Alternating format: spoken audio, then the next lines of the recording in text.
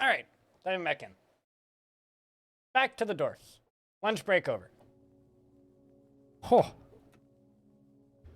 So once again, Plank of Nations. Goal is to get the queen in the fort, who is now one of my dwarves from a previous save. Which is interesting.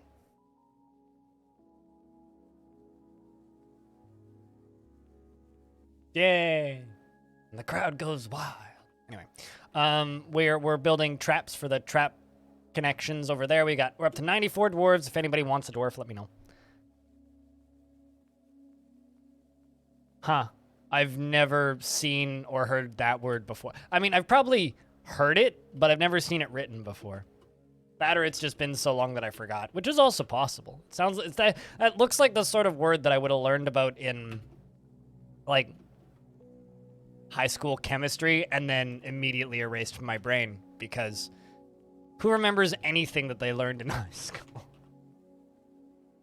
I know for a fact I'm not the only person who doesn't remember anything that they learned in high school, so.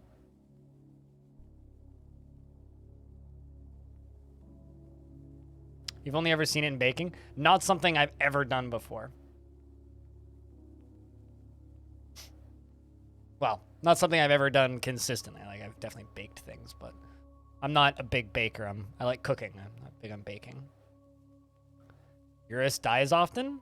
I like naming people after members of chat. Oh, also, I'm going to state this again. So fucking excited for this to come out on Steam. I know it's on Good Old Games already, but I want to buy it again. Because I want to play it all again. I really, really, really, really, really, really, really, really, really like Revolt. This is my childhood, right? Like a lot of kids, it was Mario Kart. This was my shit when I was a child. Can't wait. I had that thing on a demo disc, and then eventually managed to get a full version of it.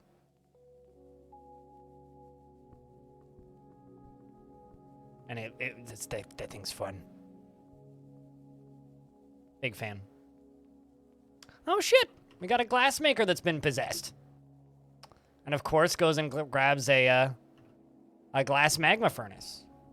And then sits there, awkwardly. What do you want? Raw metal, raw green glass. Okay, so let's make some raw green glass. Green, make raw green glass. Let's actually just make 2. Wait, no.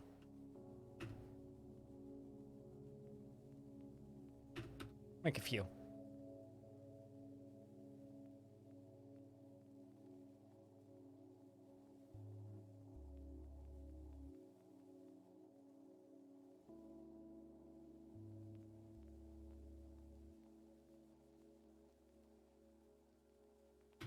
We'll scoot up in there.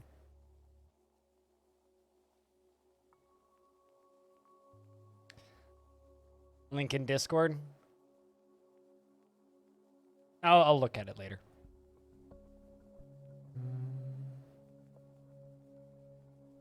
Currently kind of worrying about this dwarf. Anything else specific that you want? Trees, we got that. Bars, we got that. Green. Yeah, I guess it's just raw green. Trees. Gems. Oh, we'll probably need more cut gems, actually.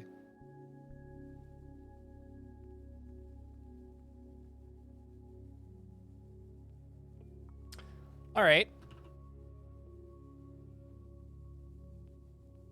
Do I even have any jewelers? Hey, bomb wreck. Here, have jewelry.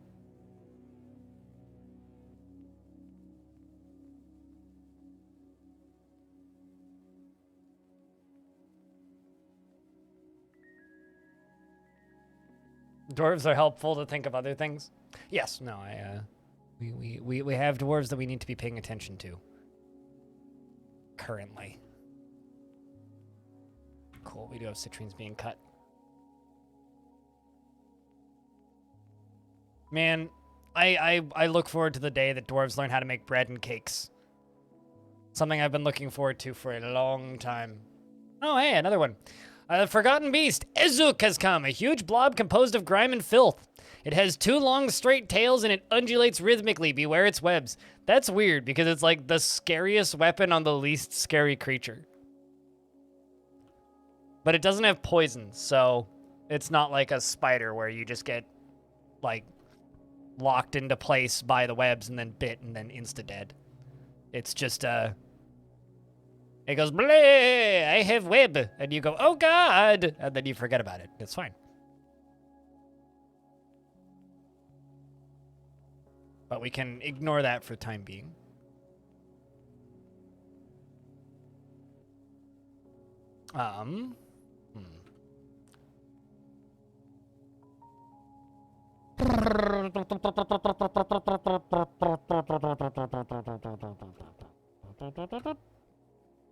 Actually, I think what I need is collect sand. Yeah.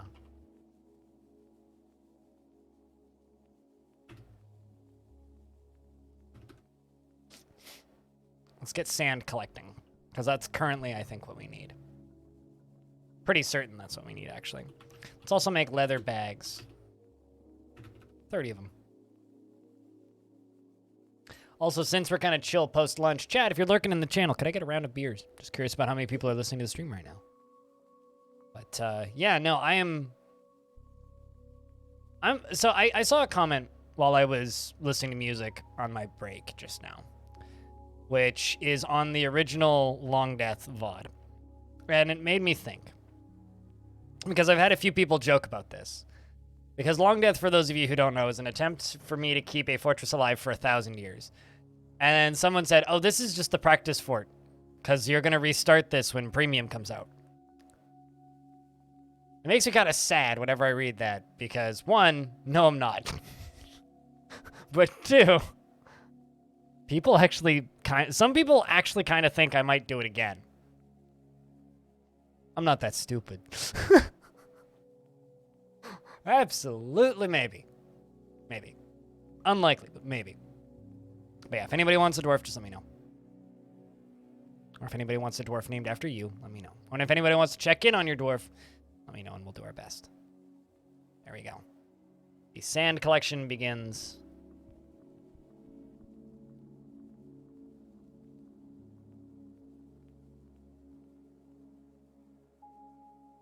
All these dwarves running in, gathering up these bags, running off.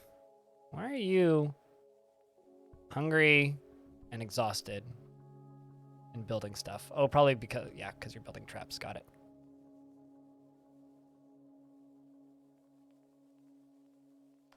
You went a bit too fast, but you found a magma pool, all 3 cavern layers in the Great Magma Sea before the first winter. Nothing wrong with that.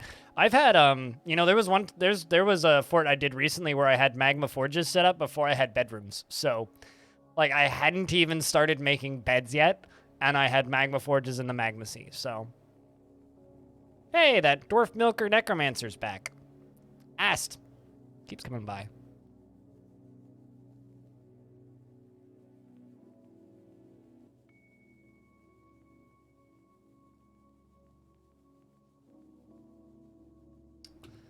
All right.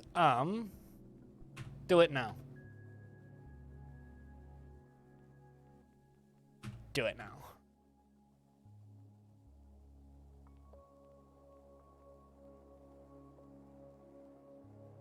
Because I need my dwarves that are, you know. Rolf, I think your dwarf killed a giant. Also, hi Rolf, how are you? Let me double check that, but I'm pretty sure that your dwarf killed a giant. I can find you.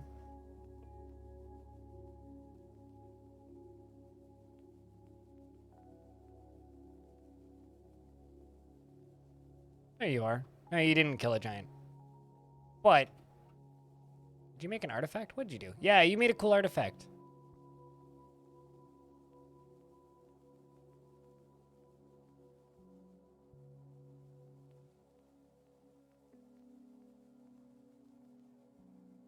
Jabber Bone Greaves.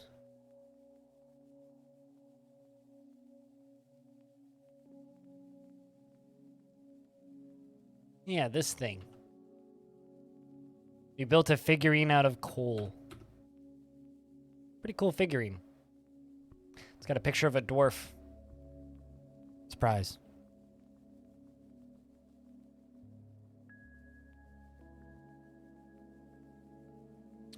All right. You're working on bananas coal. But anyway, how's things, Rolf? How's your day going? Yeah, no, I don't think there's any such thing as going too fast in Dwarf Fort. Sometimes you just got to get underground, and you got to get underground fast. Raising a family finds most jokes humorous. You know what? Let's just make you into glassmakers. Do need more glassmakers.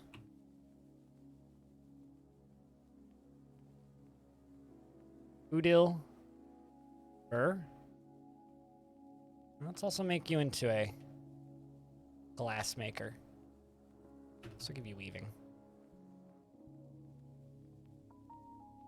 There we go. We got those raw green glass jobs going.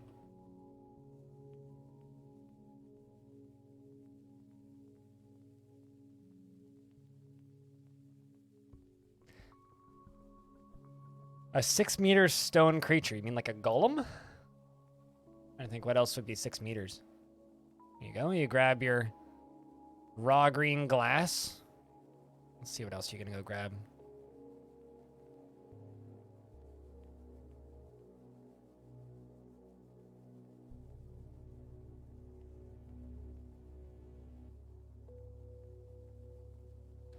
You run up to the surface, you grab a piece of wood.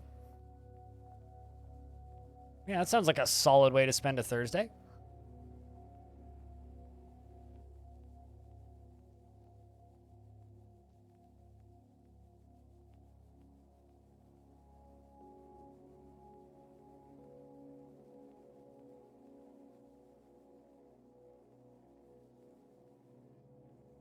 Now you just have to rush and secure the entire magma pool before a forgotten beast decides to show up? Ah, that's the fun of it, though. More like Ent, but Madden came out as stone. Well, a stone golem is the first thing that comes to mind, but I could see some sort of, like, more nature-based creature instead of... Because, like, I would think of a golem... Of course, I'm just bullshitting here, but I would think of, like, a stone golem as in, like, something that, like, a wizard would enchant. That's, like, an enchanted statue type deal. But if you're talking, like, more of a creature of nature, then it would be, like, nature magic versus, like, an enchantment. Sounds cool.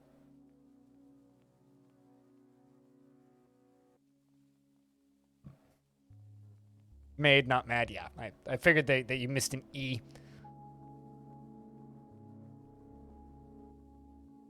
Magma crabs are pretty chill, though. Just don't threaten them. Magma crabs are pretty chill. As long as they don't get into your fort, and as long as you don't have a lot of pets running around, you're probably just fine. Magma crabs are only really an issue if they get trapped. They're kind of like a bear like that. Like, if they're trapped, they'll fight. Otherwise, they're pretty chill. Usually what happens with me and magma crabs is they will just, like, leave the map. If they have access to the surface, they'll just kind of walk off the edge of the map, usually, I find.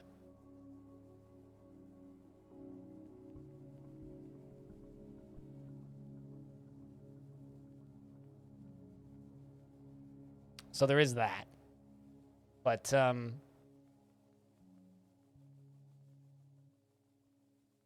yeah, I don't know. They also, like, yeah, they do shoot lava, but keep in mind that they run out of lava and have to dip back into the lava to reload. They do actually have, like, limited ammo, which is kind of funny. Like, every now and again, I'll see people, like, trap magma crabs somewhere and be like, ha! Now I have a lava turret! And then they fire 3 or 4 pieces of lava, or globs of lava, and then stop. And then they go, why have you stopped? Keep shooting lava! And it's like, well, because they need to reload, man. You gotta give them a lava puddle to reload in. Otherwise, they're just gonna run out of lava real fast. And I think that that's kind of hilarious. Also, our practically fortress mascot at this time, Glinkis, shows up again and runs off. Cobalt is trying to steal something from my fort. Hasn't done it yet successfully. Back to following our strange mood.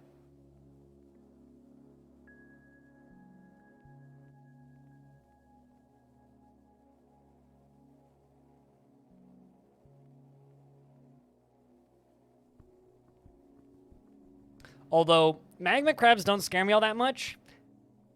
Firemen and magma men do scare me. Those are scary. All right, so zinc bars, cherrywood logs, baguette cut citrines, almond wood, and raw green glass. Any bets on what that dwarf makes? It's a glass maker at a glassmaker's shop. I'd love to hear what you think those dwarves will, or what you think that dwarf particularly will make. We're gonna get some processing plant jobs up and running so that we can process those pigtails that we harvested. Looks like that our necromancer's still visiting. This dwarf milker. Look at that. Ooh, are you telling poetry? Oh no, you're reciting poetry. The quiet brilliance is an example of the saffron of serenity. And has no particular subject, but the writing conveys the moral lesson regarding the nuances of tranquility. I think glass beehives are possible. That'd be cool, actually.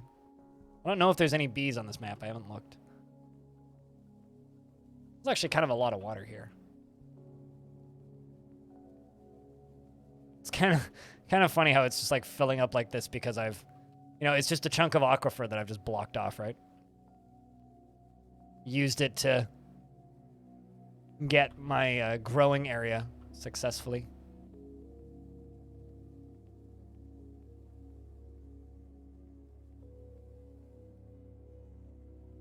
So I'm making leather bags. It's probably going to fill out that pretty soon.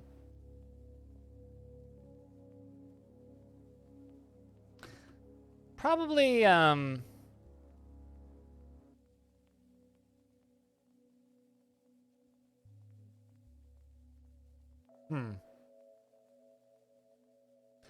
Seems like all my pigtails get brewed too quickly.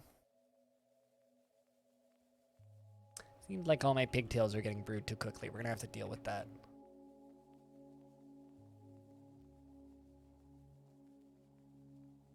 Something that happened to a different channel I had a number of years ago, which is something that I keep on hoping will happen with the DF News videos, but it's never actually happened, was years ago on another YouTube channel I worked on for a bit. Motherboard, the website, the Vice site, embedded one of my videos on their website. It was like 10,000 free views in like a day and a half and like a couple hundred subscribers. I keep on hoping that that's going to happen because it'd be real nice to get 10,000 views a day on a video again on a channel that's actually monetized, because that channel wasn't. The humans have arrived to trade and sell me stuff. I'm going to try and sell them clothing because I've been slowly making clothing. Oh, not what I was expecting. Studier, the glassmaker, has created Kogan Dimur, a green glass floodgate, and offers it to the ancient beard. Not what I was expecting. The Boat of Lurking. It's the Twitch chat boat. This is a green glass floodgate. All Craftsdwarf ship is of the highest quality. It is encrusted with square, brilliant cut citrines and studded with zinc and decorated with almond wood. On the item is an image of Bembul Ropezenith, the dwarf, in green glass. On the item is an image of a winter melon vine in cherry wood. Very simple. I kind of like it. Nice. I think I'm just going to put it in this tavern for safekeeping. So nobody steals it, puts it in their pocket, and runs away with it. I'm just going to plant it right there for the time being. But that's cool. Let's sell all of this clothing that needs to go. Not allowed to export earrings.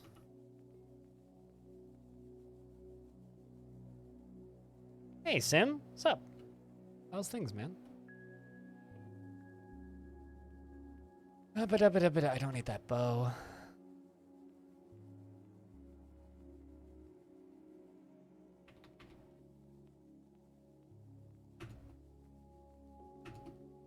Sell a bunch of discs. Glass ones especially are a good trade good.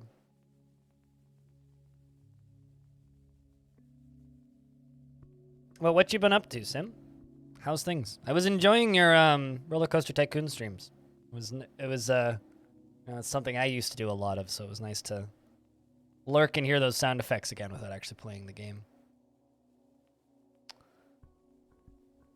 What tile set is this? Looks good. It is this one. It's a, if I can spell tile set right. It's a heavily modified version of Krug Smash's tile set. If you ever watched the YouTuber Krug Smash, it's that. I didn't work on OpenRCT, but half my chat did.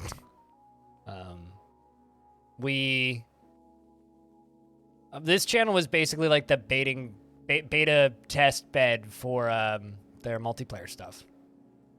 Also, the guy who actually did one of my favorite like little factoids about OpenRCT2 is that the guy that did all of the code work for multiplayer in that mod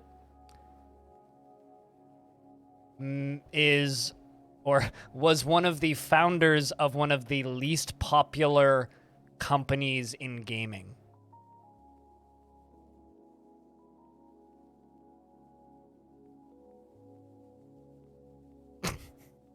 Well, I'm not much of a personal space kind of person, so fist bump will do.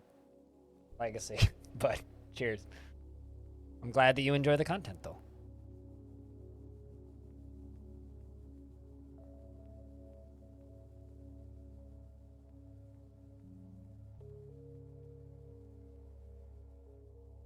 Got this lovely, lovely, lovely, lovely sand, which is providing us with unlimited trade goods in the format of sharp, serrated glass spinny discs. Our mayor has been reelected, so I guess he will keep his door. But yeah, no,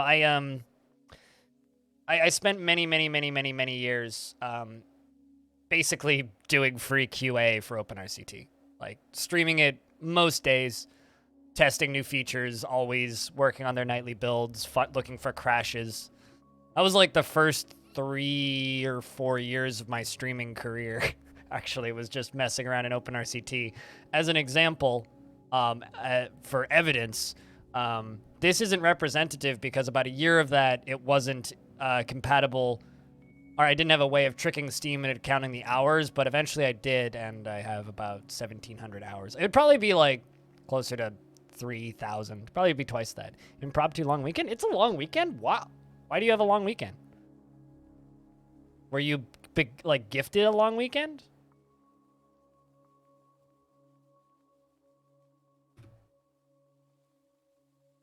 But happy long weekend, Squug. No problems there. I think I'm just gonna buy all their cloth. Actually, cloth and books, maybe. We'll see. I mean, I've been around on Twitch for so many years, Legacy, that who knows? You know, I don't know. I was around for the Steam launch of RimWorld way back when that went into early access and had like no luck off of that. I was around for 1.0 RimWorld, which actually got me partnered on Twitch, but the big bump of viewers only lasted for about 6 weeks. It was like 6 weeks of this channel sitting at like 150 to 300 concurrent viewers, and within a month or within two to 3 months, most of them were gone. I don't know. I've been in many opportunities. Like I've been on front page at Twitch 7 times over the years. Not a big channel yet, so either I'm doing something wrong or people don't stick around very much. So we'll see. We'll see if this time's different. Business is slow, so boss gave you tomorrow off and Monday, Tuesday. You won't be open? Gotcha. So a lot of jobs are still waiting for materials? Gotcha. Well, I mean, could be worse. I'm assuming that means that it's time off without pay then. Any plans for your impromptu long weekend?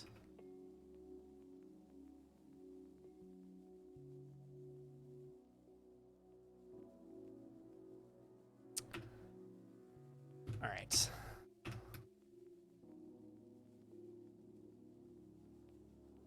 But I don't know. I'm looking forward to it. Also, 27 for those of you who don't know. Me and my stream team, Halcyon Frequency, here on Twitch, are hosting a game jam, and we're up to 27 participants joined. you're interested in taking part in our game jam, there's a link. If you want to share it and help spread the word about it, it starts in 9 hours. So, it'd be fun. Draw, write characters. Sounds fun. Also, that's the Discord that's associated with it if you're interested in taking part.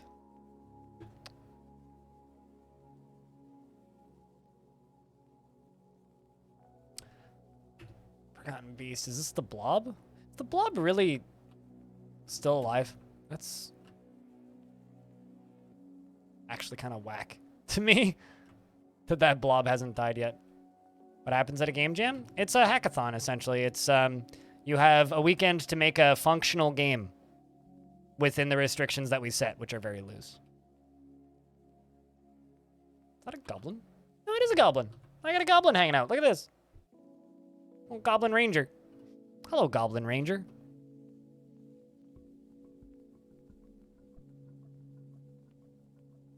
Does the events where your team is all on the same stream turn out positive for everyone? Not generally, which is why we stopped doing them. Or why we do them very infrequently, because it's difficult to make people tune into a stream that's super dramatically different from what they're used to.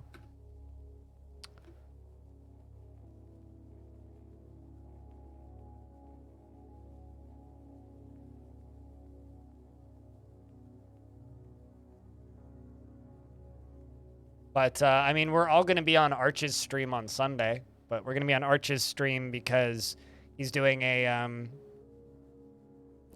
charity event for women's health. And so we're going to help by popping in and playing Gartic Phone or something. I don't know. It's at 6 in the morning, and they're making me wake up early. Although, I need to look at what time the Formula 1 race is this weekend, because he might be making me miss the F1 race. I haven't actually looked at what time it is, which means I might miss it on Sunday, which kind of sucks, but it's fine. I'll miss the Formula 1 race for an event. Yeah, I will literally be missing the F1 race. Sad. God damn it. I like that track, too. I'll watch it after it's over. It's fine. VOD goes up immediately.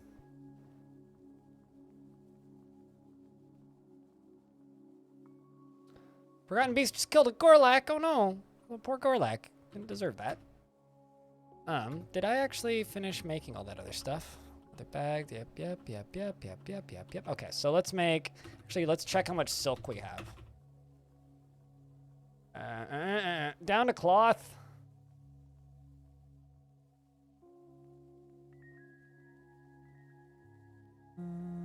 Okay, not that much silk. We have a good amount of, yarn. Let's make yarn dress. Let's make 60. Yarn robe, 20. What all I have, though. So my clothers can get to work again, and we can make more clothing for dwarves, because that was, like, one of the biggest issues we'd been running into for a while, is, like, I just don't have many hoods, don't have much in the way of anything. Leather hood as well. Let's make 50 leather hoods. Actually, like, building up a decent amount of livestock, too, so I can start slaughtering them. It's time that we go out here and gather plants. Yeah, if anybody has questions about dwarfy-related things, feel free to shout. Regardless of whether or not I believe it, I'm apparently an expert, so... we're gonna... cut out all that. That should be fine.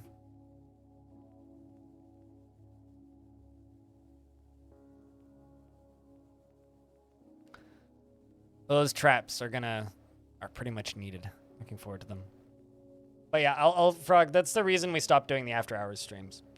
Is because, you know, for some of us, they would do really well. But for most of us, they were like a net loss. And unfortunately, a large portion of my team, basically everybody that's not me, depends on average concurrent view count for their income. Because if you make money off of sponsorships, you get money from the average number of people watching. And if you have a day that, let's just say you get 40 to 50% less concurrent, then suddenly your sponsorships are worth less the next month and you lose money. So it stopped being worth it because so much of my team leans on sponsorships so heavily, which is part of the reason, like if I have a couple of streams where I have lower view counts, I'll be sad, but it's not gonna impact my bottom line per se. It's only going to impact my self-esteem. Like it doesn't, it generally, like it doesn't matter where my view count is at. The only thing that it really affects is like how I feel about myself, which is not great, but like it's a hell of a lot better to just be like, well, not that many people tuned in today and I don't feel great about this, versus not that many people tuned in today, which means I get $20 less next month from this three different sponsorships. Or they reject an offer for a one amount of money for a sponsorship and they accept it for a lower amount.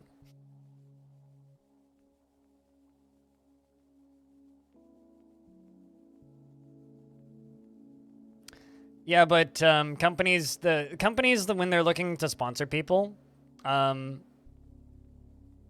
manic typist. Okay, that's what I wanted to read. Your name as the manic cyst. I was like, that looks wrong. There's extra letters in there. What is that? The manic typist. Yeah, but they focus on two things. It's average concurrent and minutes watched, viewer minutes. So if you have lower average concurrent, your viewer minutes drop. But that's the reason that, like, what sponsorships? It's because, like, you basically need to hire an external company to do them for you these days if you want to get treated right. And also, it's so much fucking work. So I don't know. I have my one sponsored gig where every Monday I do a bonus stream on a different channel for a small publisher. And that is just a thing that they asked me to do specifically. Like, they literally headhunted me specifically for that gig. And so because of that, it's like, well, I think that's kind of the only thing I need. Hi, Animal. How are you? How was your trip?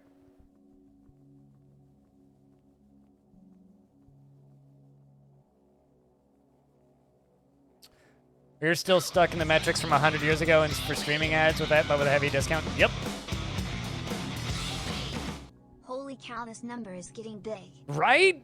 Like, holy shit, dude. God, 62 months.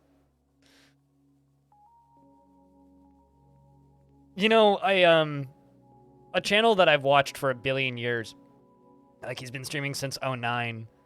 I'm in the 80s for resubs, and his mom just hit month 105. 105. And he just like looked at that and he goes, "Thanks, Mom."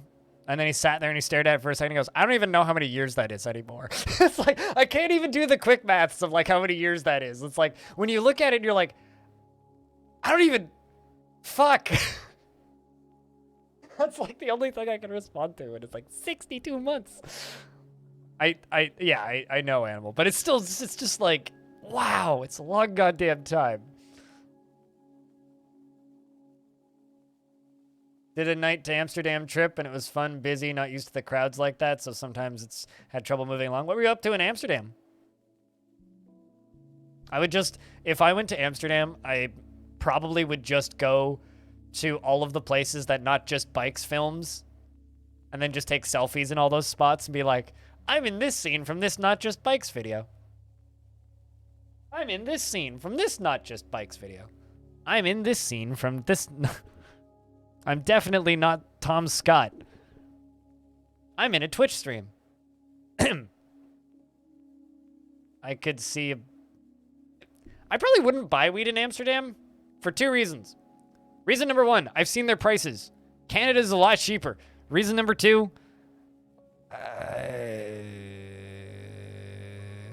probably wouldn't want to be super high if I went to Amsterdam. Especially like I don't mind being stoned in places I don't know, assuming I speak the language. but like reading road signs is difficult while stoned, and it gets harder when it's worse when you don't speak the language. You could join me and stay sober. True. This is true. I do also have a lot of family in the Hague, so I would probably go there. You're going to Amsterdam soon? Any tips? Ask Animal. He lives close by. Oh hey, no more migrants. I had the opportunity to go to Amsterdam last week, 2 weeks ago, but decided not to. TwitchCon Amsterdam. I decided to not fly all the way around the world and not get stuck in like 18 airports and not deal with air traffic and definitely not get whatever strain of COVID is popular these days and not get monkeypox and stay in my house and be antisocial and not network. That's what I decided to do instead and go camping a couple times, which is what I did. Brave in the face of imminent danger. Join the military.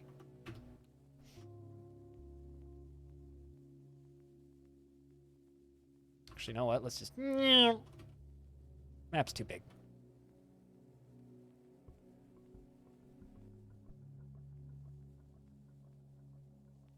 And not lose all my luggage? I didn't even think about that, but yeah, I guess not lose all my luggage. Hey, we have a Farmers Guild Hall. That's good. I was going to build one of those anyway. Yeah, I know. I was just like rambling and thinking about what are all the other possible bad things that could happen while out on a trip. You know, not be in a plane crash on the topic of unlikely things. The Hall of Winter. I think that this Farmers Guild is a Kiri guild. I'm just going to send this to Kiri because I think she'll find it.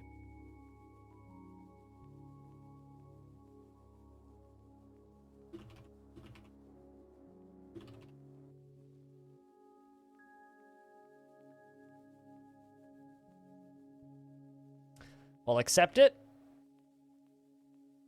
Oh, I know. I'm well aware that it's not as big of a problem as COVID, but still staying inside. Safer.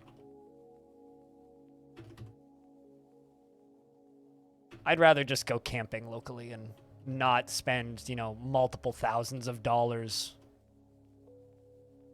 flying to Europe for no real benefit. Which is what TwitchCon tends to be for me.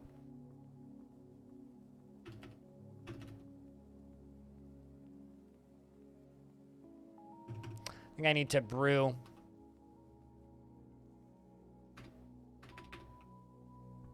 Let's brew drinks from plants.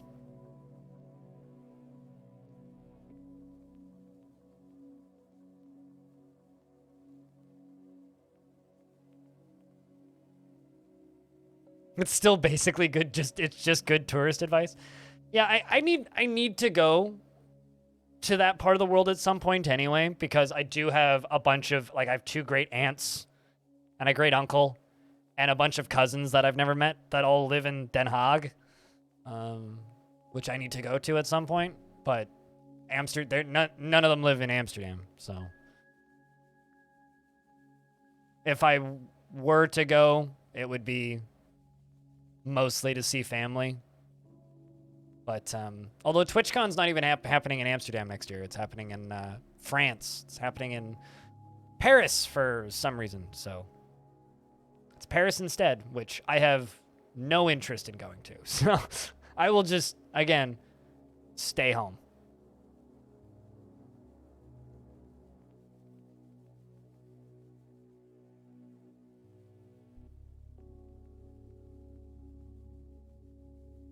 Your friend went to the Netherlands with a group with a group that rented a canal boat. That sounds fun.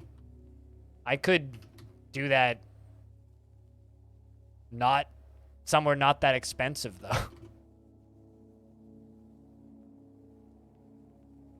Maybe after I make YouTube millions after Premium comes out, which won't happen. So.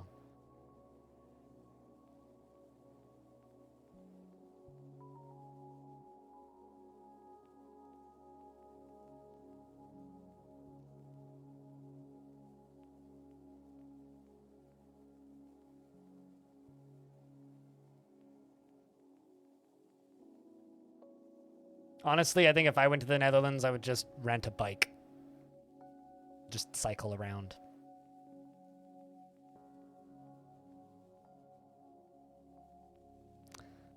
I love that there's just a zombie in my tavern. Like, how are you benefiting from this tavern, zombie? Recite poetry.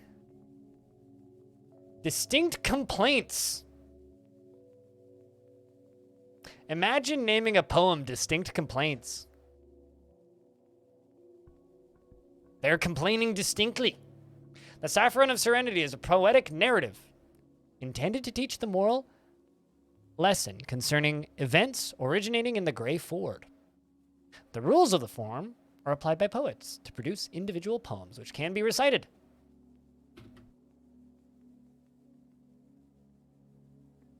And a wombat is fighting.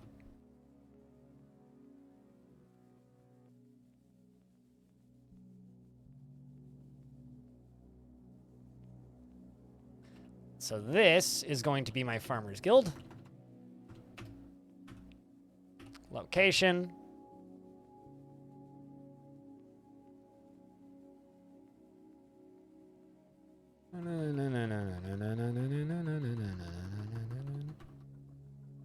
Wow, I've got a lot of craft dwarfs all of a sudden. Farmer Hall, there it is. 11 workers. The Sunny Wings is the name of my Farmer's Guild. If we're going to set it to citizens and long-term residents only.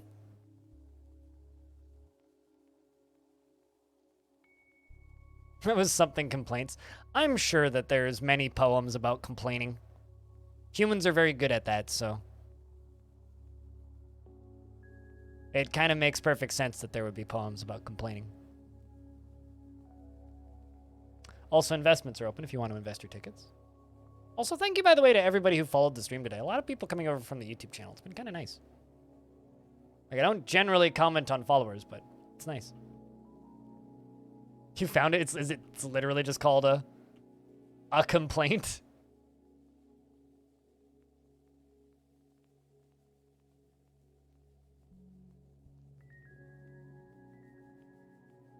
That's kind of amusing.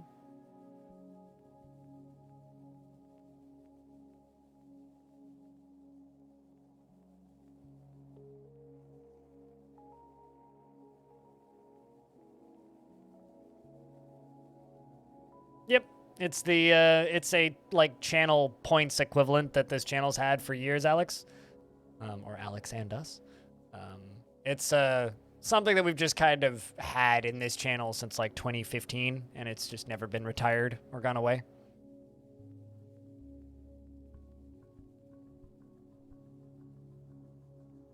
One of the oldest tables of ancient writing is a complaint from a merchant to another. Really?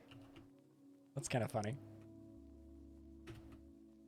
You know, something that I love about humanity is that, like, we haven't changed in, like, 10,000 years, really. We're still basically the same creatures. The only thing that's really changed is our knowledge of the stuff around us, which I think is kind of wholesome in a weird way.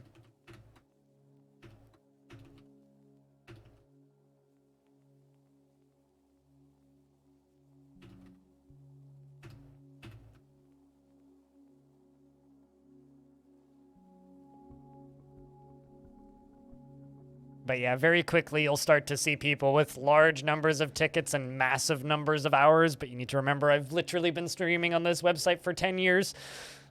Getting close to 10 years, rather. In November, it'll be 10 years. 9 years straight. 10 years if you count the first few streams I did. The Satiny Guild. That's almost exactly the same as the name of a guild in Long Death. It's whatever the bot decides you're investing them in. And the reason they're called tickets is because back in the day, I used to stream a lot of Roller Coaster Tycoon, so it was themed around that. I've just never updated it because I'm extremely lazy, which is why my hair is almost down to my ass, because who needs to get haircuts? Anyways, let's approve this. Give them another guild hall.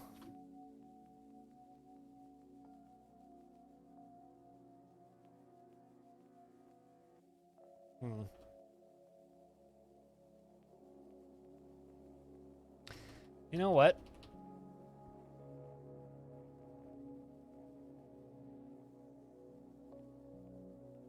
Maybe I don't want to go down that far. I don't know where to put this. Actually, you know what? We should put it down here by the glass forges.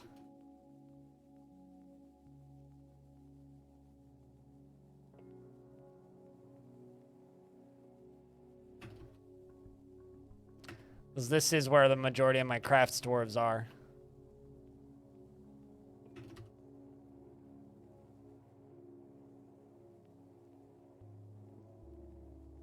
They're all glass makers and such.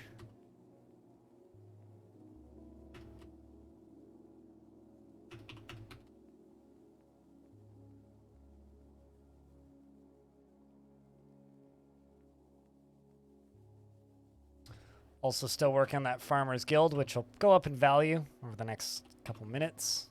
Yeah, there we go.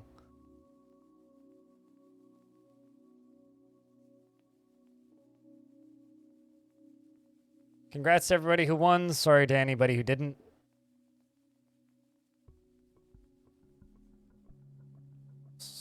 Also, can I just say, that is a glass floodgate. It does actually have the X for the floodgate on it, but it's almost invisible. That's kind of amusing to me.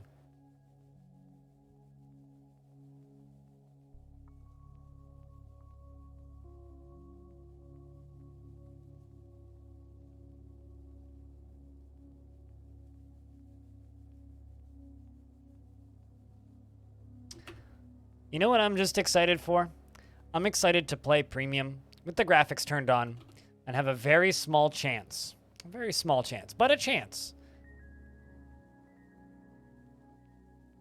that this guy shows up in my tavern. And chat just goes, what the fuck is that? I'm so looking forward to that. I can't wait.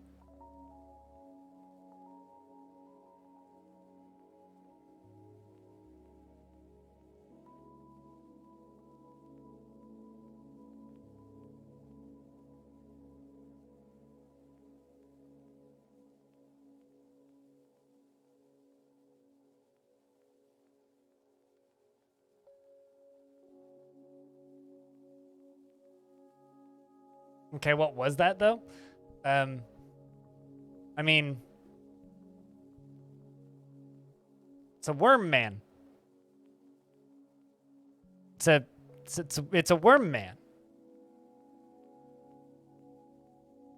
You know, like all of the animal people in Dwarfort, there are worm people. This is a wormman.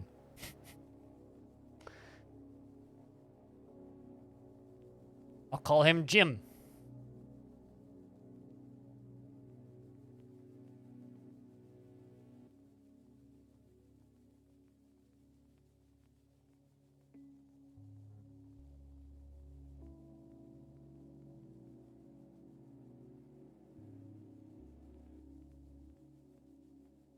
So confused.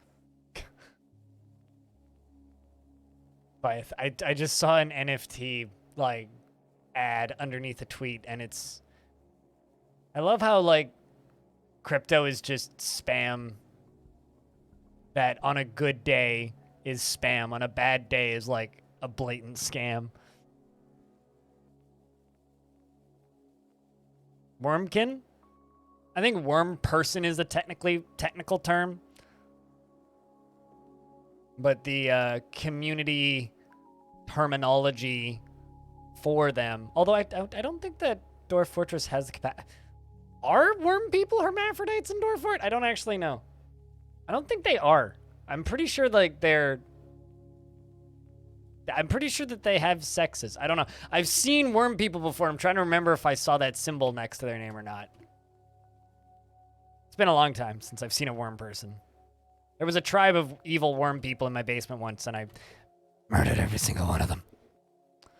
You only know worms as in IRL? I only know worms as in the guys that throw the holy hand grenades and go, ah, when they die, so. And in real life, obviously.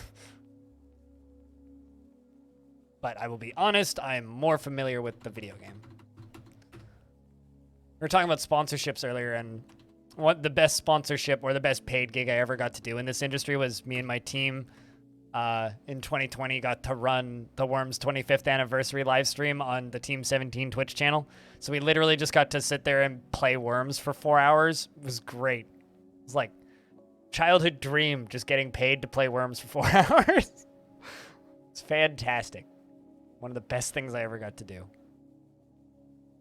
Also, holy shit, it's hot in here. It's 28 degrees and my AC's running at full blast. Can't wait for the power bill this month. That is going to suck.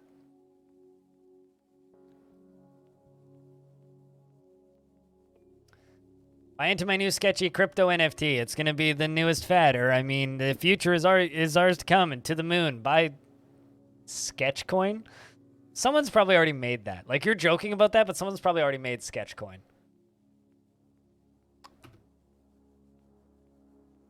Probably already exists. And it's probably literally that. It's probably like an ironic, it's definitely a joke, guys. So you should buy all of it so that I make the money.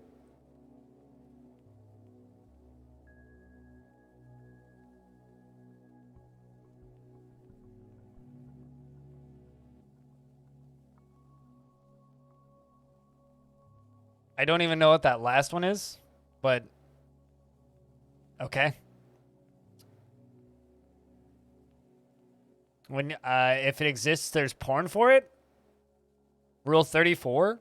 Is that what you're thinking of? Or are you thinking of like one of the, I don't know what rule of the internet, if you think of it, it exists on the internet. Do not visit the website for scheduling. Do I want to know? Is this one of those do not Google live on stream things?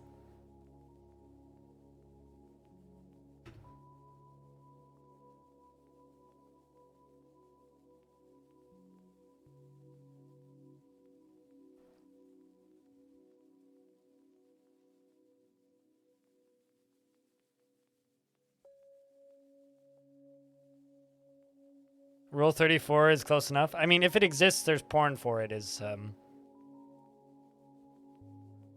possibly the oldest rule of the internet. Just like, you know,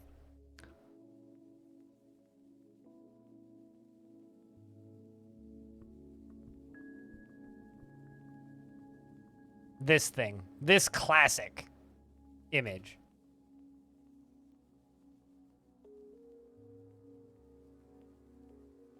If I can even find it now. There it is. Just like, you know, if it exists, there's porn for it, right? Some beasts are better left forgotten. It's a huge ass that is breathing fire, and it has a shell, and is wearing a crown, apparently. This is one of my favorite pieces of DF fan art, although that's a very low resolution image. Get a higher resolution image. There it is. There it is. That's what I was looking for. You know, this is the reason. This is one of the things that I'm the saddest about with premium, because we're gonna know that a huge skinless ass is actually just a donkey,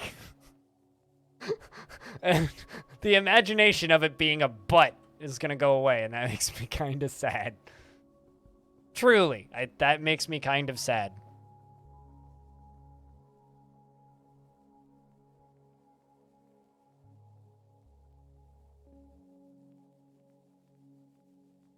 If at least 2 people search for it, there's a market for it.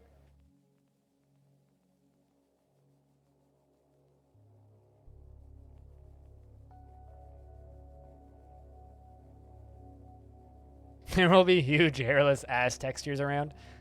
Yeah, I suppose. It just won't be the same as my imagination, you know? It was always way funnier in my imagination.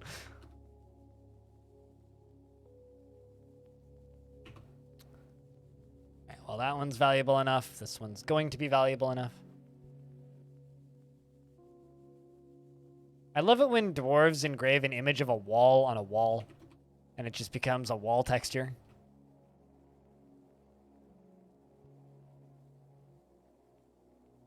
Yeah, fortunately the sprites won't have any animation, though. I'm just waiting to see little teeth fly everywhere when someone gets punched in the head. Like, that's something we haven't actually seen yet. We haven't seen any footage of, like, teeth flying out of things. I just want to see teeth flying out of things. And that is something I'm looking forward to.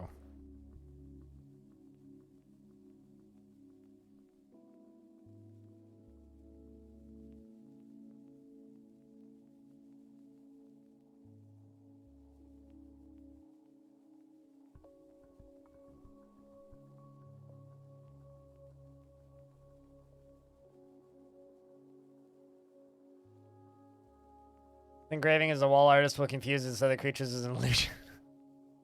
Yeah, well, it's autumn, so the game's saving. There's not much I can do right now.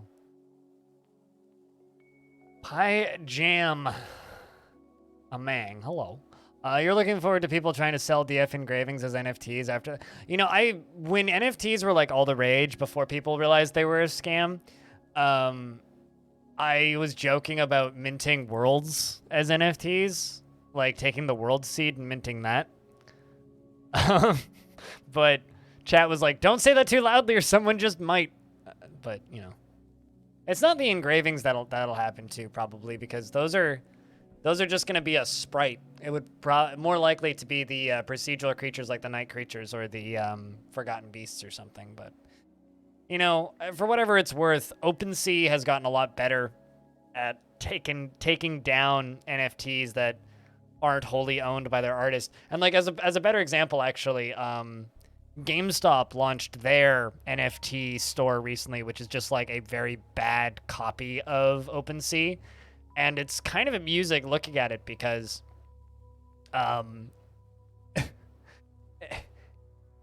people immediately just started taking games off of itch.io and selling them as NFTs, like Pico 8 games on there. And so for a minute there was like hundreds, if not thousands, of NFT games for sale on GameStop's NFT marketplace, because GameStop made an NFT marketplace. And the beauty of it is they've just like, they're getting shamed for it even more. It's like, you know, all those people that were like, hey, you know, it'd be a great idea. Let's fucking short the GameStop stock and push the value of this stock up incredibly high. Well, GameStop profited a lot off of that. They took all of that money and they built an NFT store. You know, like they could have like tried to revitalize their build business or build like a Steam competitor or something that might have actually been like an intelligent business move. Instead, they're like, how about this? NFTs are hot. And then they launched it in fucking July 2022 after all of the actual heavy amounts of money was made off of NFTs once everybody realized they're a scam. Anyway. Oh, you mean NFT Worlds? Yeah. Well, I mean, NFT Worlds has been around for a bit. NFT Worlds has been around for maybe a year and a half now. 2 years, it almost feels like. Like, I swear, I've been hearing about NFT Worlds for ages. Although, I'm really curious because my cousin got very heavily into NFTs for a brief period of time. And I've been wondering if he actually did well or not. I kind of hope he did because he's my cousin, but I also kind of hope he didn't because fuck NFTs.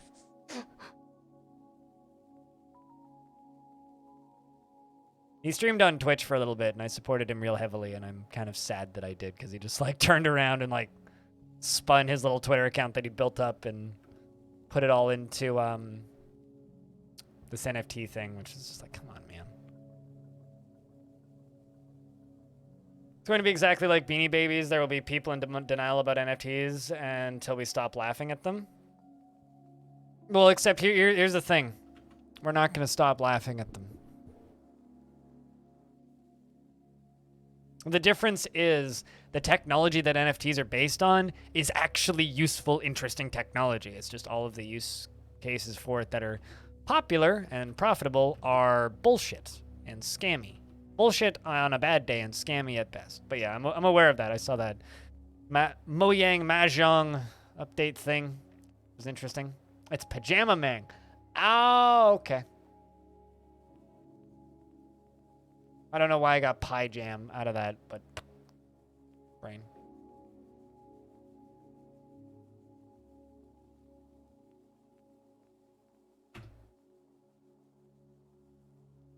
Caught a naked bulldog, apparently. It's probably in an area that I can't get to.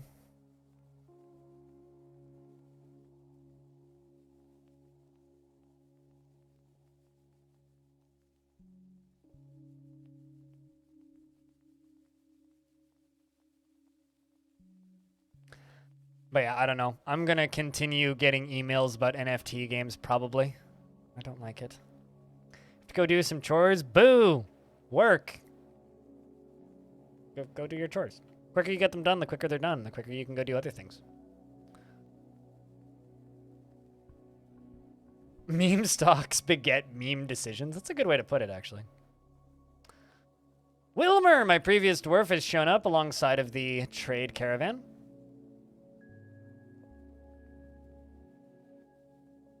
It depends on the work chore. I don't mind house chores because they're always like kind of fulfilling at the end, you know? It's like, man, I spent all this work doing this thing, but hey, look at this. My bathroom's clean now. Magical.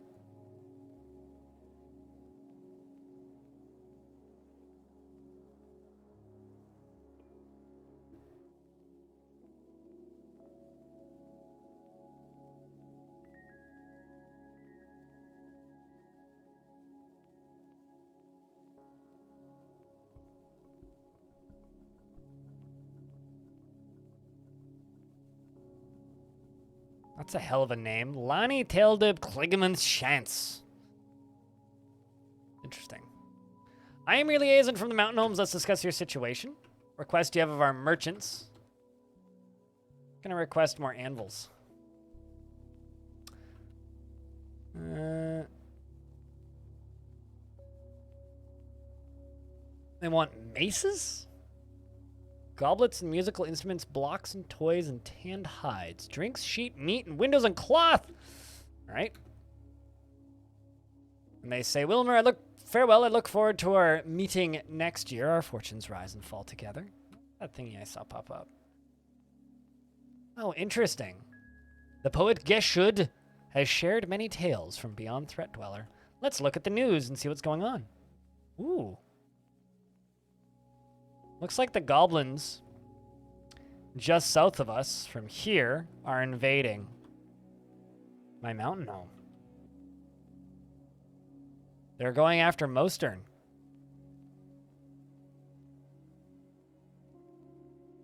Interesting.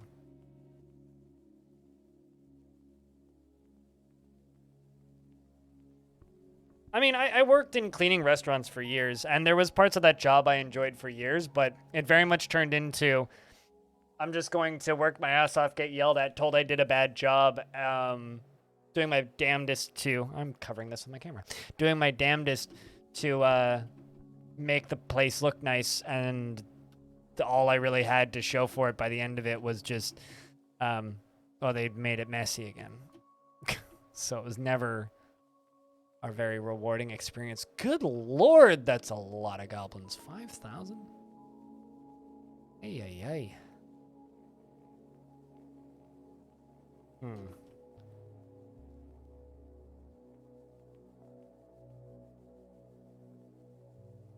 It's interesting. I've never actually seen like a goblin stronghold go after a capital like that. Because it's like a proper fortress.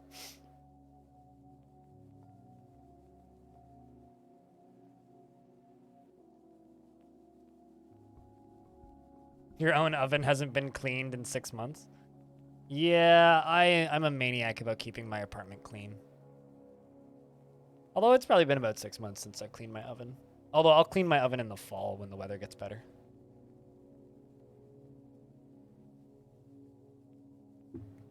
Dishwasher gets cleaned once every 2 weeks, though, when I'm using it actively. Although I don't use it actively at this time of year again. Disc! Bring a bunch of serrated glass discs up here. Let's also sell all the cruddy clothes.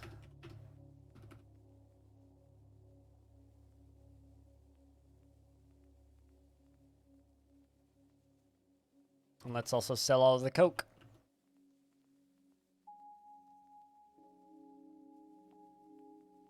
It's not worth much, but I got a ton of it.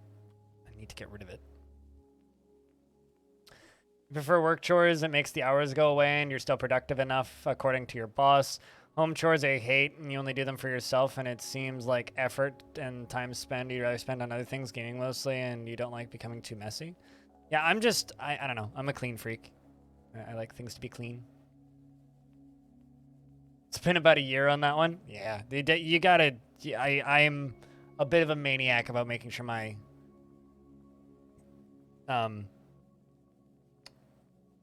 dishwasher doesn't start to get all musty. The first apartment I had a dishwasher in it that smelled super bad from the previous tenants. So I ever since then I've kind of been a maniac about making sure I keep them clean.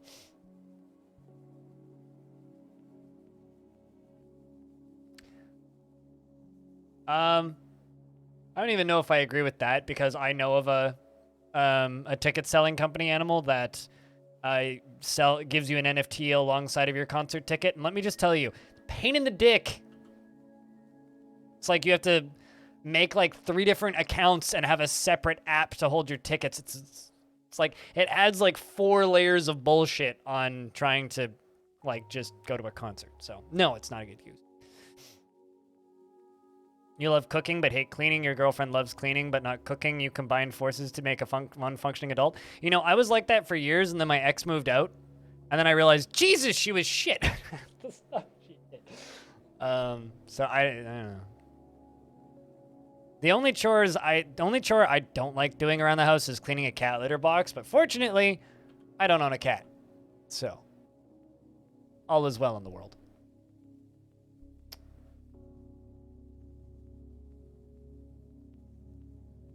Also, I don't generally enjoy cleaning that much unless I'm a little bit stoned. It was kind of funny. I was talking to a friend of mine, Tomorag, another Twitch streamer, while he was streaming a couple months ago. He was playing Final Fantasy, the Pixel remasters. And he was talking about like cleaning his house, and he's just like, "Yeah, I need to find the inspiration to clean my house." I'm like, "Oh, because I was on my weekend, and I'm like, yeah, I just literally finished cleaning my whole bathroom." And he goes, "Well, how do you find the inspiration to do that?" I'm like, "I smoke weed." And he goes, "That's cheating," which I think is really funny. So, it's like, how do you find the inspiration to clean your house? I get high. I just think it's really funny that that's considered cheating. You did your first good embark on your current fort, and it was, and it said a vile force of darkness has arrived. Okay, you checked for goblins, but there weren't any. Oh, did they like get up and just leave? Oh no, you got attacked by dwarves. Oh wow, that's fun. Are you at war? Who are you at war with? If you hit C twice and select your faction, it'll say who you're at war with.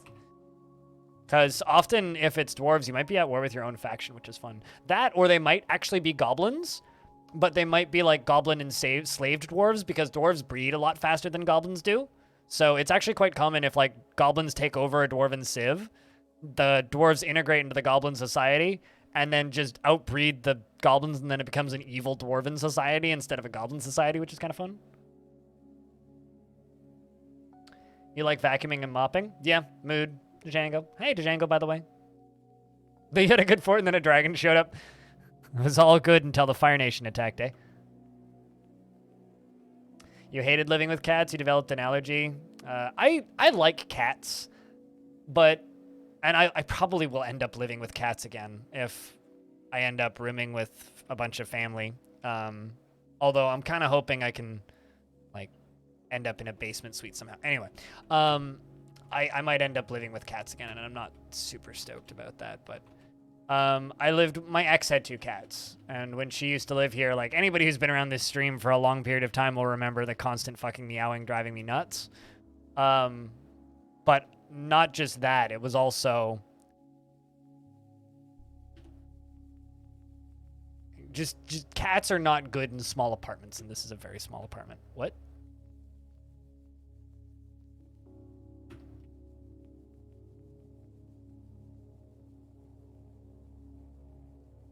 So, Rith the Bard is threw a tantrum and killed Space Pirate and knocked over a Magma Forge.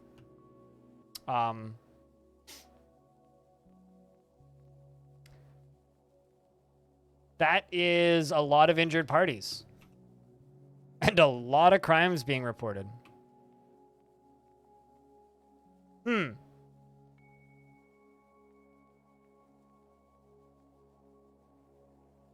There's 11 dwarves.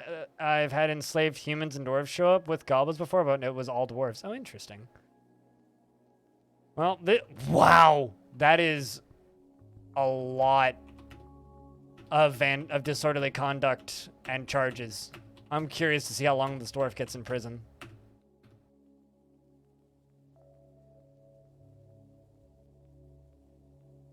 "113 days in prison and a beating." Not bad.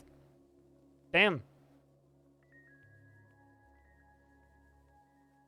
Now that they're becoming dog people, I'm happy that you know, Scamp's passing doesn't seem to have affected Tarn too heavily. I was a little bit worried initially. But in regards to cats, though, my neighbor across the way has 2 lovely cats, and the neighbor right next to me also has a cat.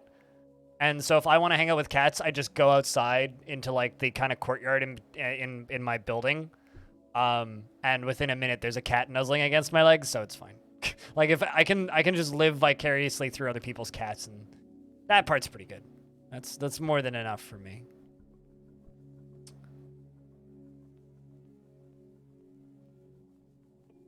Yeah, no, it is. You just watched his minecart vid. That's a good vid. A minecart vid. It's like, well, look, it's time to die.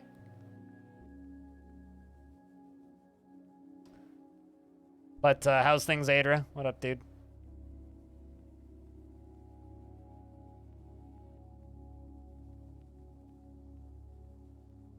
I love that this... Yeah, there you are. Captain of the Guard. Well, getting carried off to a hospital so that you can heal up so that you can then be thrown in prison.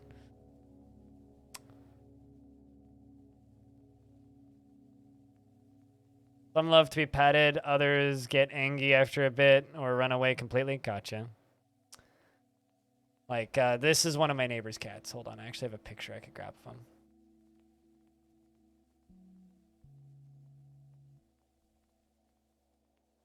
That's one of my neighbor's cats. This is Charlie. Charlie's got a resting bitch face.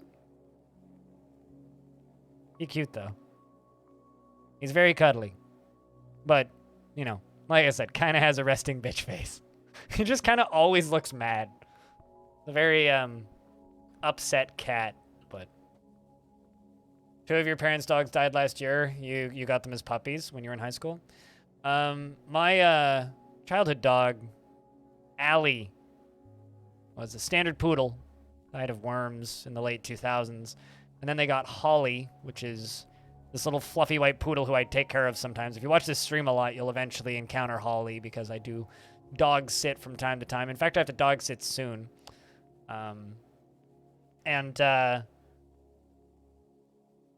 After, and we alongside of Holly, they also still have my childhood cat, Papageno, who is 21 years old. Clother's giving birth to a boy. Would you look at that? But yeah, Papageno is 21 years old, and I cat sit him every now and again. He's a very surly, delicate old man. Poodle? Not here. Back at my parents' house. Orange. I do take care of her sometimes, though. You've seen her on my stream before. I've shown you pictures of Holly. But the standard poodle that I grew up with passed away like over a decade ago. The poodle, I think she's 11 now. She's a miniature poodle, not a micro tiny poodle, but like a miniature poodle. So she's like yay big. Also, hi Orange. How's you? What's up, man? What? Do you refuse to pet me? Yeah, he's kind of got that look on his face. I mean, although Charlie, that cat, is currently feuding with their other cat because he's a purebred Siberian, right? Like that's what this cat is. They have another one named Devasha who is a gray one, and these two don't get along very well. Basha and Charlie, they want to kill each other, which is really funny because the girl cat that they have gets along real well with all of the dogs in the building. Like, one of my neighbors, it's like this Korean couple, and they live on one of the upper floors. They have this dog that, I shit you not, is like this big. It's fully grown. It's this tiny little white floof, is how I would describe him. It's a tiny little white floof. Anyway, he'll walk right up to Vasha, and Vasha will just like nuzzle him like a cat. Treat him like a cat. It's the funniest thing ever. And the dog just looks confused when he gets nuzzled, but he kind of just accepts it. And when it's really funny seeing like this cat just like nuzzle with dogs that walk by, but this other cat burn him to the ground. Poodles are awesome. You're trying to talk your girlfriend into getting one or into wanting one. The thing is, the nice thing about big poodles, they're like the IKEA of dogs. They're flat packing and they fold. So you could have like a standard poodle that looks like a really big dog, and then they curl up to like that big, and you're like, how did you do that? Oh, right, you're all spindly leg. They're like flat packable puppers. They're great. Like Allie, our standard poodle, used to sleep on my bed with me, and growing up, I had this. It was like a single like tiny ass kid's bed, right? And I had this bed until my late teens, until my feet stuck off the end, until my parents finally got me a bigger bed, and then I moved out shortly after. But like, this dog used to like sleep next to me on this bed, and I would have space to like roll and whatnot. She was such a flat packing dog. It was crazy. You feel a connection with lanky dogs? Yeah, they're like the Lanky Kong of puppies. Dreams of attaining a rank in society and would flee the most necessary battle to avoid any form of physical confrontation. All right, well, I know you're not joining the military. How about you? You're a swords dwarf, apparently. Competent swords dwarf. All right, join the military. It's fine.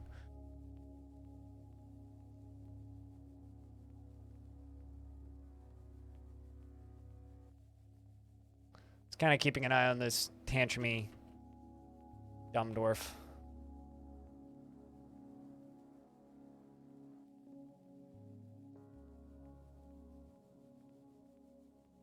Needs dressing, needs immobilization, needs dressing, needs dressing. Do I have splints? Yeah, I got plenty of splints. Oh, I see. Doctor's finally here.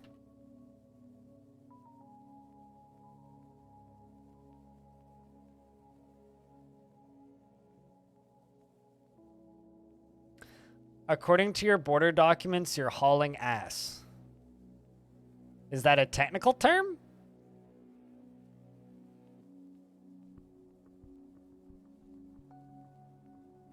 Might actually be good. They won't try to clobber targets to death with the crossbow, but might try to keep distance and shoot. I just don't even bother with crossbow dwarves because of that.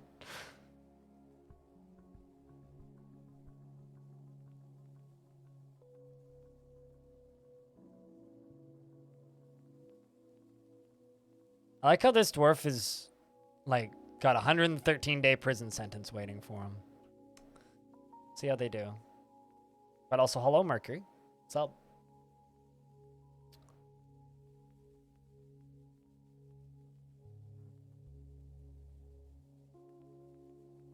I'm kind of tempted to just invade the goblins, but also kind of worried about what they're going to throw at me if I do.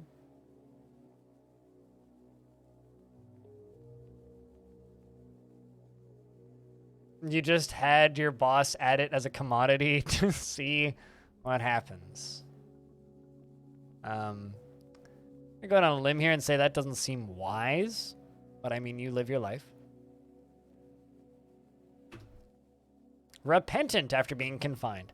Well, that is the best possible thought that you can have while being in prison. So hopefully 100+ days of being repentant means you don't die. I'm gonna put a chair in here. Give you a throne.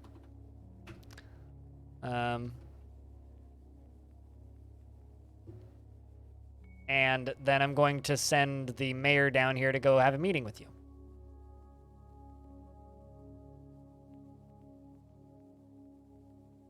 Makes them Swiss Army dwarves. When my dwarves max out their skills, I just make a Rangers Guild. And then they train each other up in there on the same skills that you learn from being a crossbow dwarf. They literally teach art. They teach shooting. They teach bow. They teach crossbow, and they teach ambushing, which are some of the hardest skills to learn. Nope, it's a copper chain, I think. Or is this one of the actual ropes? This might actually be a rope. Yeah, it's just a pigtail rope. I'm evil? I'm short on materials, my dude. I have copper, that's it. Most of these are copper. I have zinc and copper. I'm giving them glass, though. Or a glass table. In Long Death, which is my 1,000-year fort, the prison cells are all full of gold and iron statues. And they all have tables and beds. Zinc and copper does make brass, yeah. But I made all these before I found the zinc. Which also I need to start doing. I did that, and then it got canceled when I got attacked by a forgotten...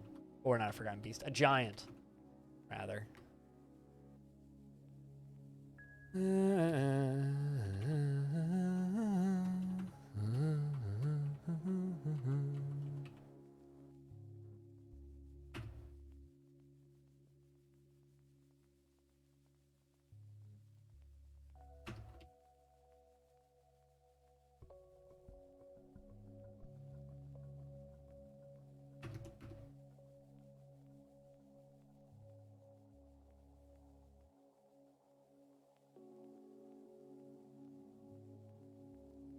Has maxed out military stats. Yeah, this world's not that old. I've been running this world for maybe half a year. So. Maybe. Because I did... I built this fort. Umber Bulwark. I built this fort. I built this fort. I built this fort. I built 2 forts right here. I built this fort. And... where is it? I built this fort on the stupid lake. Which, as you can see here, is actually called the Stupid Lake. I didn't name it that. And, this fort. Threatdweller.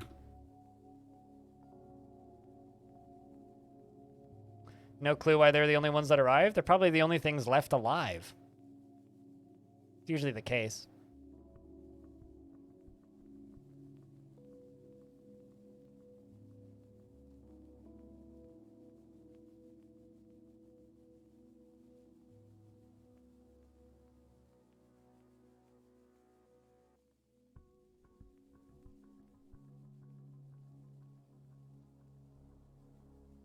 There's not much I can really do with brass. It's like I can make, like, furniture, but that's about it.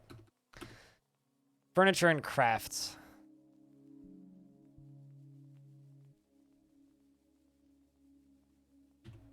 But, you know.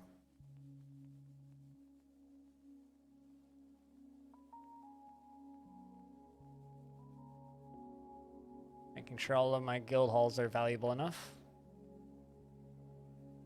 Gotta work on the Engraver Guild Hall. Bit ironic that that one's, Oh, actually...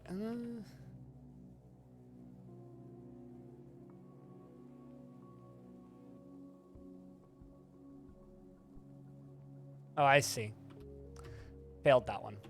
Rather, I failed constructing it. I guess what we could end up doing out here is, making all of the furniture in here out of brass. Could do that.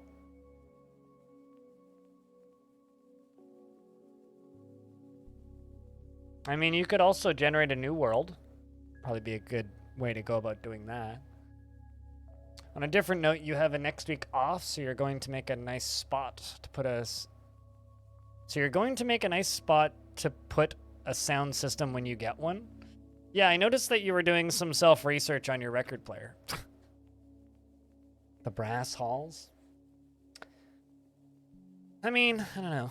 This is just the Walled Gold, which is a engraver guild in the middle of the floor here. Because I didn't really have anywhere else to put it, so I'm just going to put it there. But I don't know. Maybe the Walled Gold? Well, it's not going to be compatible with Premium. No.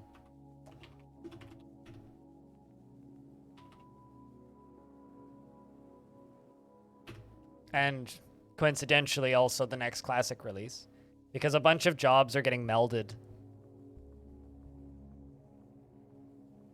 Would it be possible to genocide goblins over time? It's possible to genocide anything. Even, like, cats, theoretically. Everything has a finite amount in the world.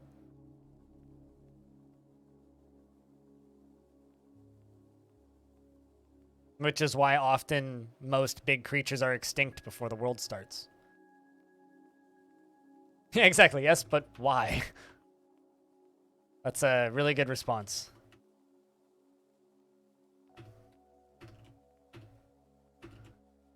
I don't generally do that because I have morals in real life and I don't generally break those morals in video games.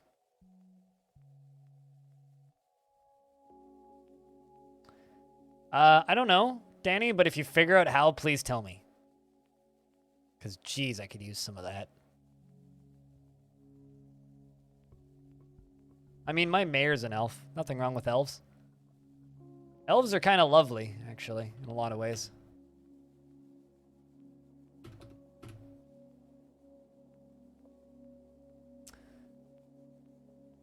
Actually, hold on. How much brass am I at already?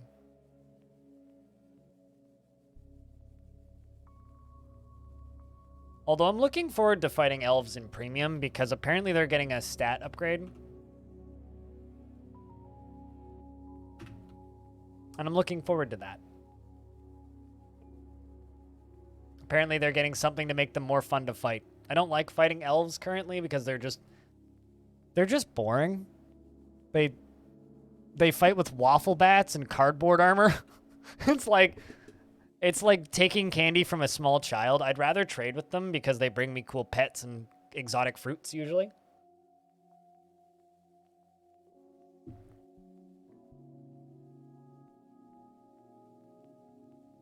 Yeah, see, I don't believe torture is a good thing in real life, so that extends to my video games.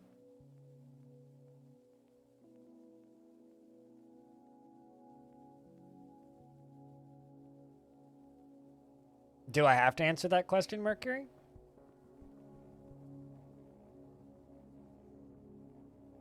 The thing that I've always wanted is I've always wanted the elves to just make the trees turn into Ents and make the trees attack you because I just think that would be hilarious. I've always wanted Ents in Dwarf Fort, and I've always wanted the elves to send to trees to kill me.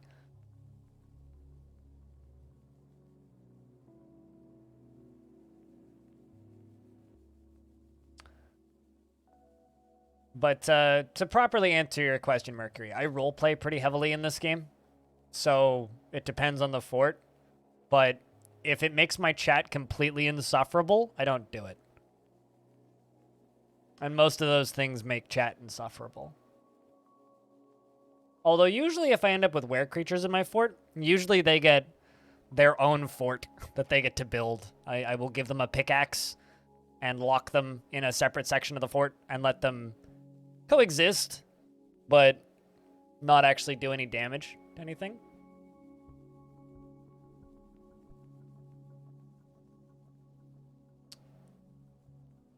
What, Ents? I don't know, man. The magic update is going to be a bag of worms, frankly.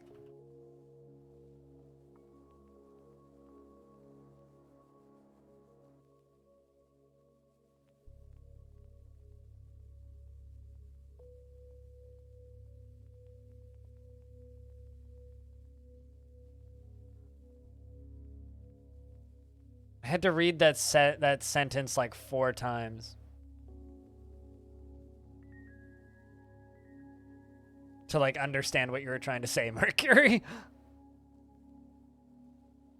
But yes, I did know that. Although Lord of the Rings, like many things, has been more or less ruined for me by media. So we will avoid Lord of the Rings for a while, I think. Thanks, Hobbit.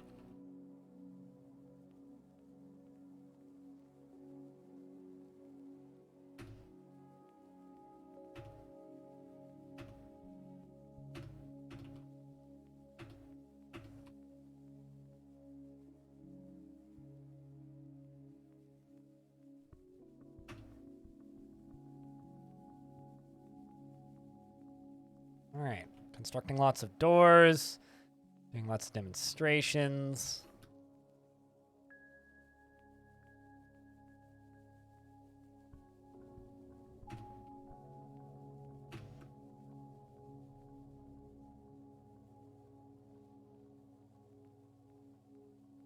I didn't make it to the third Hobbit movie.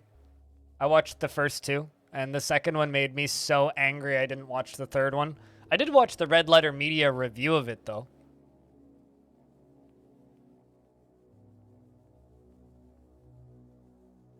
The first Hobbit movie pissed me off, and I was like, this is going to be a really bad trilogy, isn't it? The second one was just vomit in my mouth. I will say, like, the opening sequence, like, all in Hobbiton was pretty great. That bit was pretty rad, where they were just like, you know, where the dwarves showed up and they did all that whole thing. That bit was cool. The rest of it, though, was all downhill from there. Like, the first 10 minutes of that movie was pretty good. The rest of that movie was just all downhill from there. Okay.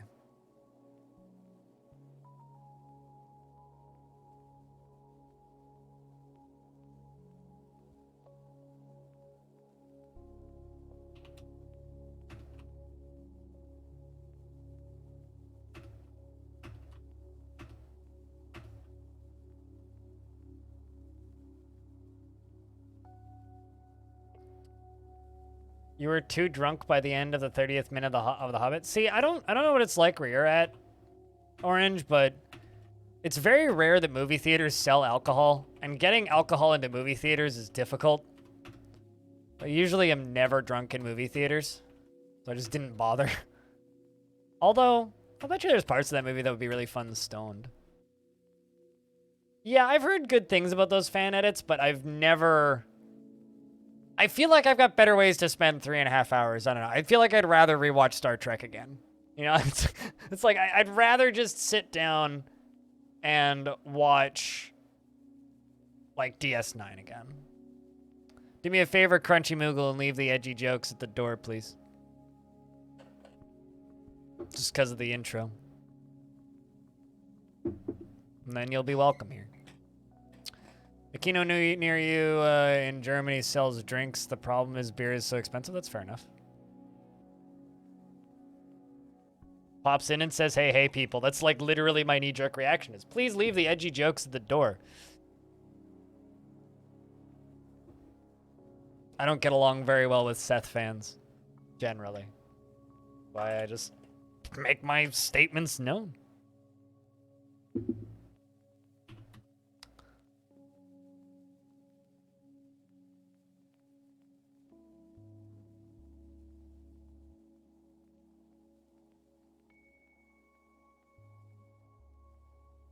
Yeah, I'm not a Lord of the Rings person at all. I read those books when I was a child, and the movies were always fine. DS9 is tight. DS9 is fucking great. Currently in the middle of a rewatch of DS9, which is why I say I think I'd rather rewatch Star Trek, because I already am.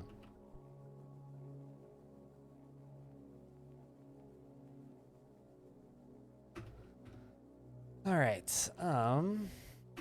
But yeah, it's not a personal thing with the Seth jokes. It's just not a fan of that man's humor at all. Garrick is best character in the franchise. He's up there.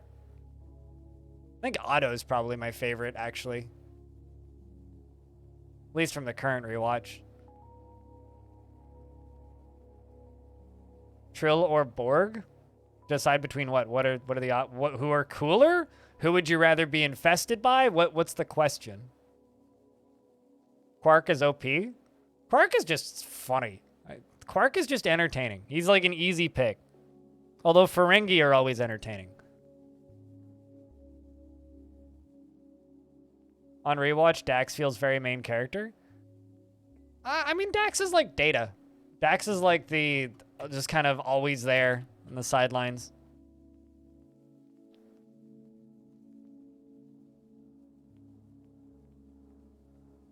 I don't know, though. It's hard to say.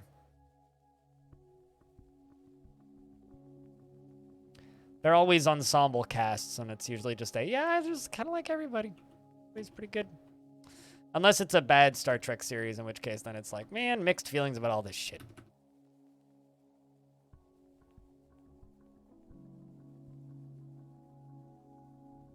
I grew up watching Star Wars, Star Trek, and high fantasy shit.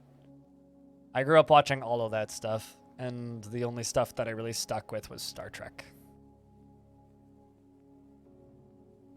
I hated Voyager. I hate every second of Voyager. There's like almost nothing I enjoy about Voyager. I try like every 5 years to rewatch bits and pieces of Voyager, and every single time I do, it's like, this show is horny beyond all reason for no fucking reason, and they keep getting fucking lost. It's like, it's just the filler of the show. Stargate's fantastic, but completely different. Everyone hated Voyager because it's terrible. Damn right everyone hated Voyager. All I know about Star Trek is that Voyager sucked. Although I would rather rewatch Voyager than watch Picard, for whatever that's worth. You grow up with new sci-fi, but after playing EVE Online, you needed context. Fair enough. Yeah. Yeah, I don't know. I'm not one of those people who, because like, I work with some people who are like, I don't like science fiction. And I'm like, all media is good if it's well written. There's well written good high fantasy. There's well written good science fiction. For me, it's more about the characters and the writing than what the setting is. Which is why I will take this moment to say, The Expanse is incredible.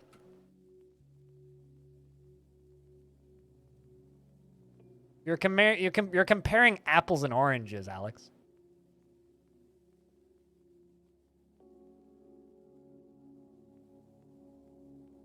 You can't watch it out of order?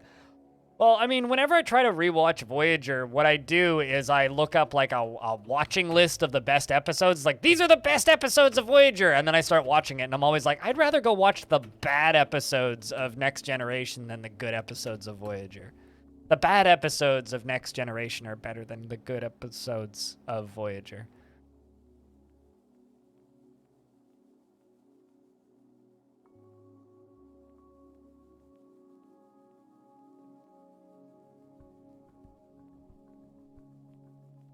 You don't like science fiction? I think they shouldn't tell that story. Yeah, I don't know.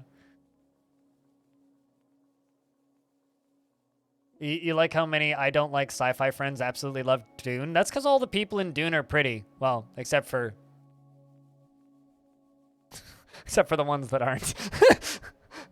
Actually, one of my favorite reviews of Dune Spice Wars, it was a Steam review for that game, was, this game is very inclusive with its plus-sized characters. It's like, yes, House Harkonnen, they do that.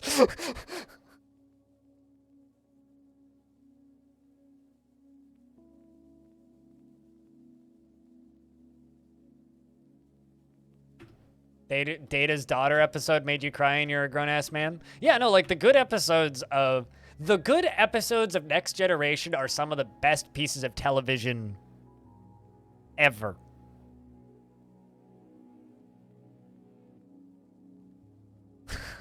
Voyager isn't bad if you ignore every episode that isn't the doc stuck somewhere. That's a sentence. You know, I mean, there are people. Here's the thing, though, Yoshi. There are people that insist that the first season of Next Generation is bad. It's not great, but it's better than everything in Voyager.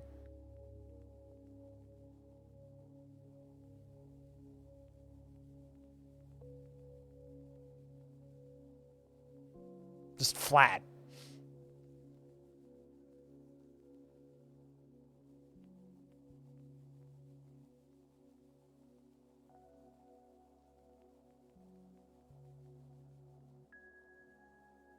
You know, they censored the film on the cutting table because it was implied much more murder and carnage and possibly every other thing that the Harkonnen could do to that poor guy he pulled the heart plug from.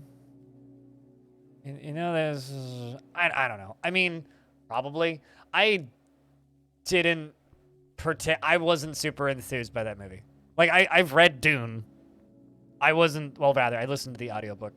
I was... To a recording of an audiobook. I wasn't particularly enthused by that movie. It's fine. I mean, everything about the old movie was censored, though. The old movie, like the 1980s or whatever. Why am I blanking on his name? Blanking on that director's name. I literally watch him talk about the weather every morning on YouTube. Why am I?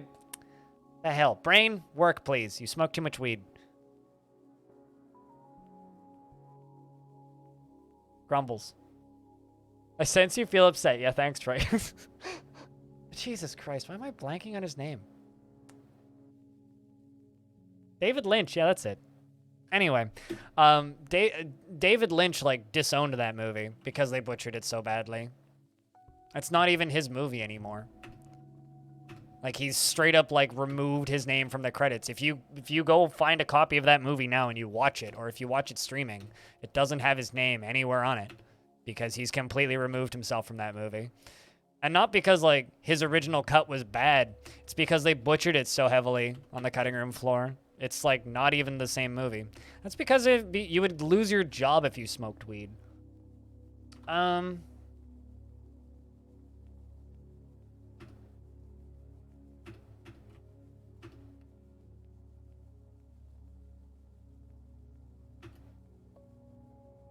So damn right you don't smoke enough. We're not liking Babylon 5? I haven't seen enough Babylon 5. That's like one of the few like science fiction series that I haven't seen much of. I saw a little bit on TV eons ago, but...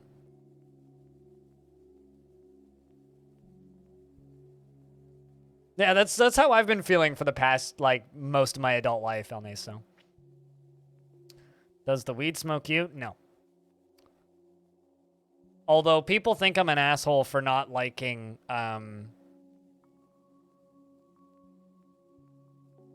Farscape.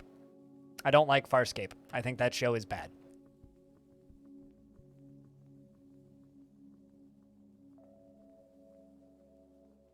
Oh, what? One extra, okay. How's Risk doing, by the way? Are you still in prison? 91 days in prison, oh my word.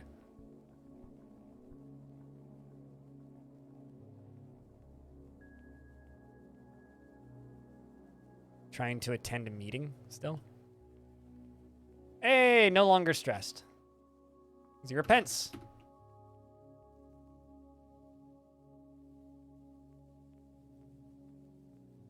Well, you now have my tile set. Congrats. What's up, Ecto?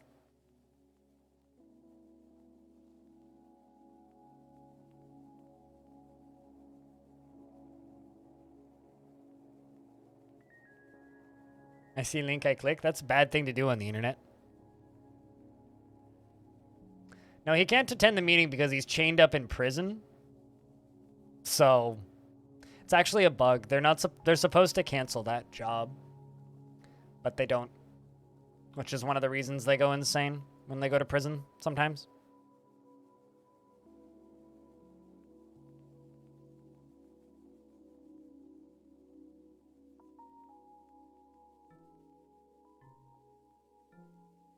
This is madness! Madness?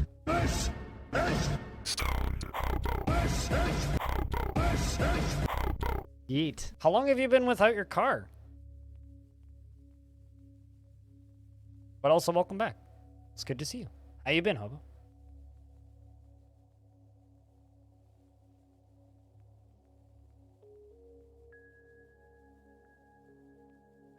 Month and a half. Oh, good lord. Has it been that long? Wow. Yeah, I play video games on the internet, so my ability to self-medicate my depression is not limited by job. And I know I've had... we were joking about this earlier. Someone was saying that I should, like, lose it and put up a Dwarf Fortress news video where I'm just really, really drunk. And I'm like, well, little do you know, most of them are recorded when I'm high. But, you know. I mean, you maybe played it with Slackware and Linux. I'm just playing it on Windows, and it existed a decade ago, so it's possible. It's very much possible, but only you know if you did that. I don't know what you did a decade ago, so I can't help refresh your memory. Can you love me more for it? Do you really? It depends on how fast I'm talking. If I'm talking really fast, I'm stone sober. If I'm talking kind of slowly...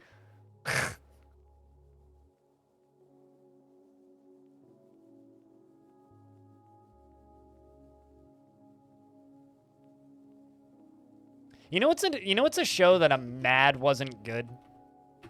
Since we're talking about sci-fi shows, was Night Flyers. I watched that when it popped up on Netflix. It's another George R. Martin joint based on a short story that he wrote. That show, in theory, should be like the perfect sci-fi show for me. Holy fuck, it was bad. Holy fuck, it was bad. Or rather, holy fuck, that was a bad ending. Firefly's awful. Don't watch Firefly. That's another show that I don't like. That is a unpopular opinion for me. You just remember ASCII? You remember this? Refresh your memory much? Cowboy?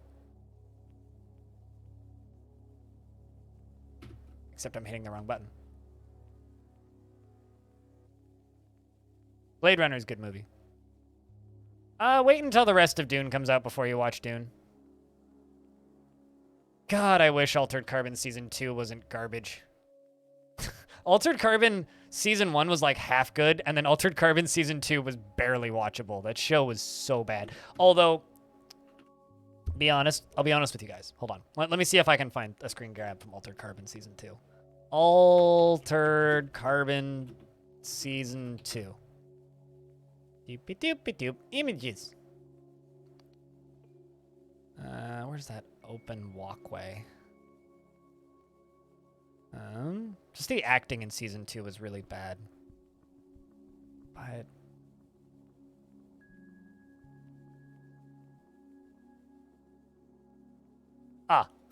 So here's actually a comparison shot. That's my local public library. That's Altered Carbon Season 2. So this show's practically unwatchable for me because that is my local public library. Like that I could walk there in 30 minutes. That's like Town Hall, City Center. They didn't even like pretend to dress it up. It's legit just that. What city do I live in? Vancouver, Canada. Well, not technically Vancouver, Canada. Technically I live in Surrey, but nobody knows where fucking Surrey is. But that is my public library. It's in like a dozen Netflix shows. It drives me nuts. But that's not the reason I didn't like that show. I didn't like that show because the acting was fucking awful and the writing was worse. Does the series play there? What do you mean, does the series play there? Like, do they show it in my public library? What? Lots of things get filmed there. They film there like every couple of weeks. However you spell that is. Well, I mean, there's a British one and the Canadian one. I live in the Canadian one.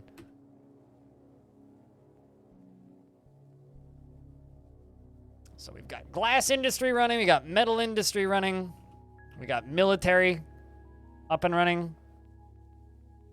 Although, actually, do I have enough military stuff? I might need to make more copper stuff. Okay.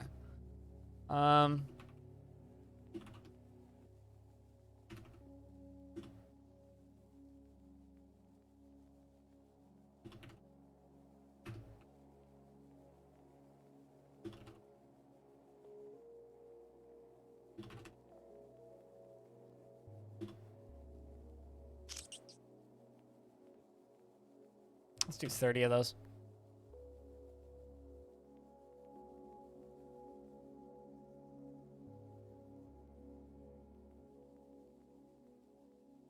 You've been told that you have incredible restaurants? We've got really good food.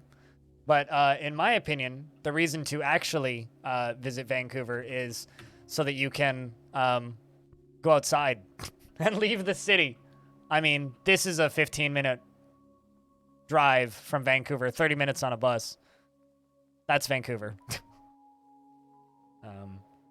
So, you know. There's us watching the fireworks from the mountain because fuck the crowds of the people down in the park. That's why you should visit Vancouver. To walk up a mountain.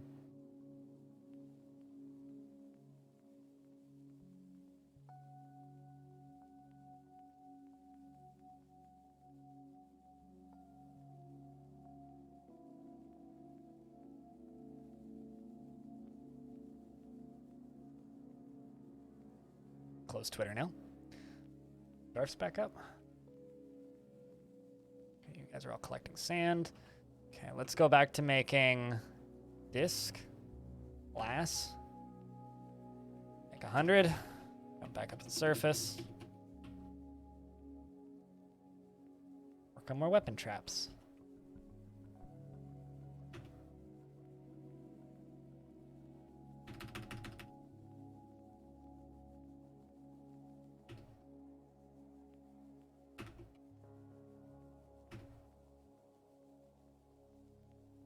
Did tree surgery work near there a couple of years ago? You've been wanting to go there yourself ever since? You should. I mean, it's an easy city to visit. Lots of stuff to do. Although I'm biased, I've lived here my whole life and don't really want to live anywhere else. And every time I go to another city for any kind of travel reasons, always within like a week, I'm like, or a couple days, I'm just like, I would rather be back in Vancouver. Fuck this. Like, it's always like the transit sucks everywhere else. Everything is far too car-oriented everywhere else. It's never fun going other places. It's like I went to Montreal recently. It's fine. Everybody talks about how nice of a city it is, and I'm like, I'll stay in Vancouver. It's funny because people in Canada think that people from Vancouver are spoiled and stuck up about our city. And you know what? As somebody who's spent his entire life in the greater Vancouver area, it's true, we are. Our beer's better too.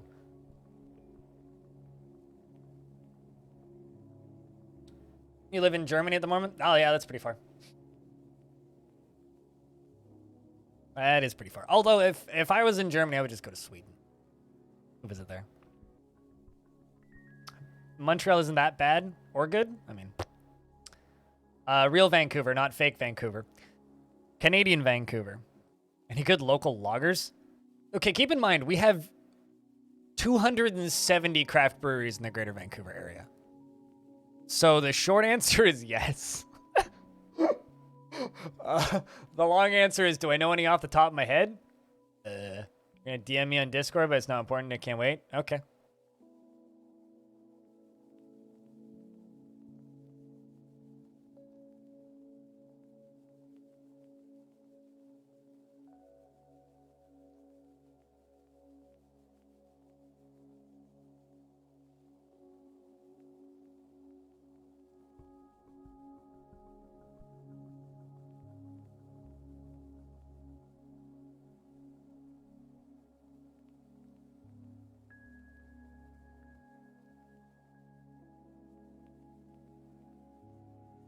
Also, I did the thing that you said not to do, Hobo, and I looked at your DM. I'm also confused. What?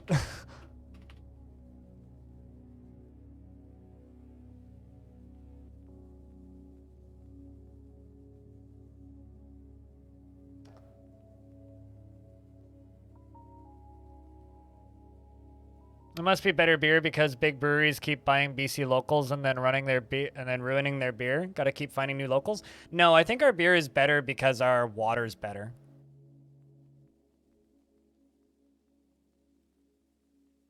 Yeah, that's fucking weird, dude. I don't know, Hobo. Did you accidentally subscribe with your VPN turned on, set to Honduras or something?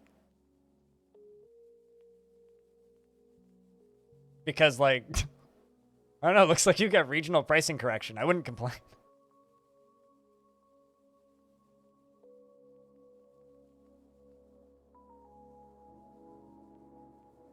You don't use VPNs? You should, but you don't. True, with all the anime you watch, you should. You get added to lots of lists.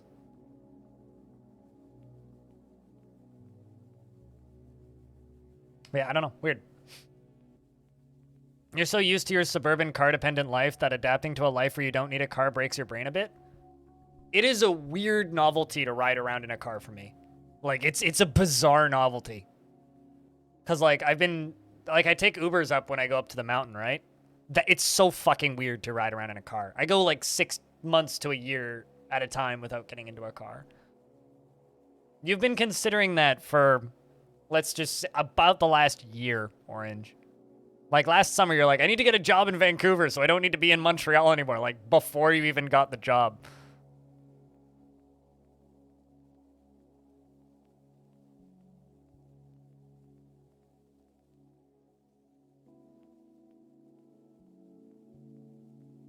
You come visit every few years and the beer isn't as good as it was, and you find out that they got bought. Which brewery did you go to, though, Brock?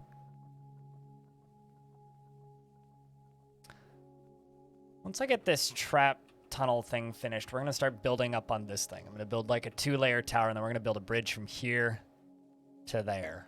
But I'm expecting to get a big siege, and I don't want all of my dwarves outside working on a thing until that siege has happened.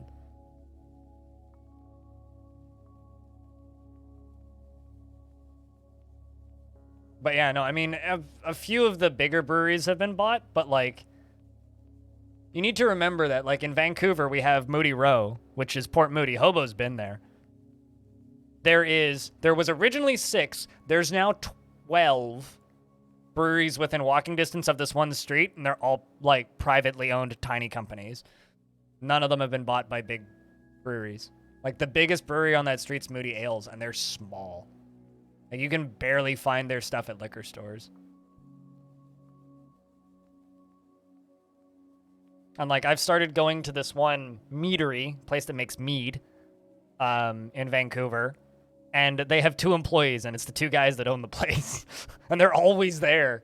Whenever their tasting room is there open, they're there. Or at least one of them's there. And making new friends? Well, I haven't made new friends outside of Twitch in the last decade, so yeah, you should be worried about that. But the rent is, like, literally stabilizing. I say that as somebody whose rent literally just is going up in a month, but also they haven't raised my rent in 3 years, so.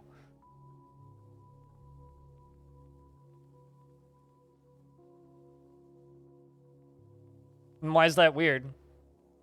Like, since when does age matter? What matters is passion and interest in the subject matter, right?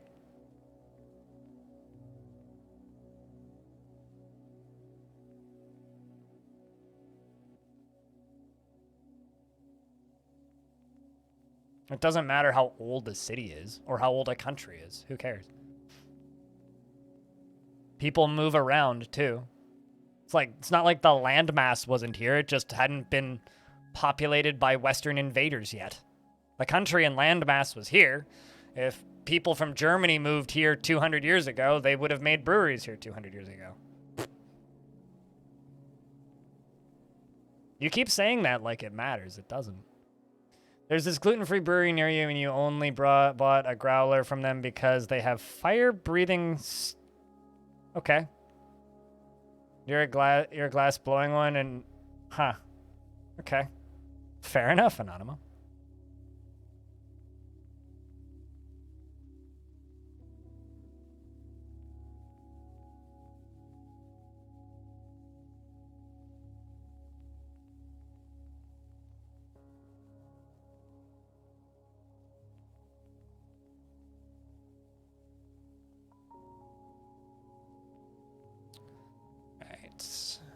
How much brass do I have? Probably more than enough.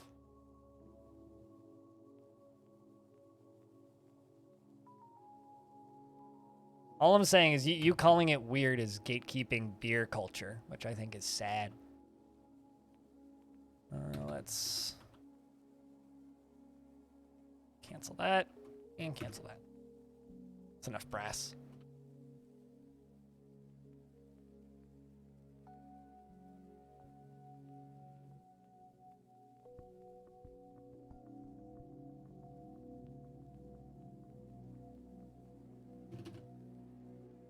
Because essentially what you're saying is my country has really old cities, so thus we should be the only ones who have beer culture, and it's weird that you have beer culture in your younger cities. It's like, what?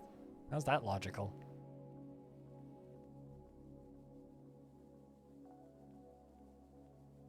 How is it different? Like, that's the part that I don't understand. You're saying it's weird how different it is. Okay. They're on the opposite side of the planet, for one thing, so obviously it's going to be different, but I completely don't understand your point. You think it's weird that we like beer. Humans like beer. Last I checked, Canadians are humans. What?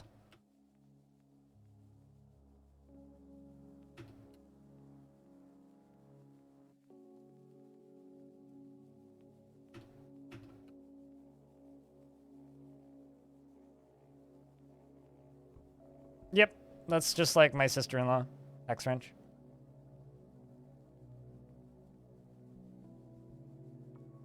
The elitism that spouts out about,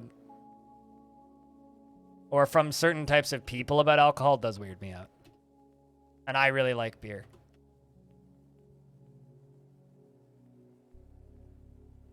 That's fine, more beer for me.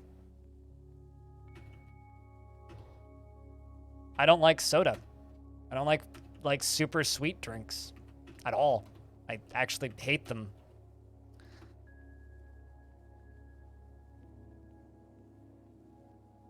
This conversation is pointless? Your face is pointless. Let's remove this. Let's discuss arbitrary likes and dislikes by just simply stating them loudly. And gatekeep entire chunks of culture by stating that my city is older. It's fine. It's kind of light in the mechanics. It's a simple little tycoon game. It's pretty good. Level.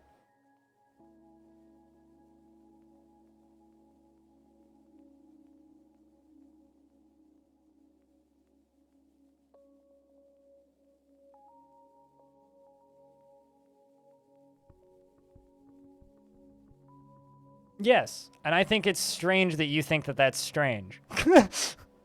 You say that it's strange to consider going to a city that doesn't have an entrenched beer culture already. We've literally had a craft beer industry for 30 years, which is about as long as a Western city can have a craft beer industry. That's about as entrenched as you can get. So I don't know why you think that that's strange. Young industry should be exciting and interesting because they're willing to do things differently. Like, if we want to, like, throw shade for a second here, I find almost every single German beer I've ever had to be boring, beyond all reason. And I've had very expensive, imported, fancy German beer from microbreweries. It's always the blandest, least interesting, least creative, always done the same way for the last few hundred years bullshit I've ever drank. It's always so flavorless and uninteresting with no character. It's really well made for what it is, but there's never anything interesting about it.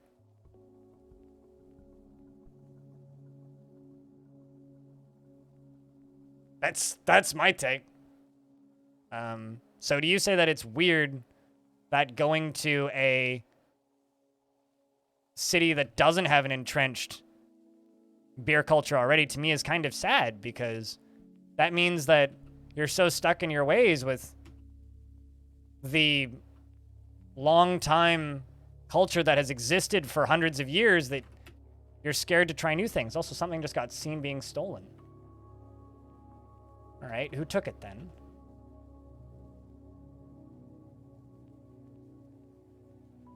Arel witnessed it. All right, who's still on the map? It's not you, that's a guinea hen.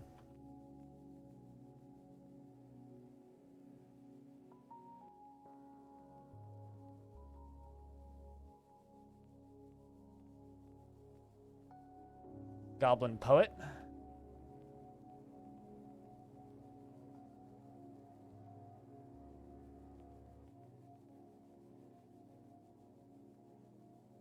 Too hoppy for your tastes? So you've only had one type of craft beer? I don't know. Like I said, this is a endless conversation that's just going to go in circles because, like, it's to echo what Orange said, this conversation is pointless.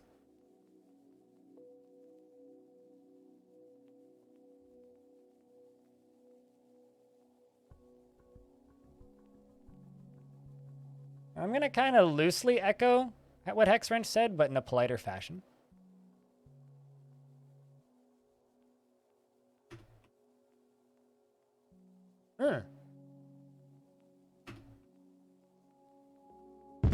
Whoa! Jesus! Fuck! Oh, I guess you bought that bundle. God, that sound is loud. Definitely not hobo. Nope. Couldn't be him just purchased Railway Empire Complete Collection for 12 Yhdysvaltain dollaria. What's that? Servish. No sentence pending. I'm wondering if it was actually one of my dwarves. This dwarf.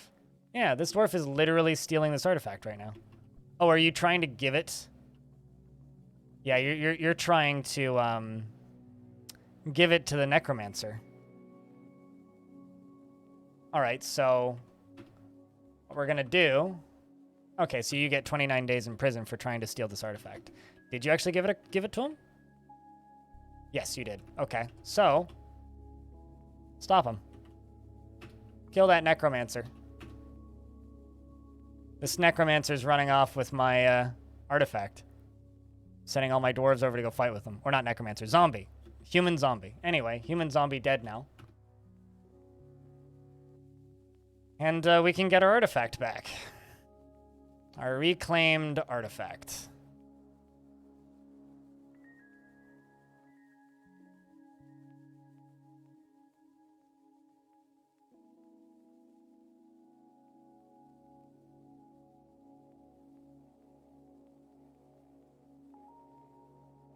Also, have they not rediscovered it yet? We literally know it's there.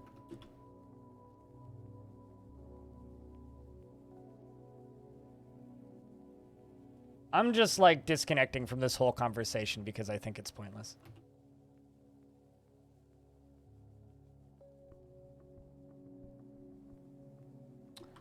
Right, so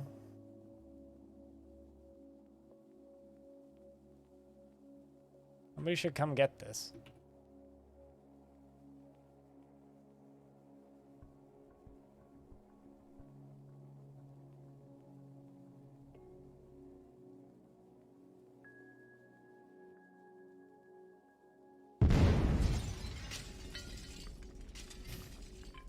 Obo's trying to give me a heart attack.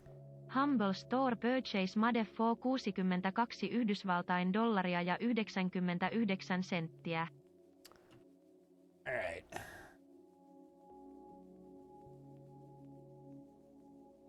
You have no idea how loud that is on my end, but thank you. Well, we've saved an artifact, so there is that. We're gonna put it back onto the pedestal.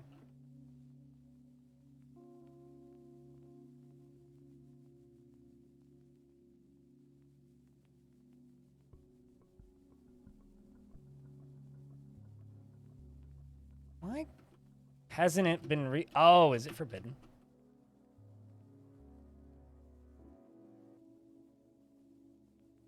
There it is.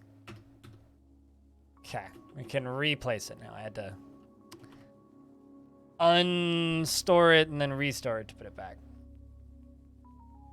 Welcome back, Taylor. Cheers. That's not what I thought that said at the bottom. Naked Mole Dog has given birth to naked mole puppies. I just saw naked puppies. I was like, what the fuck's a naked puppy? All right, you do that, you do that, you do that, you do that. What was the second thing you bought, Hobo? I know the first thing was the bundle for Railway Empire, but what was the second thing?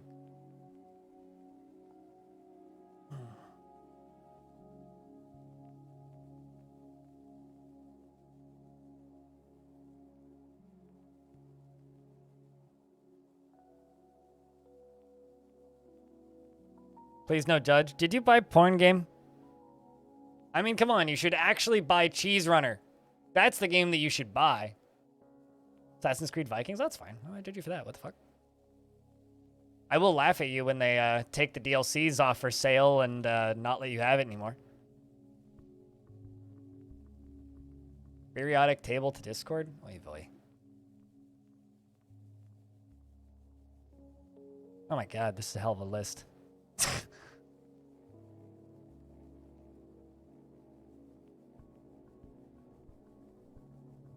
I'm skimming. I'm not going to show this on... Jesus, this is something I would put on my wall. This is nerdy. I like this. I'm not going to show it on stream, but I do like it. That's cool.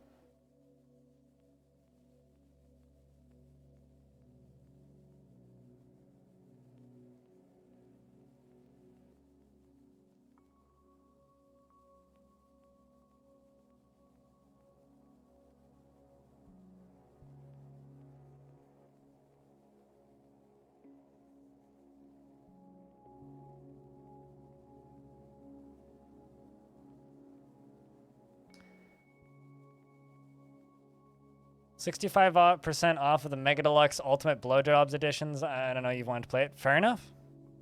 Gnome stuff? The gnomes show up every spring, and they drink half of my booze, and then they leave. They're the life of the party, frankly. I could fight them for it. I just had to kill a zombie human who was trying to run away with my stuff. By stuff, I mean an artifact of mine. But we spotted him, and the dwarf that helped is getting 40 days in prison. So, or 30 days in prison, rather, for theft. So, let's see,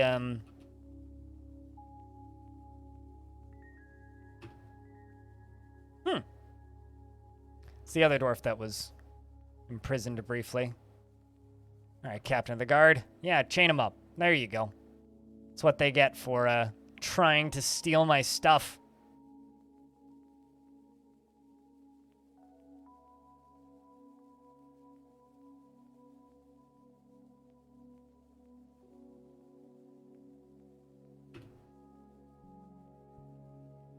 All I'll say, I guess kind of bringing up the beer topic one more time because Hex came back. Pajama, remember, there's a lot of different kinds of beer. A lot. A lot. A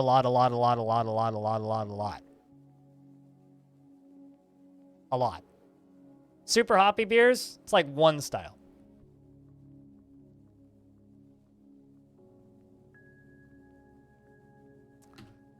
All right.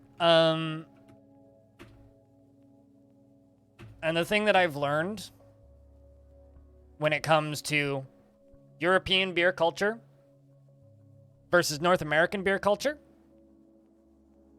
is some people, wine's pretty good too. Yeah, so's honey wine. So's barley wine. So's champagne. So's vodka. When people say they don't like craft beer and they're from Europe, it's usually just because they've only had one type of craft beer and just assume they're all like that. And they're like, oh, there's too much going on. It's like, well, you need to go to Yellow Dog Brewing, which is a brewery here that has like very standard, well-made ales. Or you need to go to Steamworks Brewing, which has some pretty standard, well-made ales too.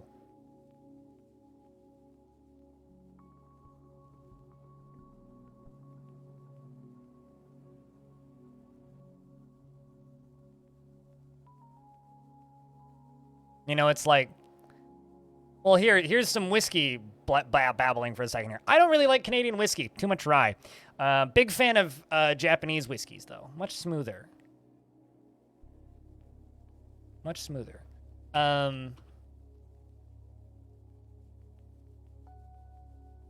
Really big fan of Kentucky bourbon. I like the kind of peaty flavors. And the smokiness. Not a big fan of,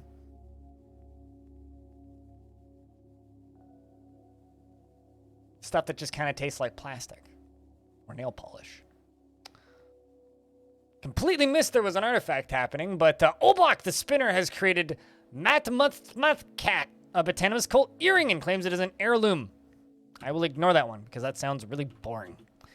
Let's see how this dwarf is doing. Servesh, The one who committed the crime is guilty and irritated. Well, good luck there, Dwarf. Enjoy sitting on your stool.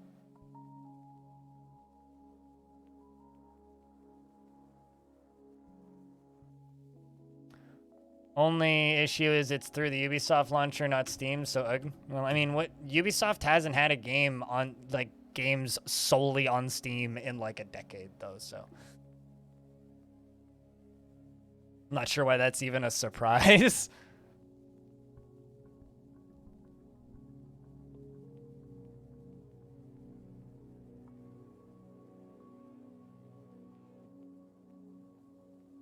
It was very well thought of.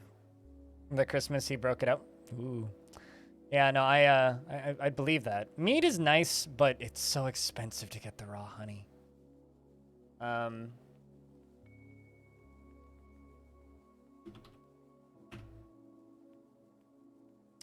This is the meadery that I've found myself a regular at.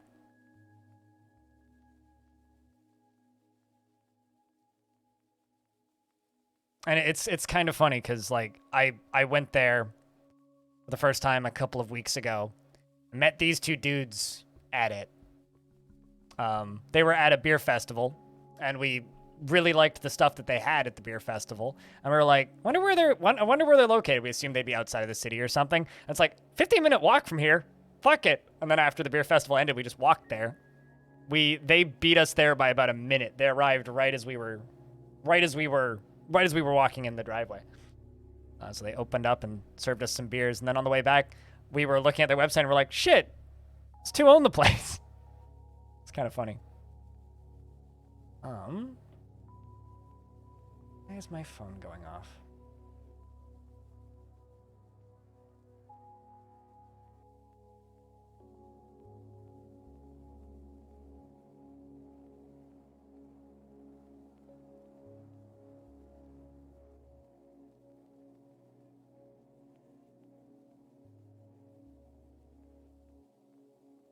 What was even funnier is they said that they could have driven us if we said that if we just told them at the beer festival that we were interested in just walking to their tasting room, because they were just like, you know, we could have just driven you over here. We're like, man,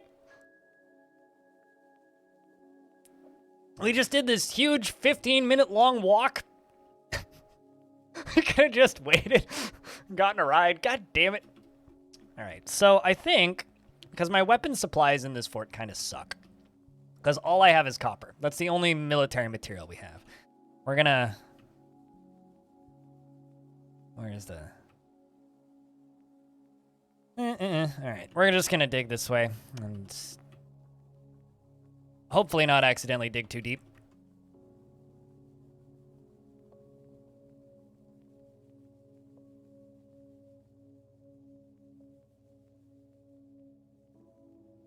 Ooh. Jealous, Rolf. They sound like absolute bros. I mean, like, they seem like good dudes. Yeah, they certainly know their mead. That's for sure. But I've never actually seen anybody else in their tasting room, so I wonder how well they're doing. I am a dwarf, Alex.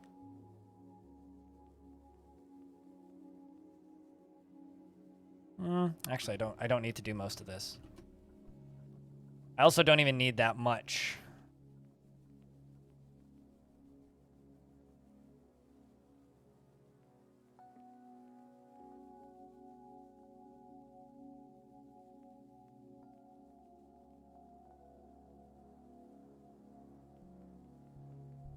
Continue pushing our way through here.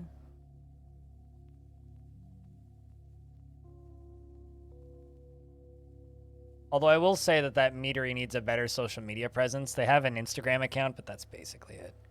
Oh, really? Is this actually like just in the least convenient place? It's actually in the least convenient place. That sucks.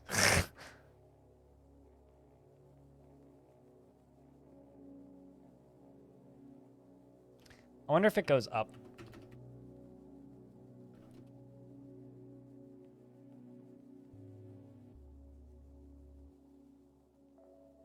Look at this. It certainly does.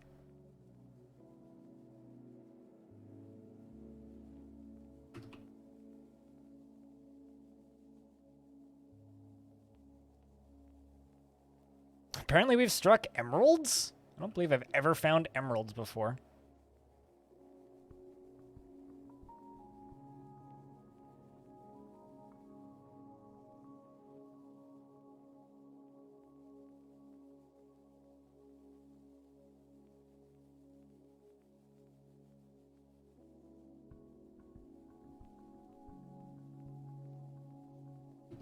Gonna auto mine those emeralds.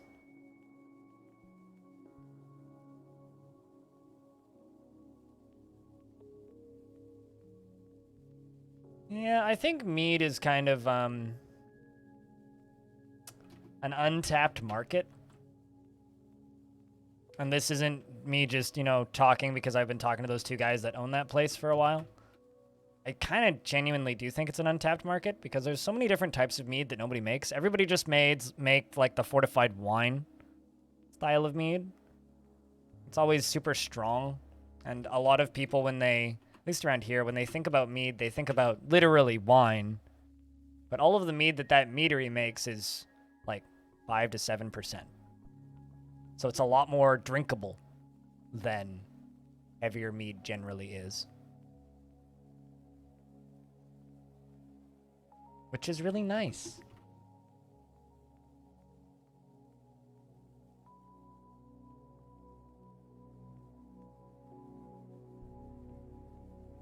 Is way cheaper?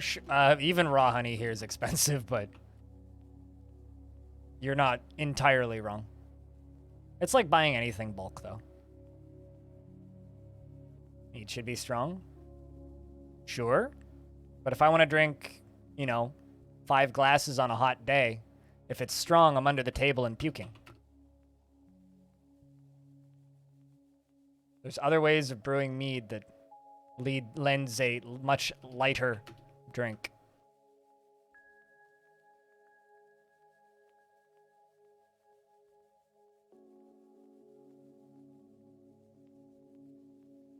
Making mezcal more well known. I never really got into mezcal. I feel like I never really got it.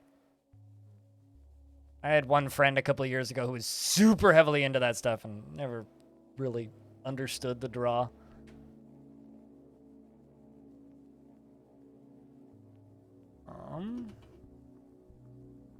I really wish my aunt would cease texting me. Okay. Just not gonna send her another text so that she doesn't respond again.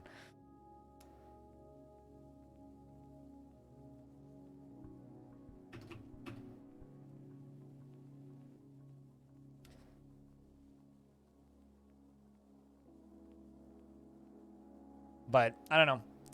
I think the biggest problem with mead, at least around here, is that one, not very many people make it, and two,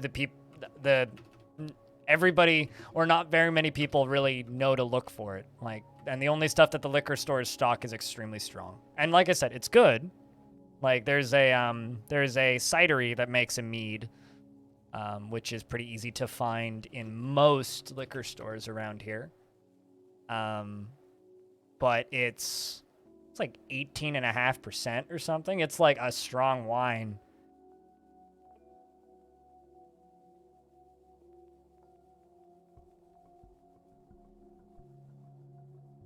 For jerk cooking? Not the kind of cooking I generally do. I really, really, really, really, really, really, really, really like putting strong liquors into soups, though. Or like a strong beer, like a strong dark beer into soups.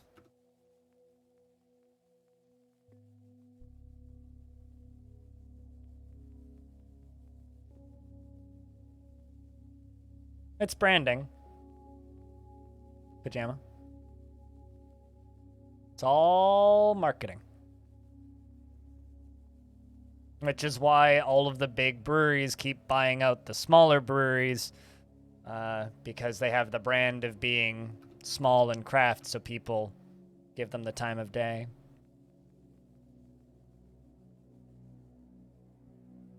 You don't drink a lot, and it's a small part. It's no small part thanks to And it's no small part thanks to Steam. You'd rather buy games, they last longer. Yeah, that's fair. I mean, I drink way less now than I did like 4 years ago. Because when I lived with my ex, she hated when I was high. So I would drink to keep my brain in check. That drove me to some mild alcoholism. And now I have, like, other bodily problems that don't allow me to drink as much. So I have to really enjoy it if I'm going to drink something now. And not drink a lot of it. So when I do have alcohol, it lasts forever now, which is kind of nice. The one benefit about not being able to drink much is you drink good stuff that you really like.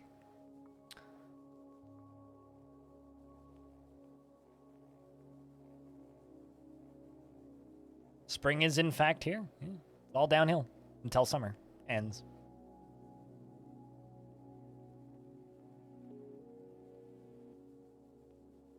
Also, I have to say a big thank you, by the way. A lot of people tuned into today's stream, which is nice. You know, and it's probably largely due to my annoying self-promoting on the YouTube channel, but thank you so much to so many people tuning in.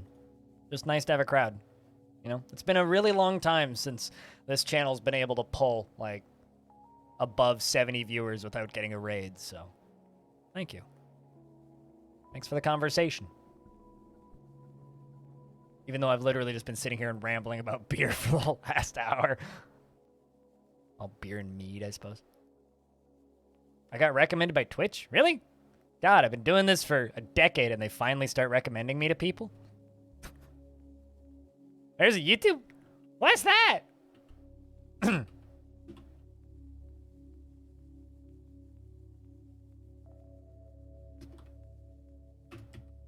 That's my stream. Tuesday, Wednesday, Thursdays. A lot of Dwarf Fortress and unrelated babbling. I'm just over here mining out adamantine. Don't mind me. Isn't beer the dwarfiest content? I mean, sure.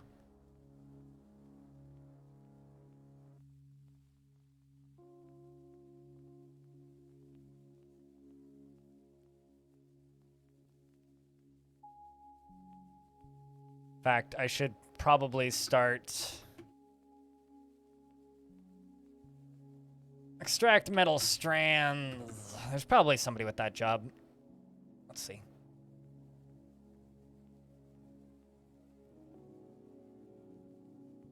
Also, if anybody's wondering why I'm smoothing these and then fortifying them, is it lets me peek through and see what's behind them. And that basically shows whether or not it's going to be a portal to Satan. If it is, well, then I'll just see a hole through the wall and then I just seal it up and pretend they're not there. Move on with my life. So this is a way of safely mining adamantine without running into anything. There's other ways to do it safely. This is just my personal favorite way to do it. Also, it's hard. It's hard to explain how hot it is in here right now. It's like it's like 28 degrees in this room, and my AC is running at full blast.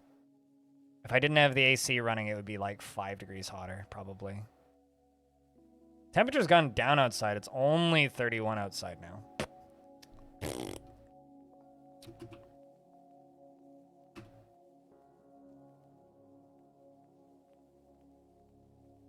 Mainly due to you looking for DF streamers to watch, and honestly, you think that you just stayed for the content? I mean, there's still DF. But I don't know. This channel has a habit of getting wildly off topic. I'm really bad at staying on topic. I almost wanted to start singing AWOL Nation lyrics now.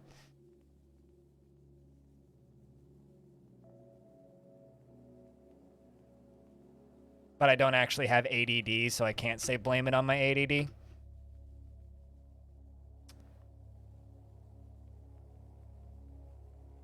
If it works, it works. I don't know, does it? I'm still here, I guess.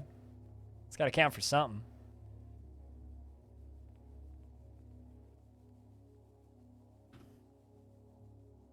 Sail!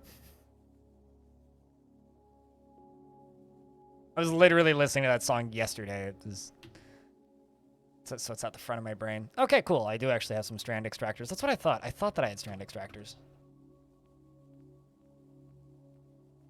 Can blame it on yours. All right, chat. I'm blaming it on your ADD. Like, I'm just bipolar. I don't have any ADD.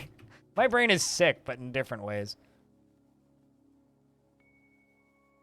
Although, since we were talking about beer and mead and wine and tasting notes, can I just... So, I'm a stoner, right? I smoke weed. You know what confuses me? Is when I walk into a dispensary that sells cannabis. And they have scent notes on the plant. And then you can smell it. I like doing that. It's fun. But the only real difference to me is, does this smell like shit? If yes, don't smoke. Does this smell nice? If yes, I like smoke. I don't fully understand why people care about the orange scent notes in their weed. You're fairly certain you've got some form of ADD and you have trouble figuring it out. It's just like life in general. Yeah, it's like life in general. Shit's confusing. It'll make sense never. But that's like the one thing when it comes to... I don't know if it's branding, actually. I think that some people genuinely care about the floral notes of their cannabis, but... For me, it's just I want to know what the THC percentage is. I want to know what the chemical compound percentage of what I'm having is, and where it was grown. That's all I want to know. And if it smells like skunk, I'd rather not. It's fancy signaling. I think it's literally just a way to increase the price of a thing. That's my theory.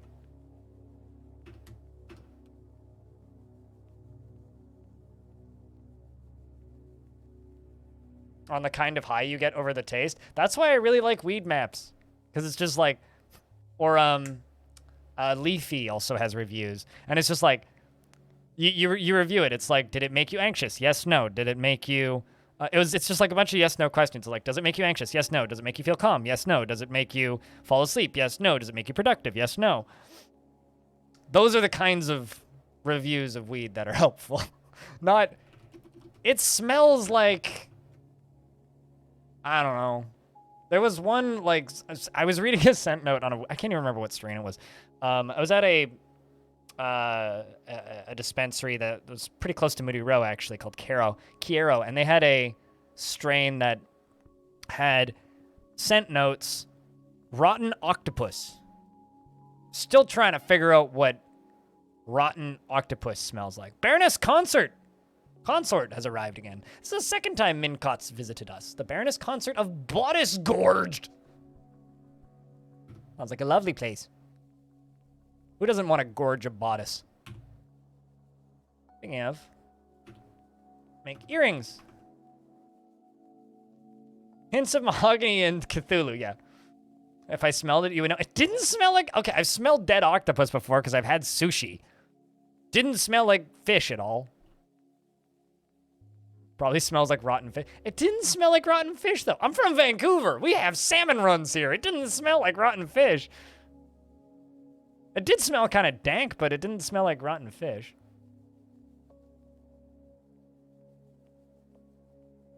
The need for his pills. This is why, like, painkillers and pills scare me. Pajama? Like, so I don't have a family doctor right now, but when I had one, I was going through all of my, like, various pain problems that I have, and I was just blunt. I was like, yeah, I use weed as pain reduction. And she goes, well, okay, so I can either prescribe you a bunch of opiates for your chronic pain, or you can just keep smoking weed. Although I would recommend you eat it instead of smoking it because it's better for you. And I was like, all right, noted. No medication and keep smoking weed. Let's go. The elves have arrived to trade. See how this dwarf's doing. Guilty! Still feels guilty. Delighted remembering watching a performance.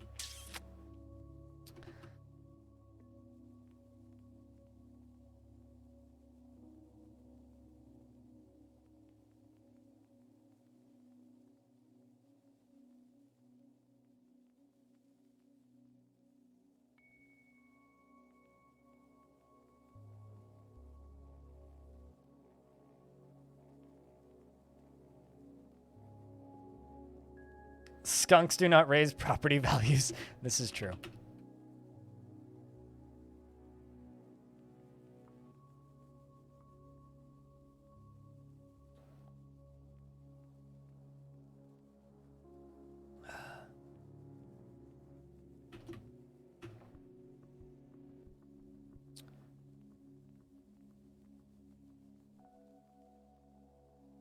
Well, I mean, at least it's like bodice gorged and not like pregnant bodice or something strange like that. Okay, now I can just automate the rest of this.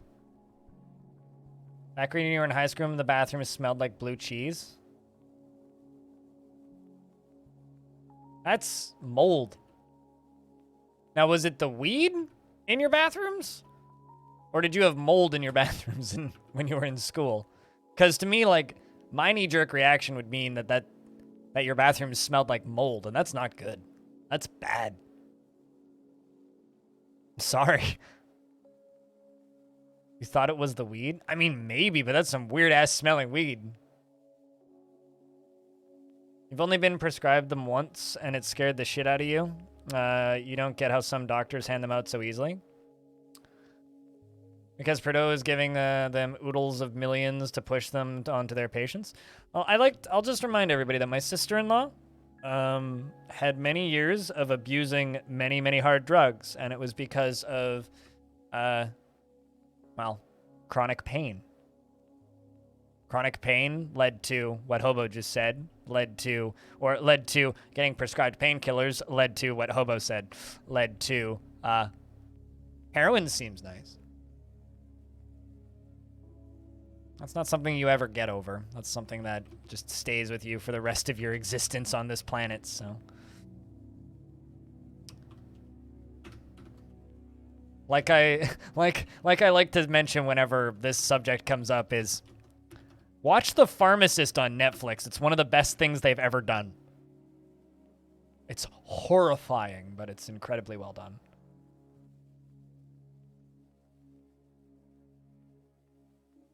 Yeah, Buzzkill.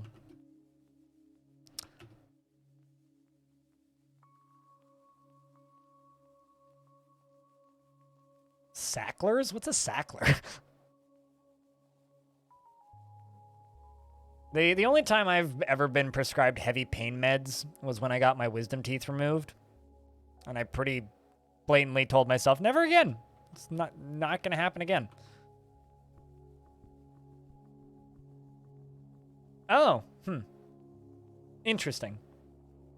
I didn't know the last name, but I'm actually going to dig down up here so I can get a better view.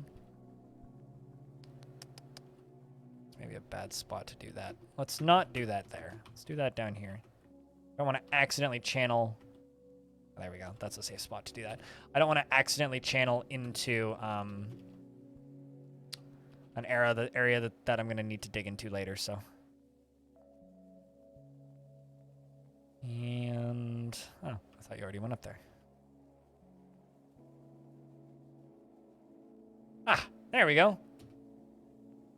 Oh, that's quite the spire over there.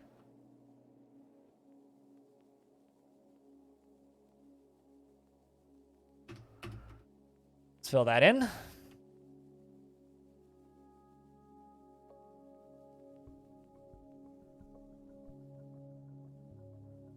Wait, what drugs were you doing that, like, opiates scared you out of it?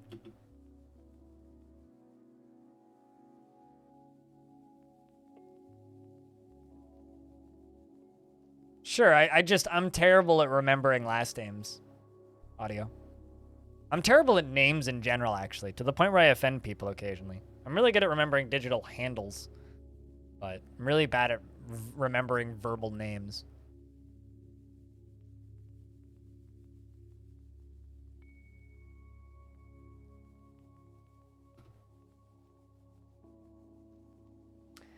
You had laughing gas at the dentist for the first time recently? Just to drop your anxiety so that the numbing would actually work? I'm comfortable with that sort of thing? Yeah.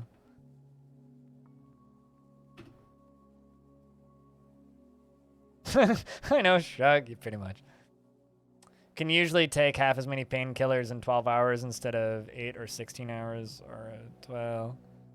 Not a doctor. Don't follow advice. I mean, it's not what I thought that was. More migrants have arrived. Alrighty. Dreams of raising a family. Woodworker. I need more strand extractors, but we'll also give you weaving. Dreams of crafting a masterwork someday. Give you clothes making, strand extraction, weaving, and glass making.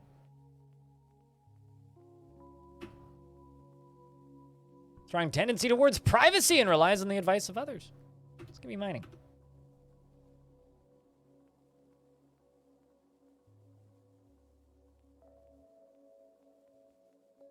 Mostly uppers and weed, and you got scared by how much you wanted more opiates, and it made you look at yourself more critically. I don't know. My worst addiction ever in my life was either like my brief stint with alcoholism or caffeine. The main difference for me with weed and alcohol and everything else I've done in my life, still drink 4 cups of coffee a day. Also, coffee has the worst after effects of anything. Like, I can just not smoke weed for a week and be fine. Like, my pain will get worse, and my anxiety will get worse, my stress will get worse, but it'll just go back to the way it was before. If I don't have coffee for, like, 18 hours, splitting headache. Like, holy mother of God, splitting headache. Hi, Stone, welcome back. We're mining adamantine because I can't find any other metals. And we've got another migrant wave.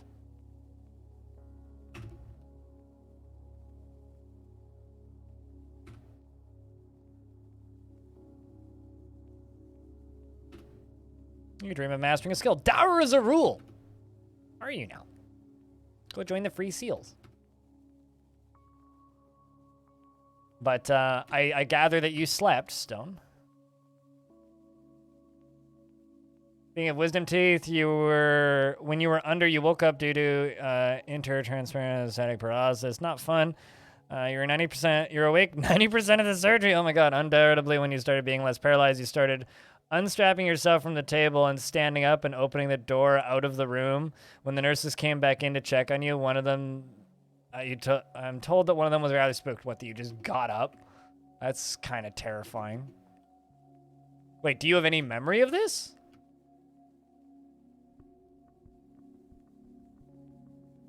It sends you to sleep. See, I used to be that way with coffee, and then it just kind of stopped one day.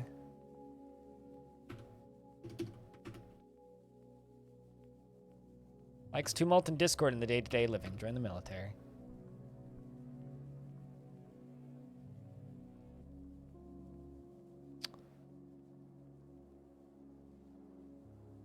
All right, we're up to 120 dwarfs.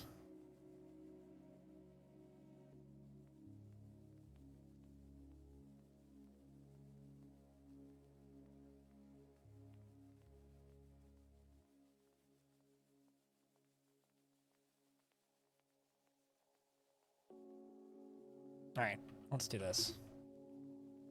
Your dad had to go cold turkey on coffee and cigarettes for dental reconstructive surgery, which ended up taking 18 months to heal, and his withdrawal from those seemed worse than the withdrawal that you had from... Yeah, I never fully understood cigarettes, which is actually a good thing. By that I mean, like, I like weed because, like, I'll smoke a joint, which I almost never do. I usually use my vaporizer through water.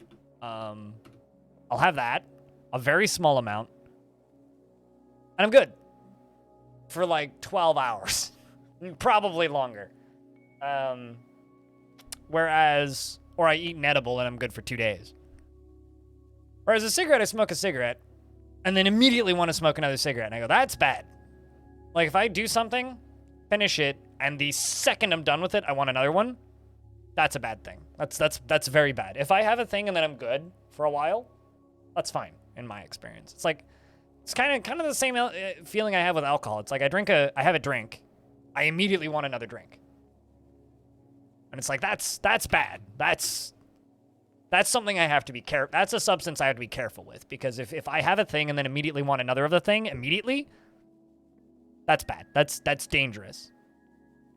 You were told that you unstrapped yourself from the gurney with one hand, getting its wrist binding button unlatched and moving the other arm, and then elbows, then freedom. Wow. That's crazy. Hey, Litchi. Yeah, if you're worried about the next use while you're using it, then it's a bad sign. Yeah, exactly. Like, if you're already thinking about, man, I want another one. Like, that's when you put up the red flag and go, no, no, no, no, no, no, no.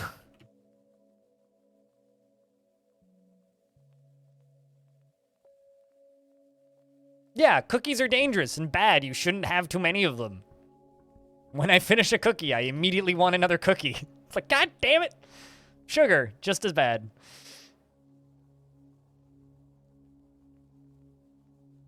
You reduced your cola drinking from liters a day to a glass a day at most, and you're highly confused that your teeth are perfectly healthy other than being stained? I mean, my teeth are extremely stained because, well, coffee looks like my soul, although, not much left in there, so you can't really see it, but point made. Black coffee.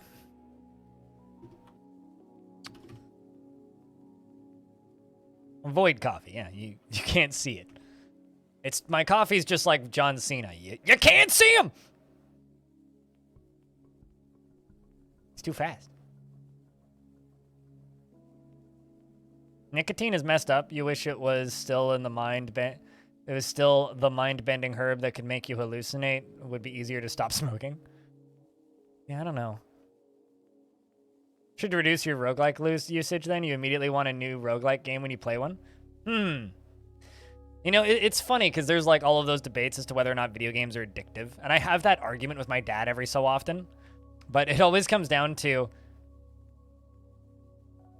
are your hobbies addictive?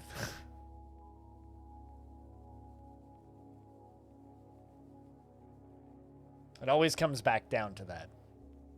Like, are your hobbies addictive? If yes, okay. Is that a healthy addiction?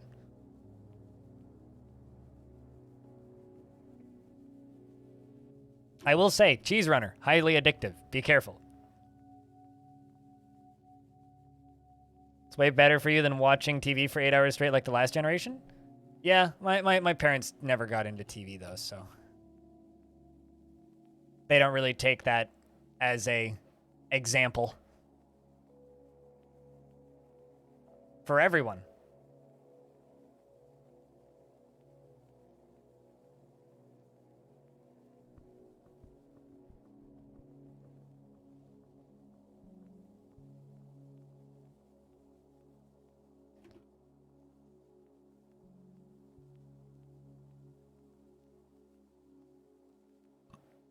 Is there a chemical dependence only on the internal brain chemicals? The only chemical dependence with video games is the fact that you enjoy video games. I like roguelites because you can take a 5-minute break, die, rage quit, get back to work, and only wanting another run 20 to 40 minutes later. Yeah, fair enough. I played like another hour of Cheese Runner yesterday after I ended stream. Which is rare for me. I don't generally do that. It's not a roguelike, but it's just a score attack game.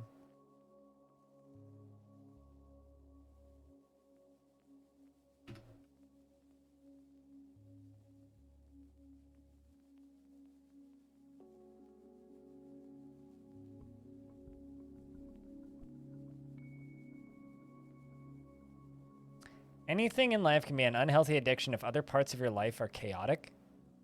Not sure what that means.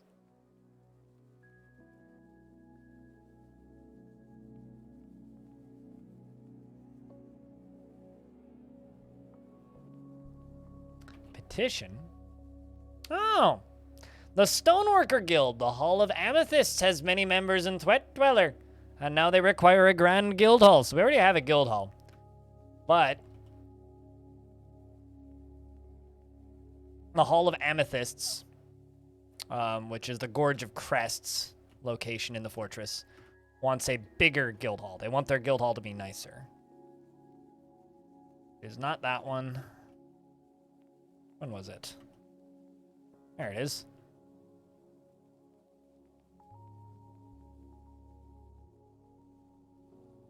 Hmm.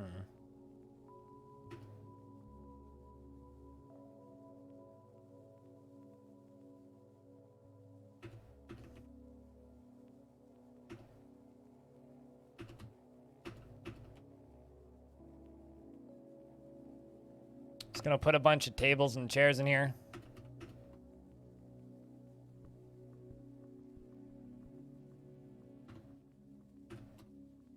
I think I need to get the value up to 10,000.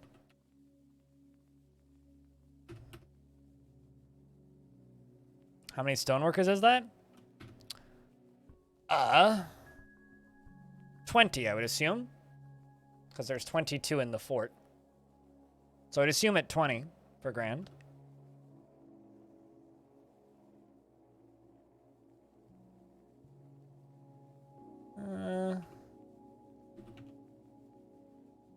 Let's make some brass statues. I don't actually know how much brass I have. 95, oh yeah, we got more than enough. Put some cabinets in here.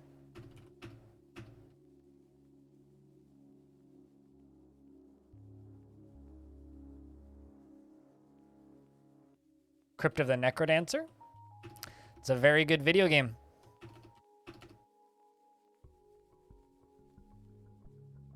Quick runs and very easy to mess up. Yeah, I'm not very good at them rhythm games, but yes, solid game. You should get into Cheese Runner and help us take over the high score leaderboard. Every 5 minutes I'm sitting here referencing Cheese Runner.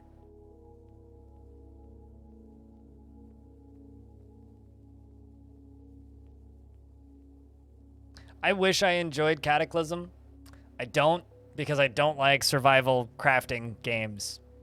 I don't like any of them. I've literally never played one I've actually enjoyed. Cheese for everyone! For everyone.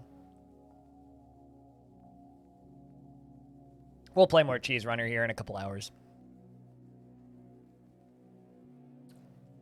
That's the plan for this evening.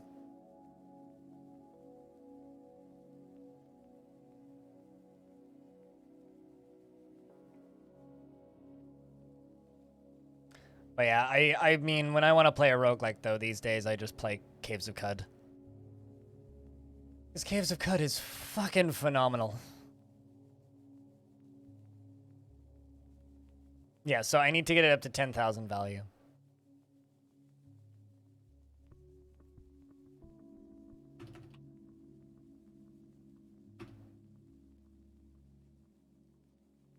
Love Esper builds.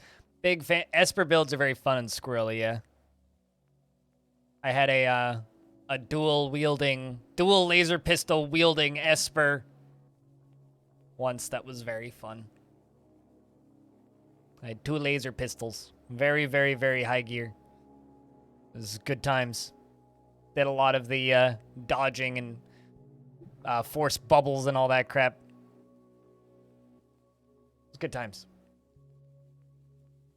All right, let's see. How's the value of this doing? All right.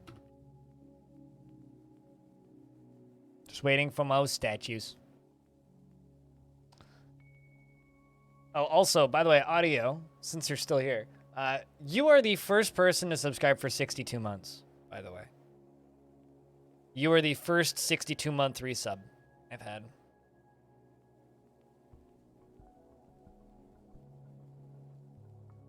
Just thought I'd let you know. There's almost nobody left from day one anymore. Or at least nobody left from day one who has the concurrent sub still running from the initial day one. You're one of the only few remaining ones.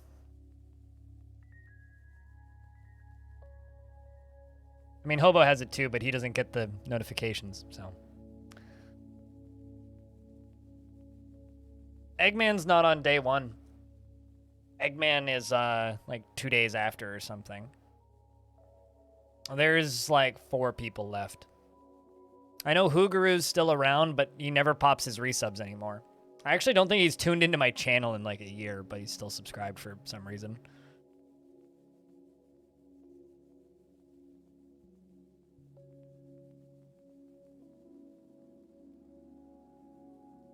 Although Hugru stopped watching me at the more or less at the beginning of the pandemic because we got into a big argument because he was literally in my chat saying that American football is too important to pause because of a pandemic.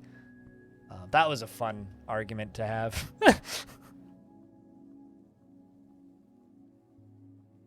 But he refollowed after a couple of days, so I'm assuming we still good.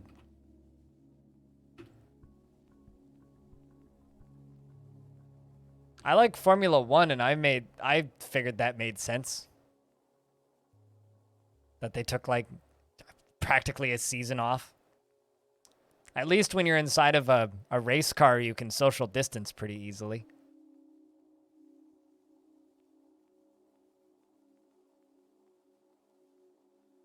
Not sure it is rational. There's also the part where, like, this is somebody who watched me back when this was a Roller Coaster Tycoon stream. Since it's become a Dwarf Fortress stream, it's become less appealing to some of the old school viewers. Which is why a lot of people don't still watch. Although, speaking of people that are still around, he has a #1 badge, but doesn't have the concurrent sub. I mean, Adra the Metal Outlaw was here earlier, who used to be called Texas Slaughter Cult, who's been watching me for like 6 or 7 years now. You're oddly attracted to things that make no sense? Like supercalifragilisticexpialidocious? Even though the sound of it is something quite atrocious?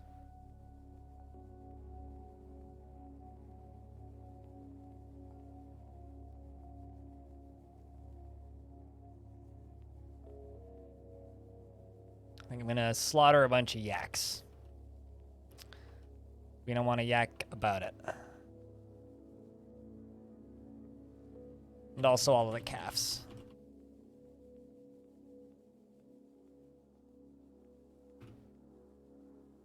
We don't want to talk about it. NASCAR was the first major sports series to start up again after the pandemic started.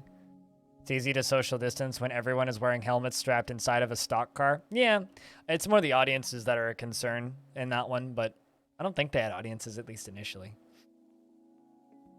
Yeah, I mean, it's easier to avoid other people in any car racing series than it is in, like, let's just say, football or baseball or European football or Canadian football. Or rugby.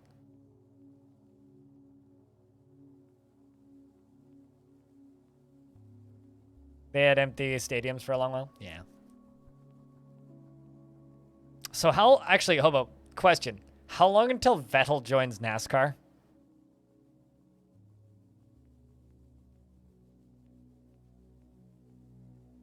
Serious question.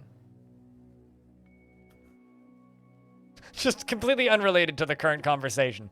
How long until Vettel starts racing for NASCAR?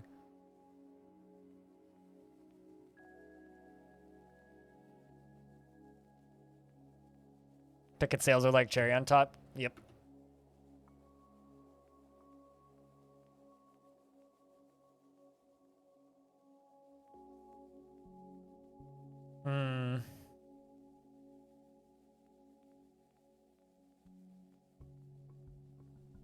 I don't know. I'm still trying to figure out why the entirety of,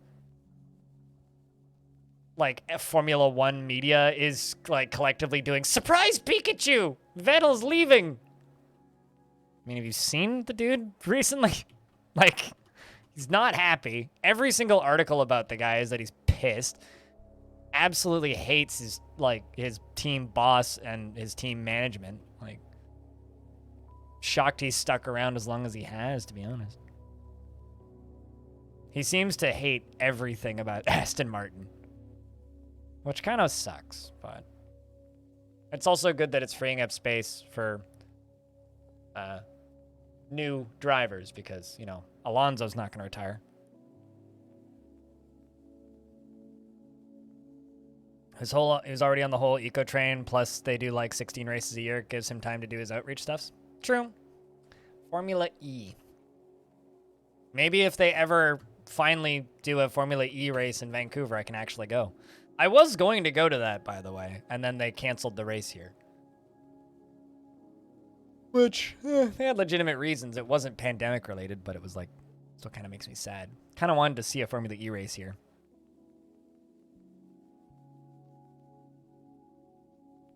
Also, it's impossible for me to see FE and think Formula E. I had to think about that for way too long. Whenever I see FE, I think Fire Emblem. So it's like, that to me just means Fire Emblem. It's like, nah, he's going to play Fire Emblem. Okay, I didn't really take Vettel as much of a video game guy, but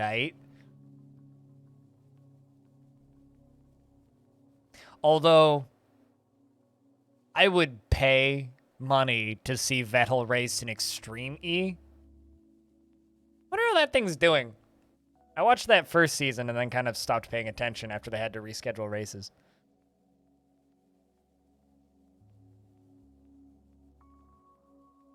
I mean, put Sebastian Vettel in Smash. Actually, I would play a Formula 1 fighting game.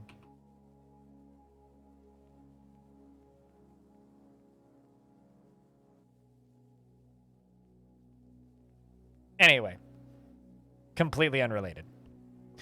Humans as a species are not rational. Even a whole group dynamic is an attempt to be rational. Yep. They should just put them all in Mugen. They should do that. Now I'm wondering, like... I mean, obviously, like, Nicholas Latifi in a fighting game would just throw a car at somebody, or he'd crash his car into somebody. Like, Danny Rick would just, like, force them to do a shoey. Max Verstappen would just complain in their general direction and look disgusted. And play his theme song when he wins. Anyway. On the topic of being off topic, I think that this takes the record for the day. I'm just sitting here mining all of this adamantine.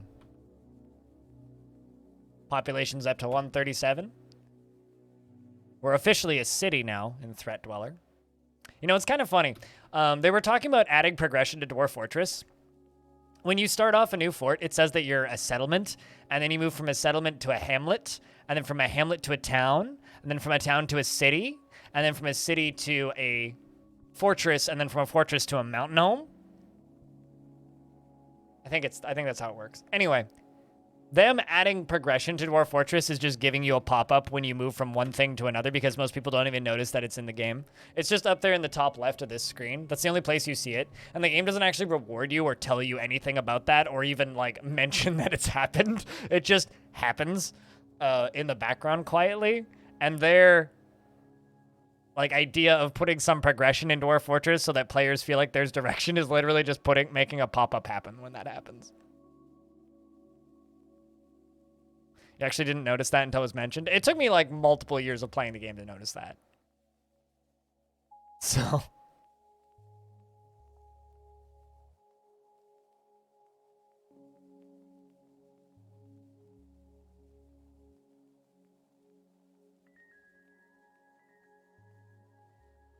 You have a good one? You're off to bed? We'll see you later, Rolf. Cheers, man. Thanks for hanging out, as always.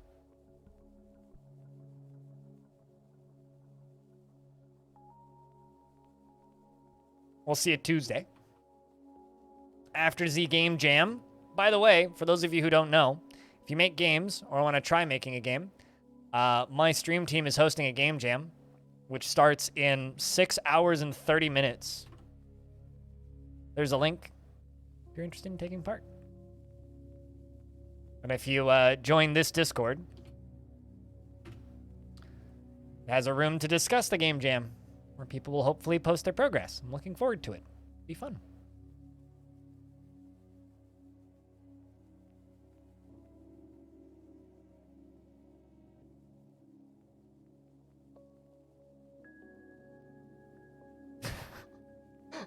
So this is a comment from Darius Sawyer on Long Death on YouTube. And they say, imagine the conversation after a bar fight between some swole dwarves. So let me get this straight. You pushed him and his lungs just magically collapsed and his leg exploded into gore. Yes. You pushed him because? Well, he slapped, hold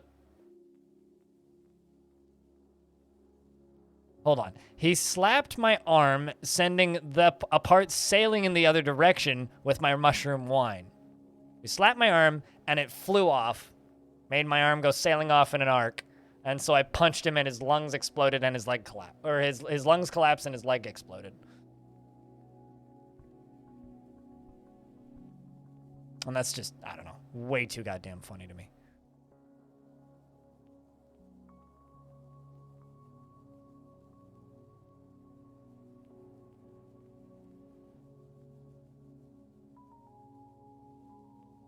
All right, well, that is all of them adamantine strands. Let's see how many wafers we have. We got 12 adamantine wafers, which means I can start making swords. Just try and make 10. They'll get there eventually. They are working on the brass statues. Let's jump up here, and place brass statues in here.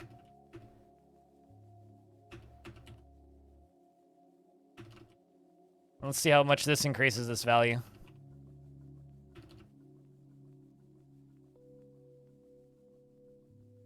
Are Adasaurs? I don't know what an Adasaur is.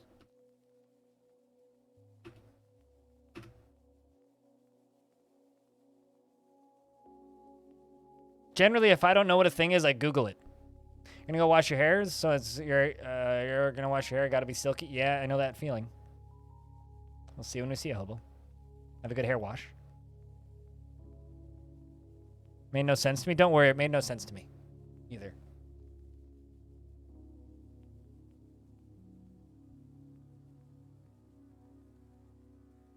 You have to give me context of what I said because it's, wow, 8.5 hours into the stream. Yeah, I don't remember what I said 6 minutes ago.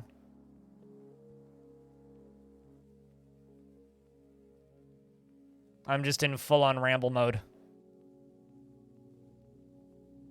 I'm also reading many comments, plus comments in Twitch chat, plus trying to, you know, talk about things and sound like I know what I'm talking about and not sound crazy.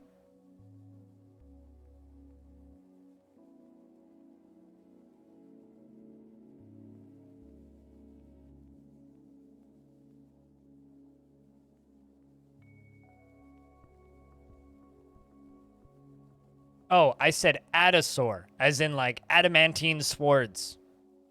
But like the two words stuck together.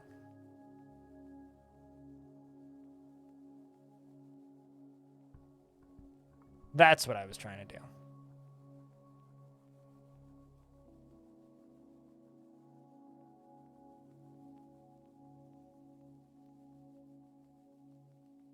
Yeah. Adamantine swords is an Adasword. I can make Adaswords.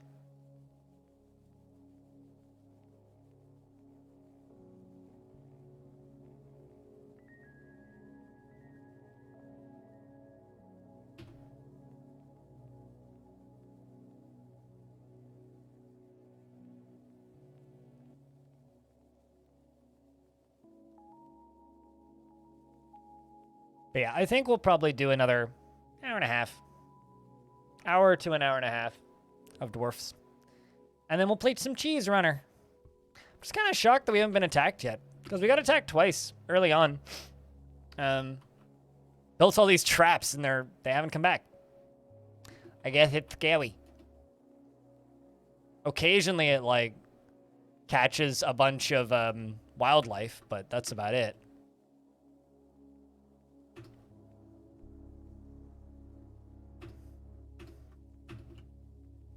Just making all these large serrated glass discs.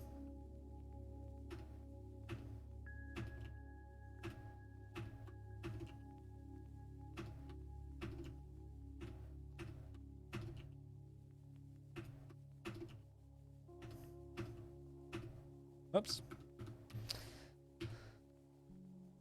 All right, forging adamantine sword. That's what I'm talking about.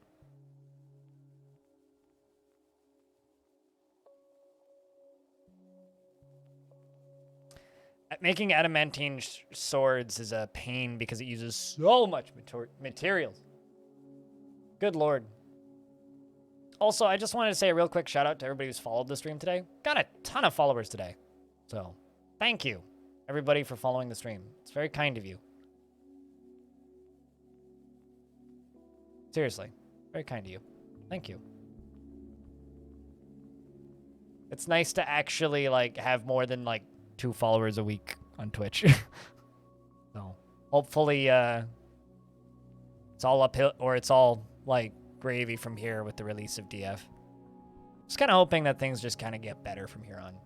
It's been a tough couple of years making DF content. I'm not gonna lie. It's been a tough couple of years, but then again, I have a habit of picking really tough games, so it's just nice to have people, you know, kind of tuning in what I would describe as en masse. It's been nice.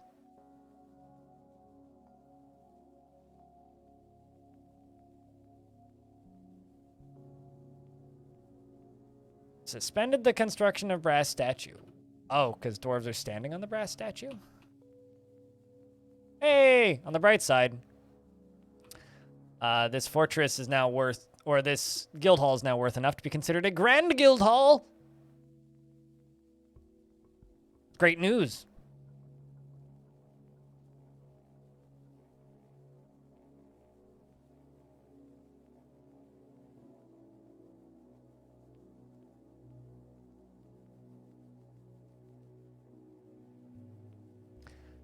Tomorrow I get to go to I get to pick up a bunch of seeds. I've purchased a whole bunch of clover seed.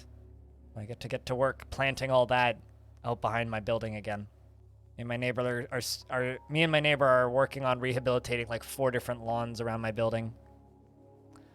Gotta love unpaid, unasked for, in fact, yelled at gardening volunteer work. You get scolded by building management. How dare you try and make the grass look pretty?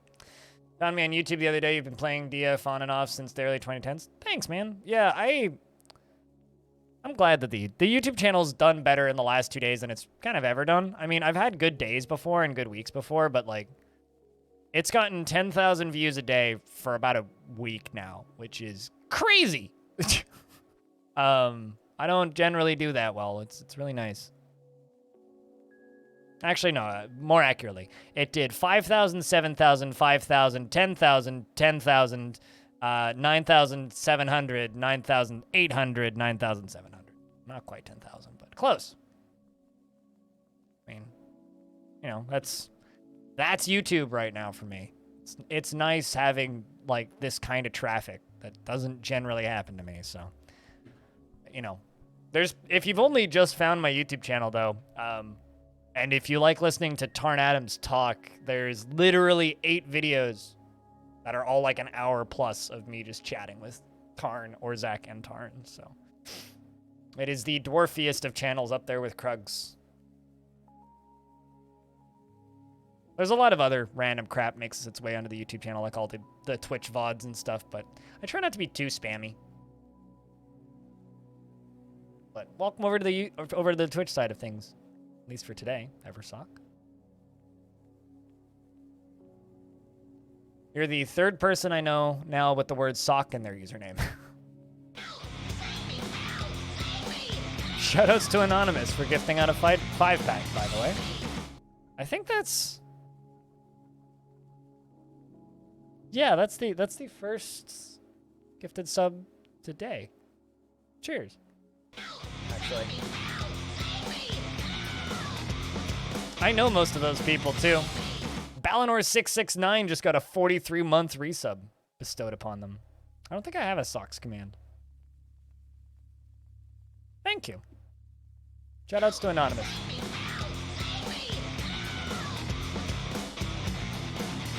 Well, there's a Stone Pants who watches this stream, which is similar. It's not the most confusing. Thanks, Darren and Frog. You two just like sit there to drop 100 bits to like hype train things.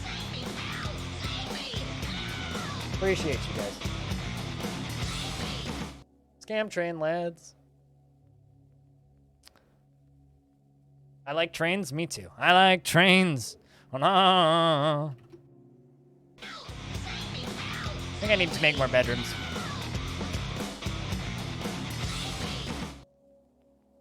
Shoutouts to Vinsati, who also very much deserves a sub.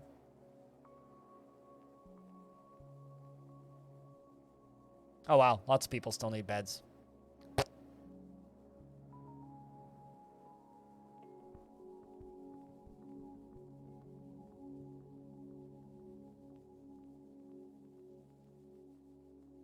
Shoutouts to Tom Ska, by the way.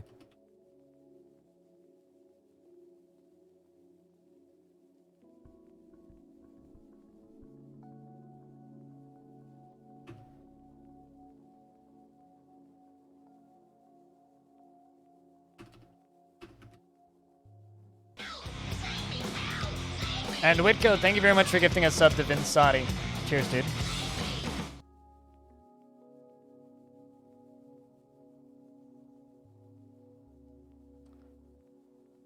Let's do that.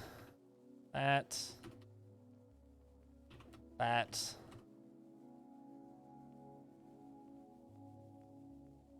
Making a pattern to connect to the bottom of this.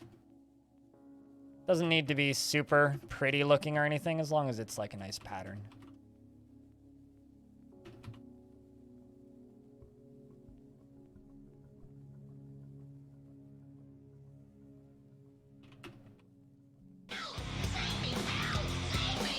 Frog, thanks for gifting a sub. Cheers. To anybody who's getting subs, enjoy the ad-free viewing. We don't show a lot of ads here, but it's nice to not get the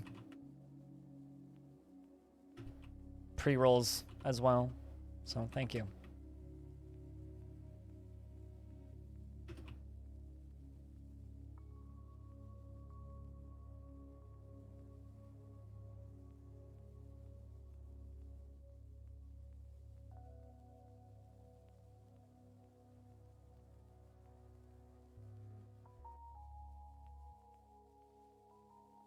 All right, let's go.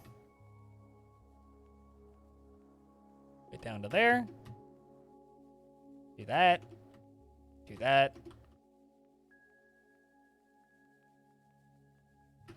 But yeah, as far as the DF stuff goes on YouTube, like that stuff's been kind of the YouTube channel's bread and butter for a while now, and it's currently doing better than it ever has, and it's really, really cool to see, and it's got me very excited about the release.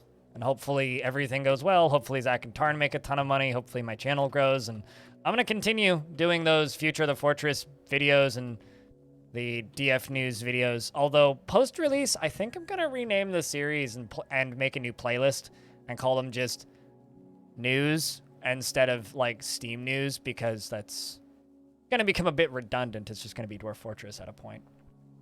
Today seems like a good day for it. Well, I mean, it's my last stream of the week. It's also technically, I guess, my last stream of the month, because Tuesday next week is August. Yeah. Yeah, because I do the Tuesday, Wednesday, Thursday streams. So when I'm back on Tuesday, it'll be next month.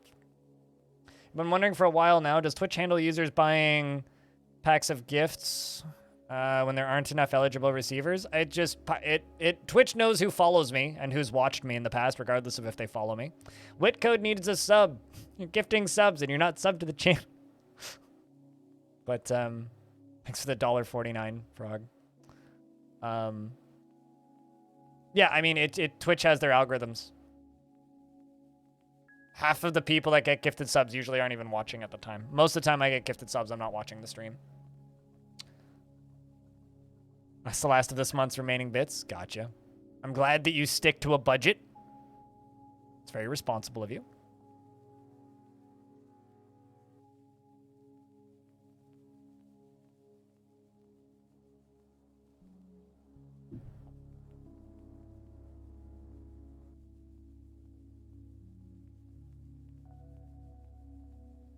And thank you very much for the little train, guys. Cheers. Shoutouts to Anonymous for the 5-pack that started it all. An anonymous gifter gifted a sub to Whitcode. Enjoy the ad-free viewing, Whitcode. Whitcode supports me on Patreon.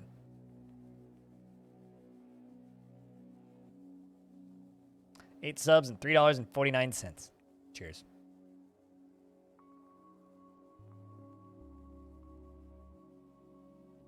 Thank you much, lads.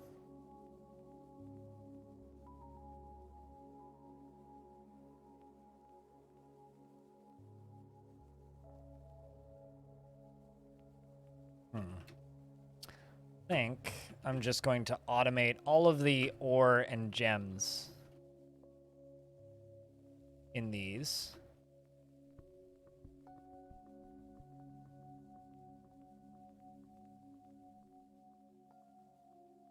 And see if I can find more ore in these layers. Sometimes they hide behind the gems.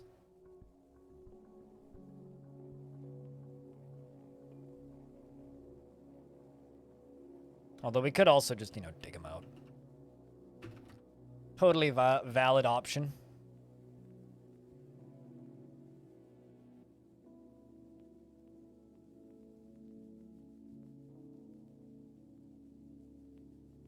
Kind of bothers me that the anonymously gifted subs and stuff don't pop up on the leaderboard.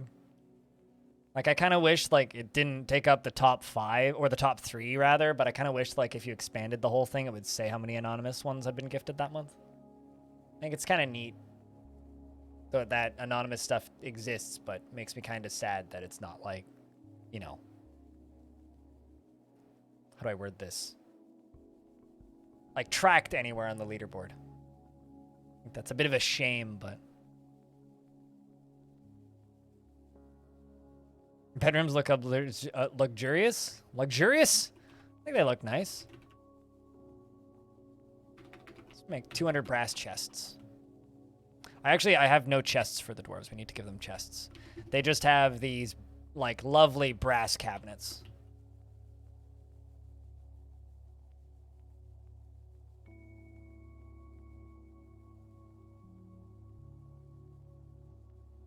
Human Void Hunter. The last one of those that moved in or stuck around here for a bit just tried to steal one of my artifacts. Didn't end well for him, though.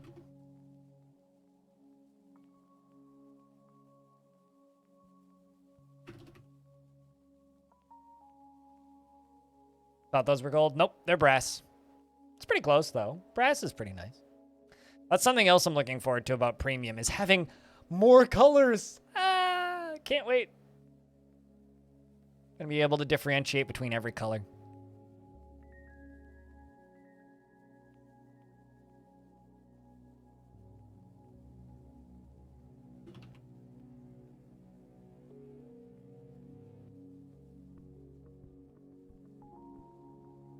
That was the last bad decision they ever made?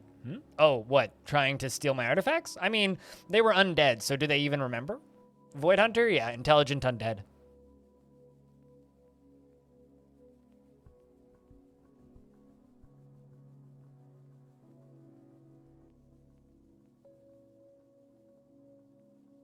To be honest, whoop, got a demand.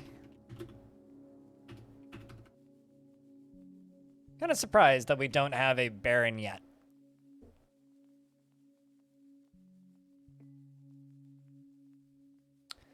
Human caravan has arrived to trade.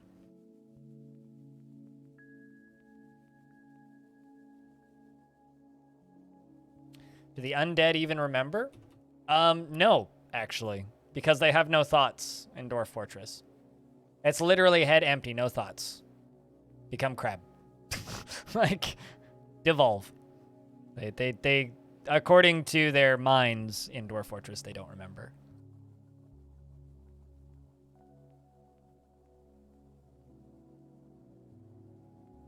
I mean, for whatever it's worth, Pilot, I don't actually like Polyphia very much. I don't actually like them very much. I also don't really like Periphery, and I also don't really like Tesseract. So, I think you'll be okay. Have you seen them before, Pilot? Because when I saw them, they weren't very good. The opener was way better. They were just kind of pretentious and not in an entertaining or good way. You've been jamming to them today? You can miss that show and you will be okay. For whatever that's worth.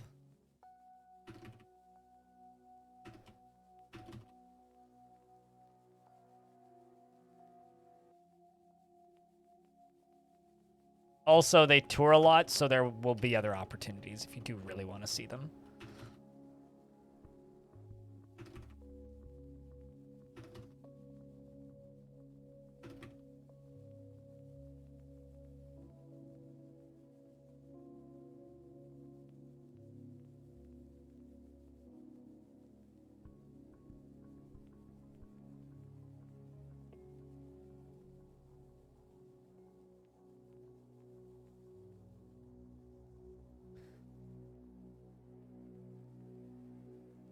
But anyway, how's work today, pilot? You ready to go on your trip? On your lovely, lovely trip? Of, what's the word I'm looking for here? Vacation thing? Work shit? Yeah, okay. You have to take some photos of that simulator when you're actually at it. I'm fascinated by that thing. Merchants unloading their goods.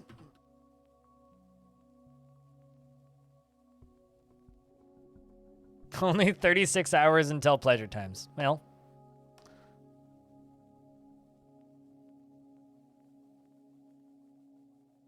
I'm sure it'll be fun. Disc. Oh, guess I sold all the discs.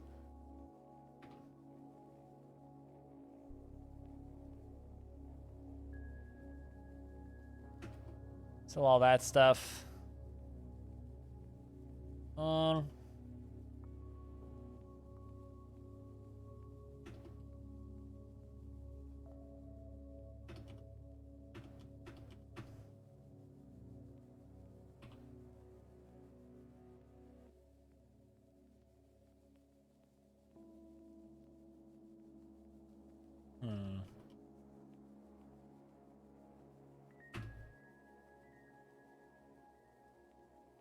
Still selling humans coke.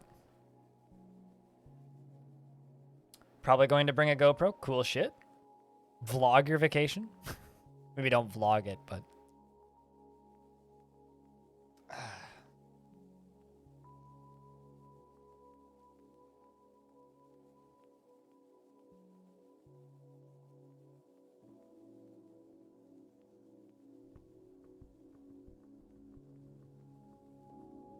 But yeah, I hope that you have a good time.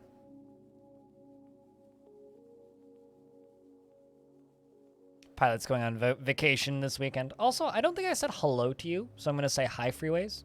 01, how are you?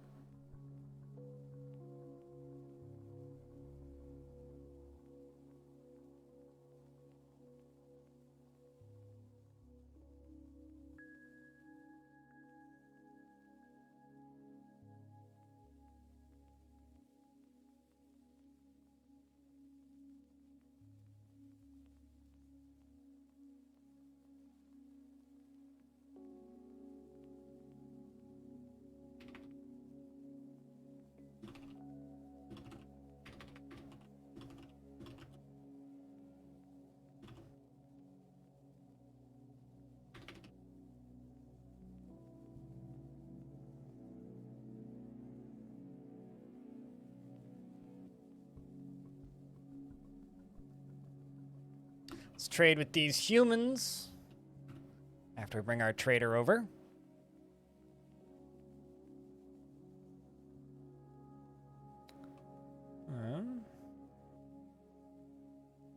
How's Dwarfs? It's been a good stream. No real complaints. Had a good crowd today, which has been nice. We're mining adamantine. We're at war with goblins. We killed a giant and a forgotten beast today. I keep on expecting the goblins to invade me, so I've been scared to like send out raids and do big construction projects. So I've just been working on inside the fort stuff, which has been fun, but pretty chill. What just happened to your week?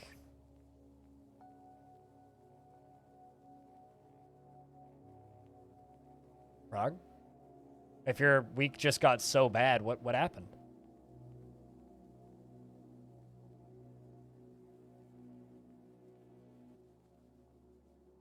My manager is too busy socializing. Just found out you had a security incident? Oh no. That's not good.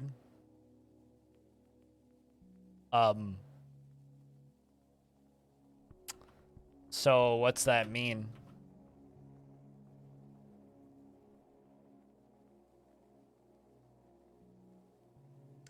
You have to socialize that hard?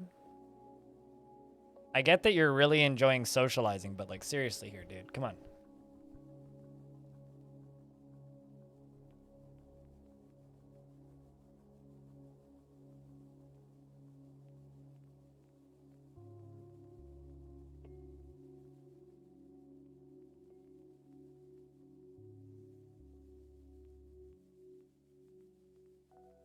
Well, I mean, I'll be completely honest, I don't know exactly what you do.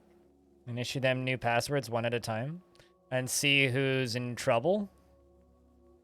Was there like an information breach, or is someone's account compromised? Regardless, hopefully it's easily fixable. Chat, could I get a round of beers for a Frog for good luck?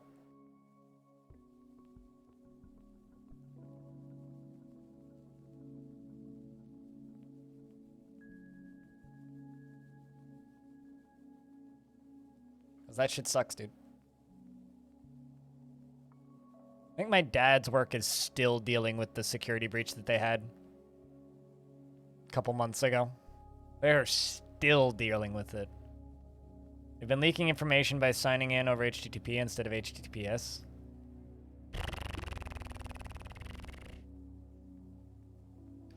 That seems suboptimal, I'm gonna be honest. Any password entered is now compromised. Boy. Well. That's rough.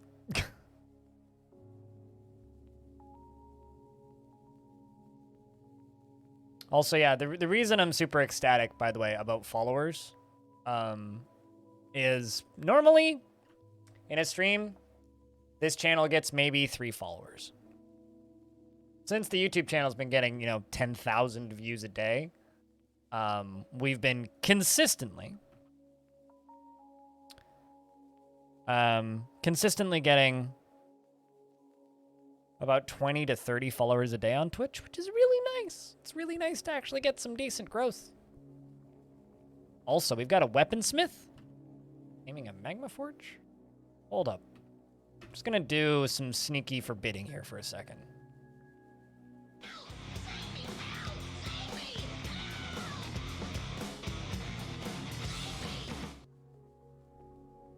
Frog, thanks for gifting 5 subs.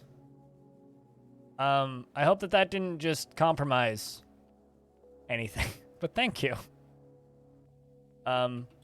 Cheers, dude. Also, can I just say that Sensual Casserole is always a funny name every time I see it? It's just a fantastic username. But thank you for gifting 5 subs. Cheers, man. Oh, also, this Blinky dead human here, that was the human who tried to steal my shit, so I'm gonna have them chuck his corpse into the lava. You never share passwords between different accounts? I assumed. So I have this really valuable engravers guild. Look at how many engravers I have because of it. It's kind of amazing. Like, these are all engravers because of that engravers guild. Okay, where's that strange mood at? There he is. Adil.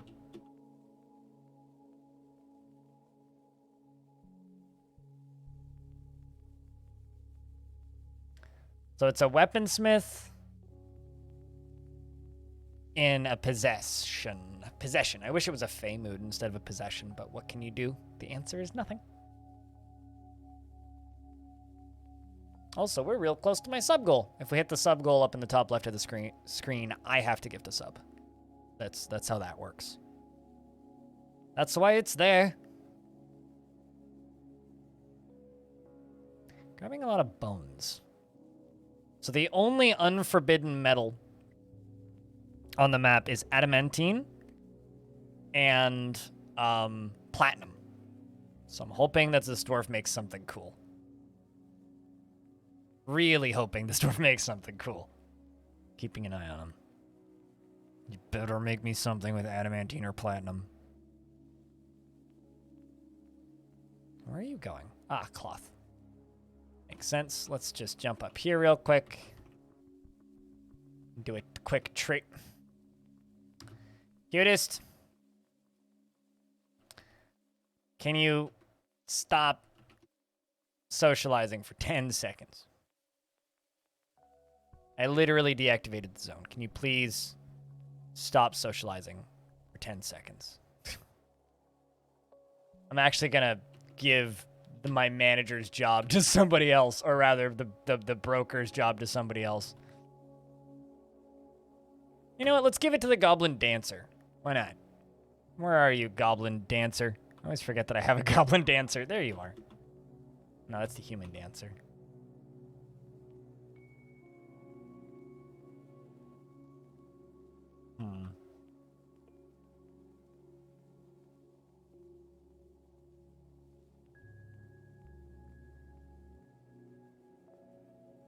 There you go. See, runs over to trade at Depot. Much better. You don't do that anymore. Why did you run into a problem? Let's buy another platinum bar.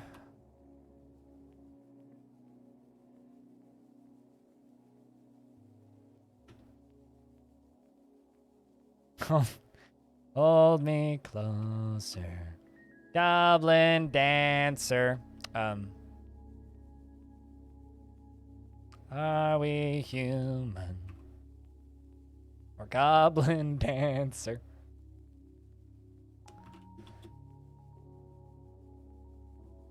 Oh, you finally got a password manager? Yeah, password managers are a really good piece of software that I feel like everybody... Password managers are something that every single person who owns a computer should have. VPN? Probably. Password manager? Yes.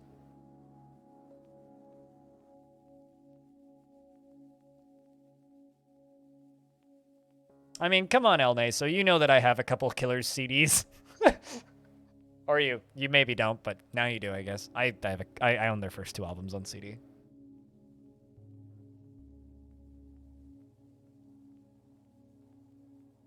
The Killers are pretty legit. Quite a fan.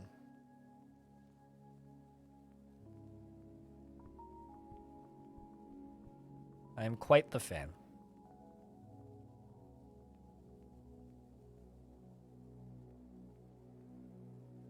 Password magical are password managers are magical. All your passwords are random letter number strings. Yeah, I agree. So what did you end up grabbing here, Dwarf? Applewood logs, ropeweed cloth, rammy fabric, wombat. Yes. Raw green glass and atta wafers. Attaboy. Attaboy. All right. So, any bets on what this dwarf makes, chat? They've used adamantine wafers. And green glass. And they are a weaponsmith. Fingers crossed, chat. They make something fucking cool. Fingers crossed. A ring. I will be sad.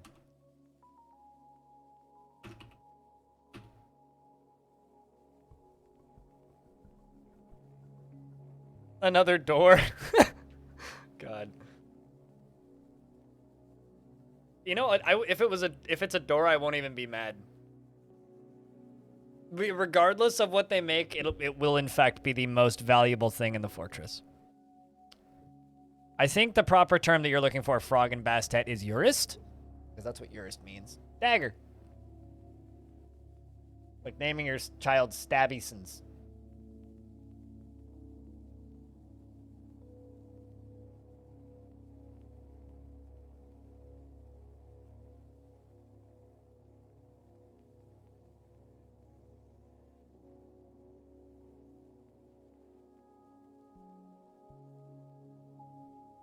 Add a hammer. You know, if it's an add a hammer, again, I won't even be mad. As long as it's a weapon, I won't be mad. Although if it's an add a hammer, I will laugh pretty hard. A super light mace was the last weapon. I hope it's like an axe or a sword. Because if it's a sword, I could actually like give it to my military. They're all swords, dwarves.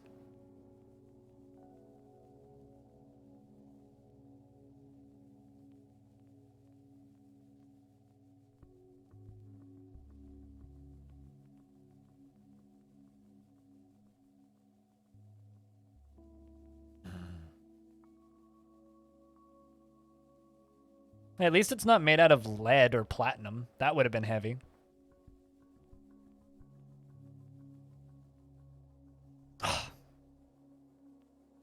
Well, there you go, Frog. Hadil, the weaponsmith, has created Arosrash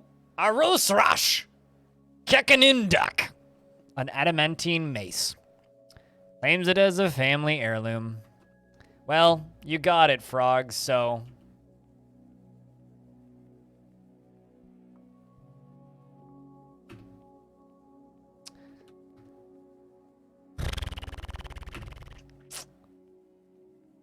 it's worth 958,200 Zathal. Throw wounded? I think it's throw wounded? No, it's what the fuck is that? No, Throne died. The splattered defender. This is an adamantine mace. All crafts dwarf ship is of the highest quality. It is studded with adamantine and decorated with yak bone, and encircled with bands of rope reed. This object menaces with spikes of green glass and lapis lazuli. It's very pretty. And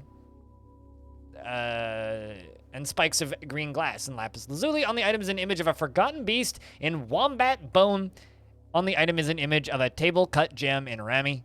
On the item is an image of a candle nut in apple wood. Back to work for a bit. Have good work, my duder. Well, you know, I'm gonna be completely honest with you guys for a second. Is it possible to do... Okay, so, okay, never mind. So I can... No, I can't Oops. What did I just remove? Headwear, footwear. I just removed metal armor from this uniform. Hold up.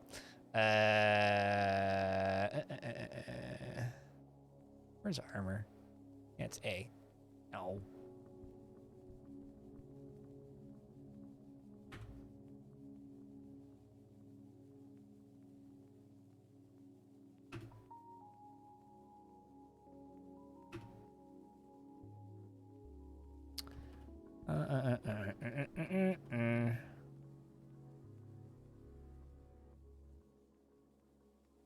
Specific armor?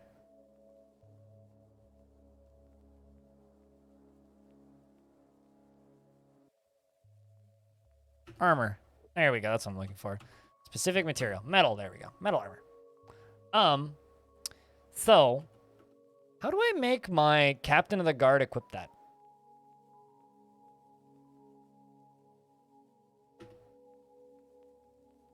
I guess I'd have to put him in a squad by himself, eh? Guess I could do that.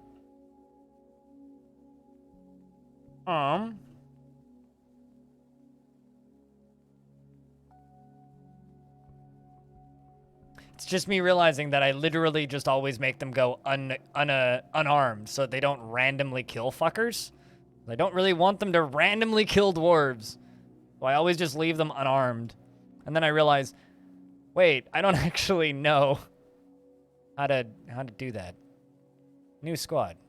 No uniform. The gloved fences.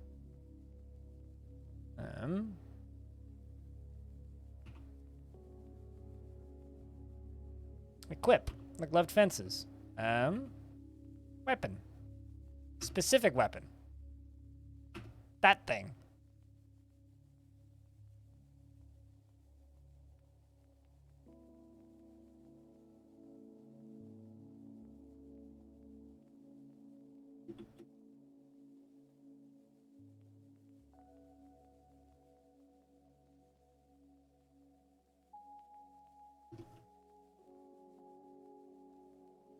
But there we go. Now I can punish crime with the captain of the guard who's also armed with a weapon that isn't scary. Then I can just go into here and then go to delete uniform, name uniform. Actually, no, I need to go to the squad screen.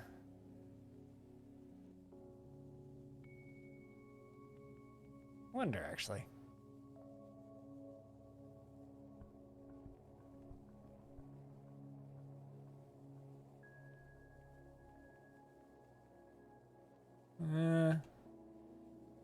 Inactive, they're uniformed. Yeah, yes, you keep that. Sweet. So I can leave you inactive once you equip your sword.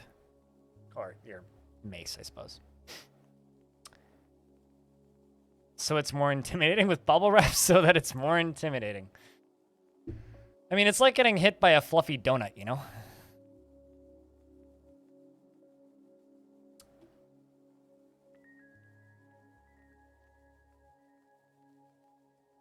There you go. Also, we need new caps. Hey,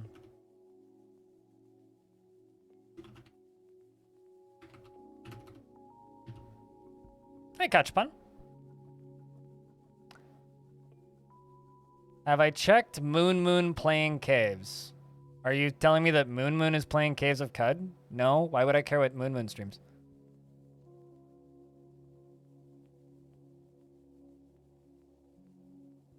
I mean, cool. It's a good game. Hope he enjoys it.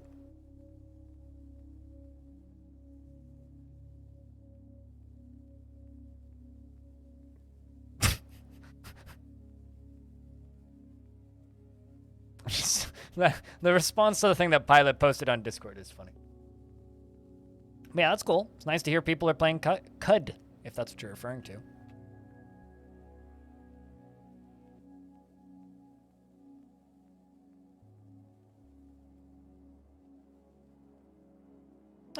I mean, it will. But I have absolutely no interest in watching a Moon stream. Lots of famous people play games all the time. I'm not going to watch them. Not a big fan of the way he manages his chat. By that, I mean he doesn't. I'm happy that he's streaming the game. That's cool. But hopefully he streams it a lot. And then more people stream it. That would be cool. But, I mean, I don't really have much to say outside of that. Like, don't get me wrong. It's great for the game that he is, but I didn't know. I'm glad that you told me, but neat.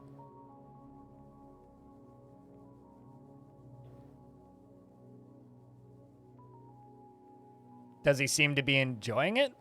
Like, does he know what he's doing? Or is he just letting chat backseat him like he usually does? I don't know. I don't really truck with famous streamers on Twitch. Like, I don't really watch them. It's not really... It's not how I get entertainment from Twitch. I get entertainment from, like, being able to talk with people and have conversations, and I don't get that from big streams, so I tend to just kind of ignore them. But it is true. They do bring traffic to games. But hopefully it's good kind of traffic and not bad kind of traffic. Often those channels end up bringing annoying people. But, you know, we'll see. I don't really have anything to say. It's like, I don't like Moon streams, so. What was I doing? Right. Back down to where they were detailing.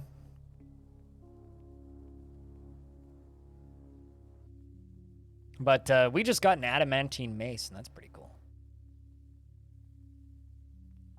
But, I mean, Caves of Cud already has plenty of attention. Caves of Cud gets about as much attention as it could for a roguelike. It's always nice to see it doing well. Oh.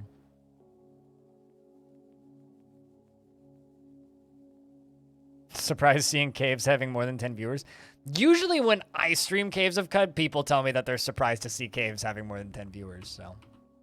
I mean, like, There are bigger streamers who play it, like Italic streams it sometimes, and he usually pulls about 1,000 when he does.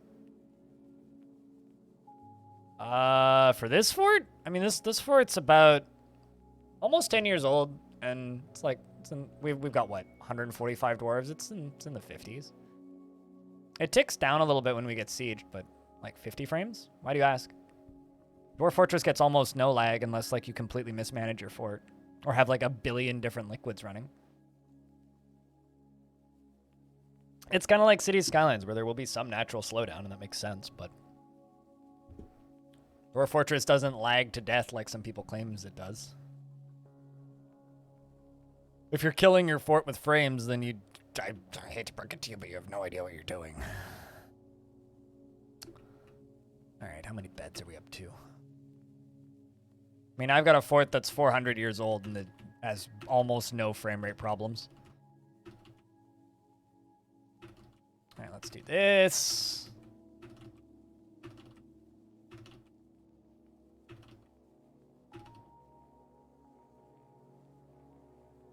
But hello, Spectral 94. How are you? G'day.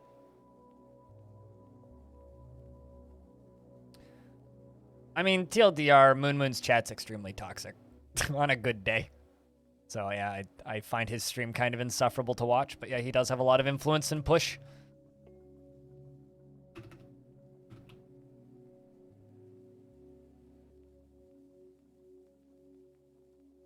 Unlike mine. Maybe one day mine will have influence, and that'll be cool. Currently, I just try and convince people to buy Cheese Runner. That is my platform. Buy Cheese Runner. Play Cheese Runner. It's better than it has any right to be.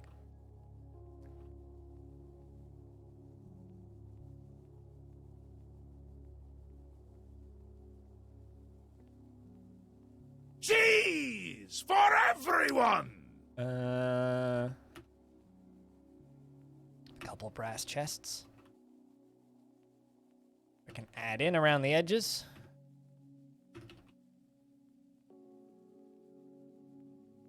Aqua is correct.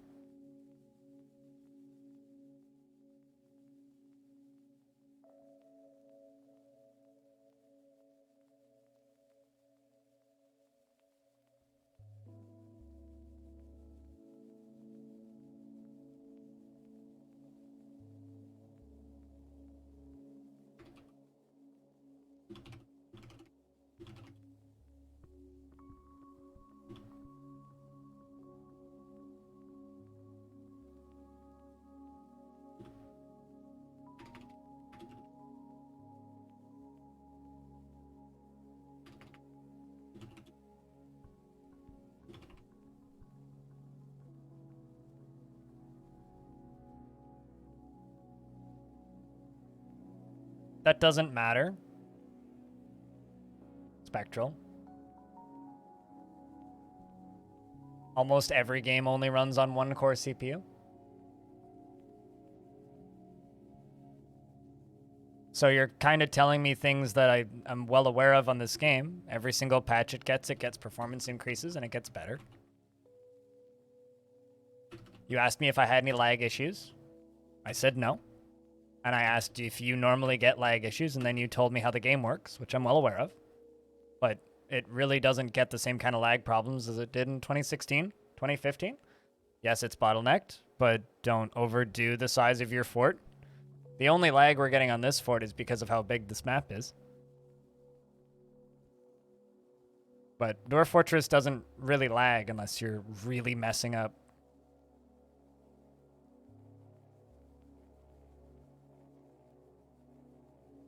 It's not as big of a hot button topic as it was a couple of years ago. Actually runs quite well these days. Especially after the last few major performance increases and the fix of a few pathing errors that caused some major lag problems. Unless you have 500 cats in your fort, it generally runs just fine. Well, cat explosions haven't happened since, well, cat explosions. The term cat explosion was a bug which caused cats to breed faster than you could slaughter them. That was a bug that was in the game for about a week, so cat explosions haven't happened in about, I don't know, 8 or 9 years now. So there's that.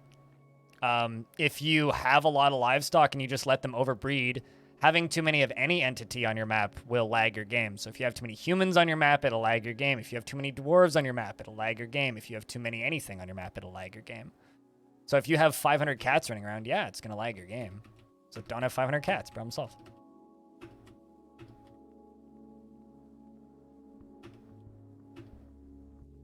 And just gave up before you downloaded? Okay, why do you care then about my lag issue and like instructing me on how my game runs and why it should be lagging? Because I'm bottlenecked. If you don't care to learn it and didn't even try, why do you care how well it runs? It's just such a strange way to enter a stream for the first time. I don't know.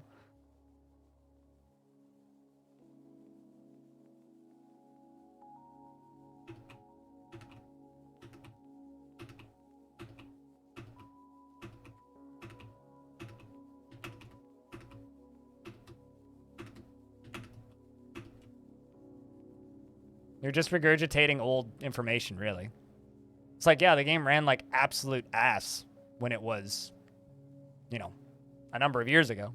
But the last few major patches, specifically the one in 2020, really helped frame rate. Like, massively. This universe is strange? You could say that.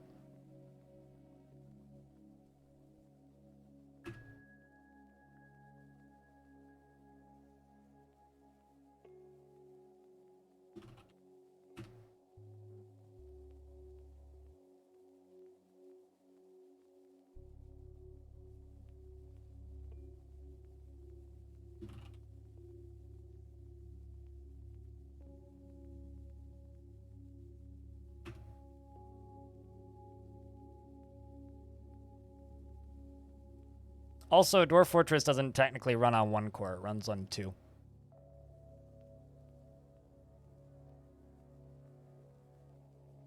Because I like to actually people. I'm going to actually you these. Dwarf Fortress doesn't actually run on 1 core. It runs on 2. The graphics, aka the ASCII that you see, or any tile set that you're running, and the UI runs on a separate core, which is... So if you do happen to completely fuck up your the way your game is running, mess up all your pathing and overproduce a lot of items and wreck your frame rate, like, you know, any city builder, like City Skylines as well, does the exact same thing. If you overbuild, your game starts to run like ass. If you completely screw up and build way too big a fort for what your computer can handle and your frame rate crawls, if you open up the UI, it runs just fine because it runs on a separate core. But technically, it runs on 2 cores.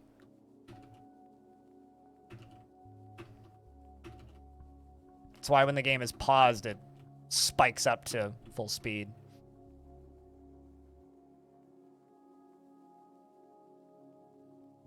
Did we get any more leaderboard slots for Cheese Runner? God, I wish. Nobody's buying it and competing.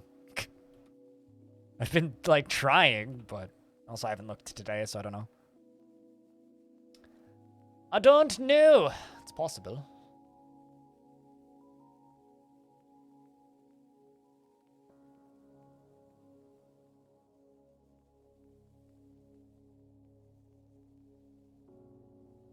Are the tips even relevant if you give up trying to play the game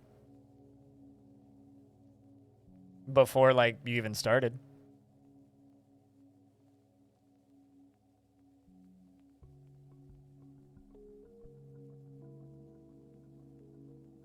All right, Suey and yourself.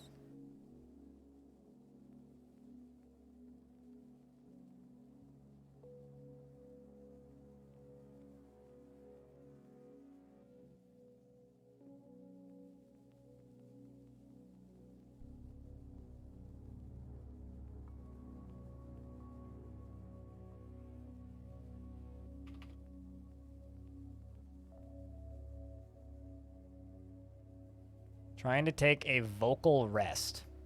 I don't understand.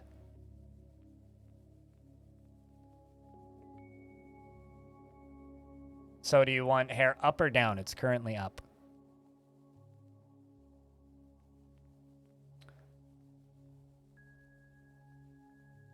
Well, I mean, in Fortress mode, or rather, once the next update comes out, Premium, I mean, World Gen for 1,000 Year Worlds is going to go from multiple hours down to just a couple of minutes.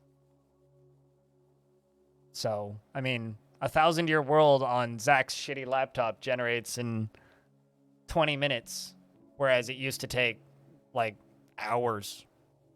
So, I feel like those World Gen tips might become significantly less useful in the future. Voice is overused? That's not possible. I'm hyped to just, like, generate 5 worlds at a time. You missed that update? Let me see if I can find it for you.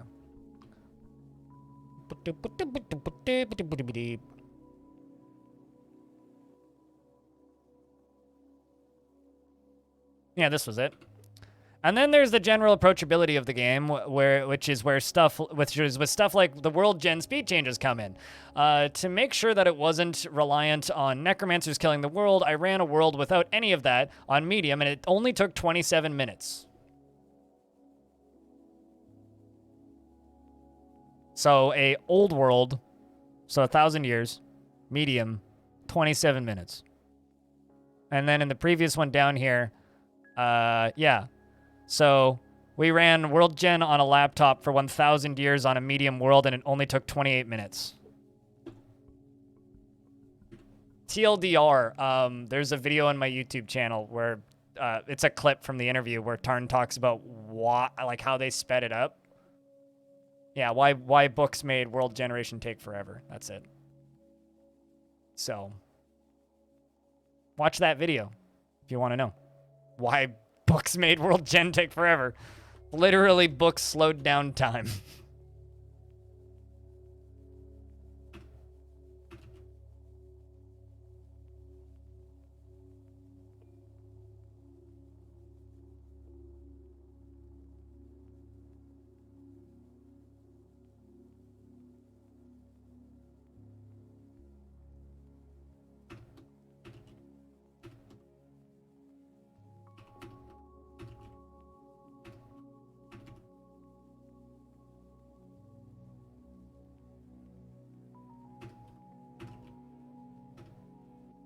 Books. Yeah, books. Because what happened is, let's see if I can explain the basics. If someone's writing a book about themselves, before they would write the book about themselves, they would check all of history, every single piece of every single bit of written history in the entire world to make sure no one else had written books about themselves, written books about them.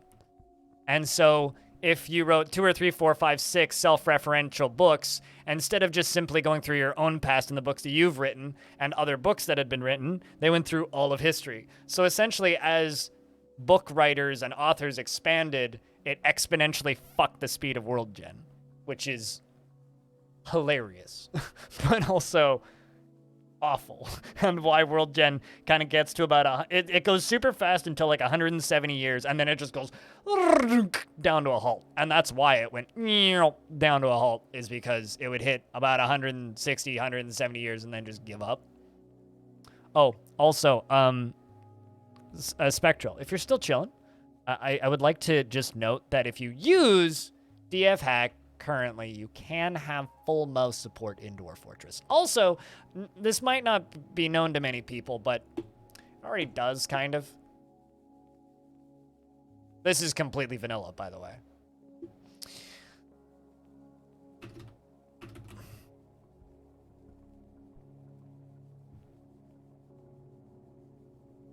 I don't miss any of those game-breaking bugs, personally. They're fun to think back about, but I don't miss any of them.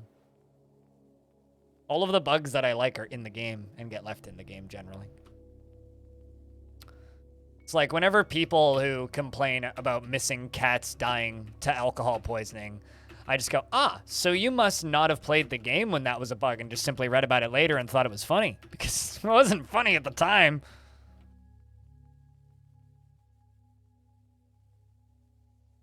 Although I will admit, it kind of weirds me out a little bit that nobody remembers the babies mind controlling their mothers to death, but, you know, I digress. You must be from... It's like, all right, do carps still kill dwarves? Ah, so you're old. Got it.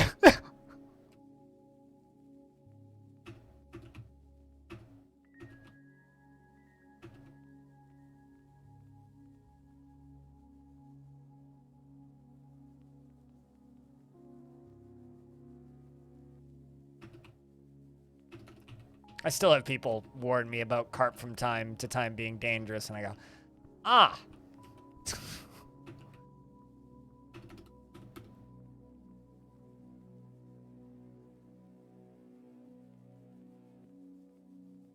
Armok loves keyboards. Yeah, keep that /s there. We need that. Otherwise, that could become a legitimate war in the near future, and nobody wants that.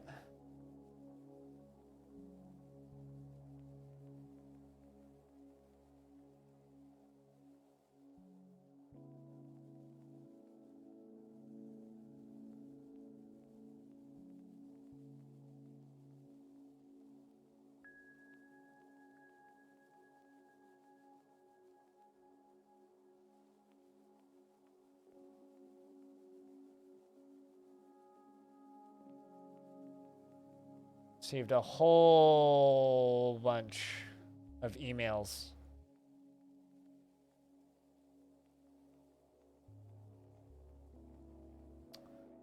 All from my garden. The future is now, this is true. Where we must become one and be at peace with those who use the mouse. But remember, little do many of you know, I am currently playing this game with a mouse.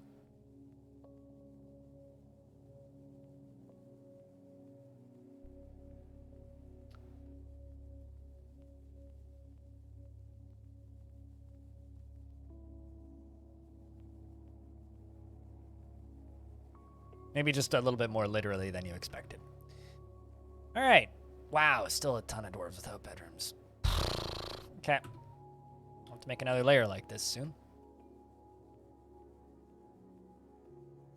Looks kind of like a floating robot. Got like 2 ears and a body. September is the mouse's second birthday. Considering most rats don't live much longer than that, pretty good. Especially domestic rats.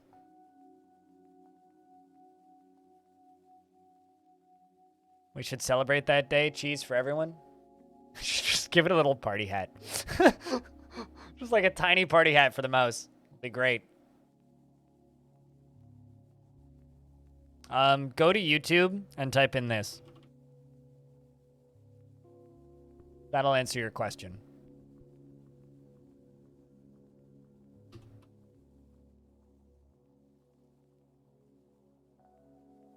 Unless you're referring to, like, pixel art, in which case... Hey,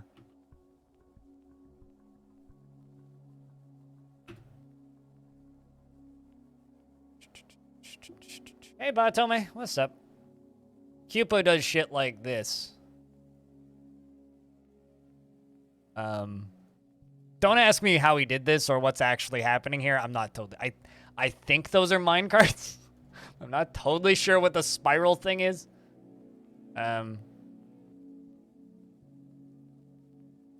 Here's another good one. I want this full screen. There we go. Like this kind of shit? He's a fucking wizard, yeah. Yeah, he has magic powers. For Dwarf Fortress. What else do they have? Let's find another cool looking one. Like this kind of shit. Oh, here it is. This.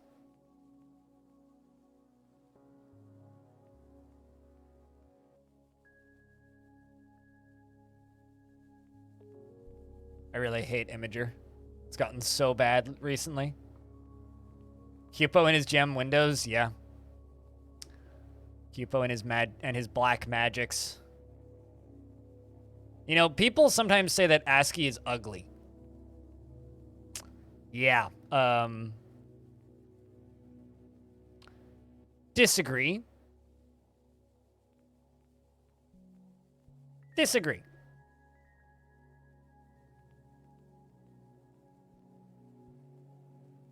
Imager's 90% bloat.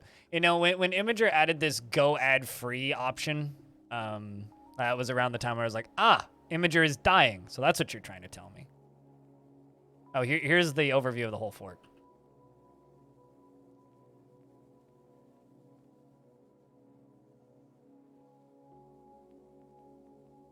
You prefer useful over pretty? His forts are exceptionally useful, but also very pretty.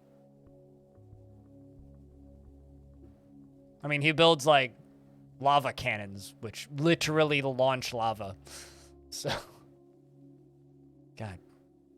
Gotta get out of Imager. I used to know somebody who worked at Imager. I wonder what he's doing now.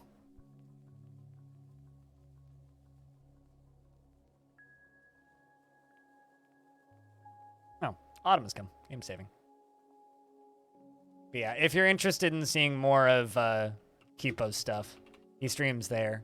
Not super frequently. Very much a hobbyist streamer, but I'm curious to see what he thinks of the update when that comes out finally. He hasn't streamed in like 2-3 weeks.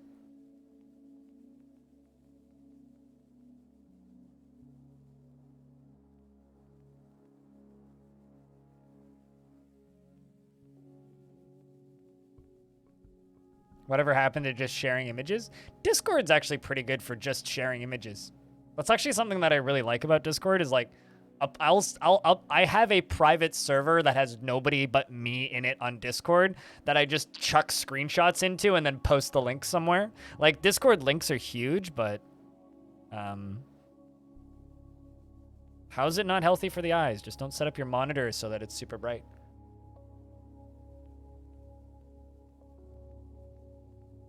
As somebody with shit eyes, trust me, it's perfectly fine.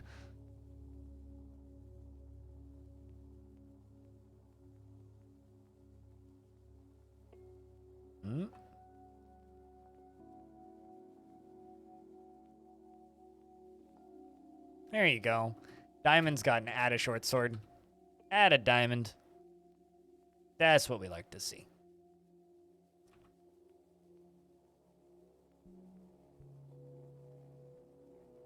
Let's make 10 more adamantine short swords.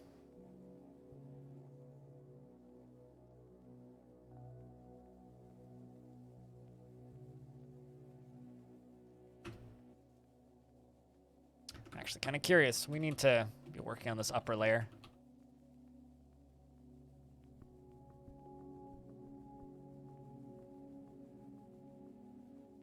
The first time I ever stumbled upon Cupo's stream, he was animating Donkey Kong. Each layer of the fort was a different Donkey Kong sprite from the video game Donkey Kong. You know, like the picking up the barrel and throwing it and that kind of shit. The old arcade game. It's a pretty cool fort. It was the DK fort.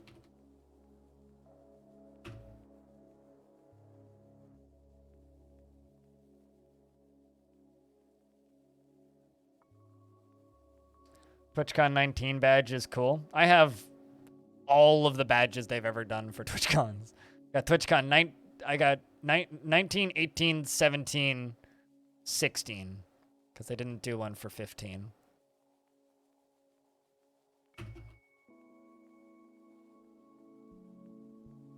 They should have kept that format and changed the number. Yeah, I don't know. I think that's some of the later ones they've done have been nice.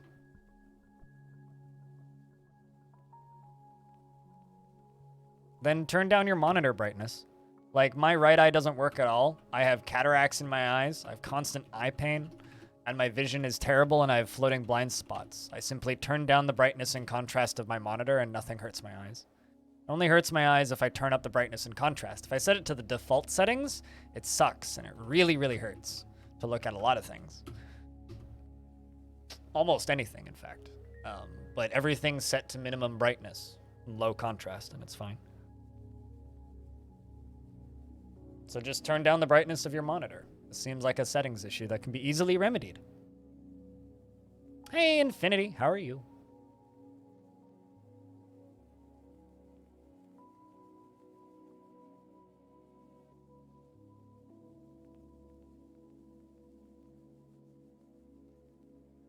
I mean, I have a 32-inch monitor that I'm running at 1080p, and I zoom things in when I need to. So, what do you mean scale doesn't bothering me? I just simply zoom in enough so I can see what I'm looking at. Like, yeah, I wouldn't be able to,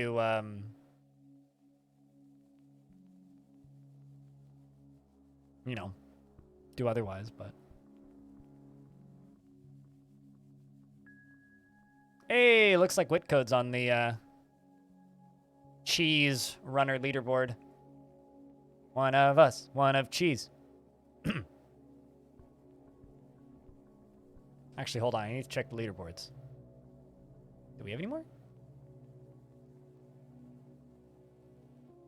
Whitcode's number 12. There you go. Aqua's number 14. There you go. There's Whitcode number 12. Everyone. We got 2 more. 2 more on the leaderboards. Hell yeah. Stone's still the number 1. Glad nobody's dethroned my score. I'd be mad.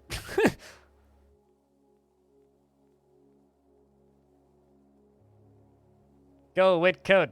Go Whitcode. Jackass. Yeah. For anybody who's confused about what we're talking about, there's this $2 game on Steam called Cheese Runner, and we're trying to take over the top 10 of the first page of the leaderboards. Because nobody bought it, and it's pretty easy to get a decent run and get onto the top 15. Feels like old arcade games again, and it's a good time. You like cheese, but you hate running? It's a post-apocalyptic sci-fi cyberpunk grim dark dystopian drug running game where you're definitely driving around in a Kavinsky-esque classic car that flies. So don't worry, you're not actually running. It's like drug running where you're running, but running in a car going fast. Maybe a motorcycle if that's kind of your aesthetic. Also, I mean, come on, running is for dicks. One of these days, I'm going to say running is for dicks, and someone's brain is going to explode because they're actually going to know the thing that I'm referencing.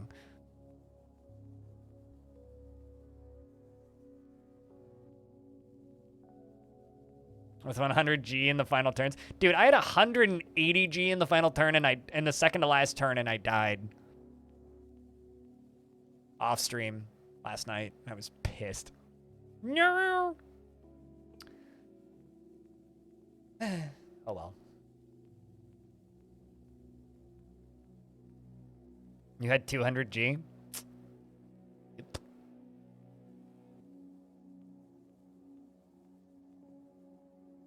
You got the 200 hold capacity achievement?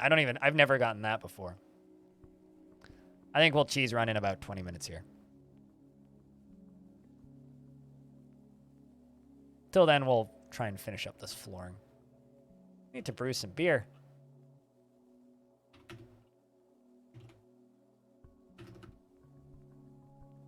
Caravan!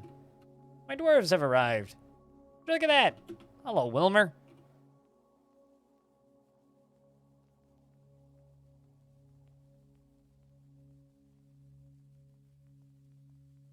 I don't know. If you ever played like Mafia Wars or Drug Wars back in the day, you'll like Cheese Runner. It's dumb fun. Entertaining.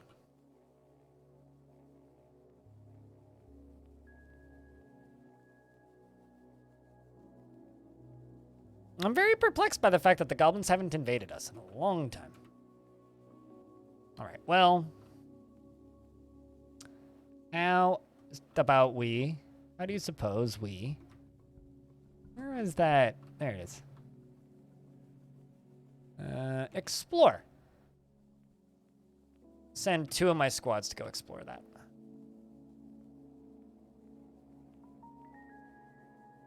Or 2 of my squads to go explore that. There they go. They're going to go explore Cloud Gulf.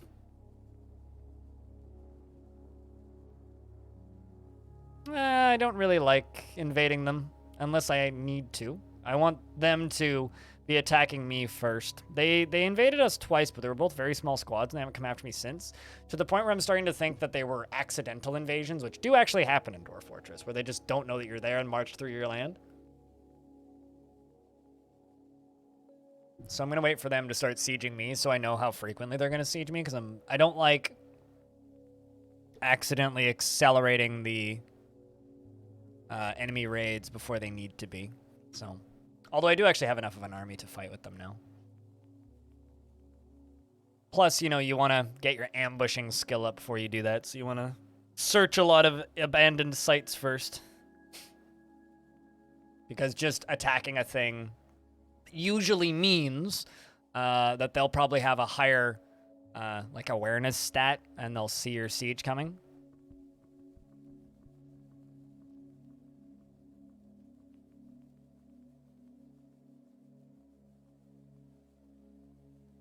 I mean, I wouldn't invade the elves anyway, Spectral.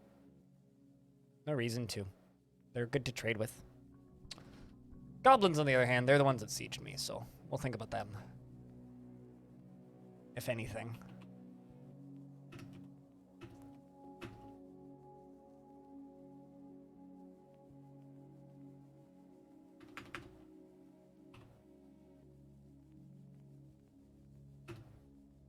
Can sell all those extra bronze shields. Wilmer says, I am a liaison from the mountain homes. There's much to share. We've updated your civilization and world info. Well, what requests do you have of our merchants? What our goblins are about? I don't understand the question.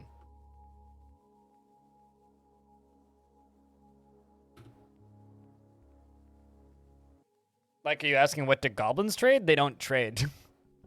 There is a bug where you can trick them into sending recruits to give you free stuff, but...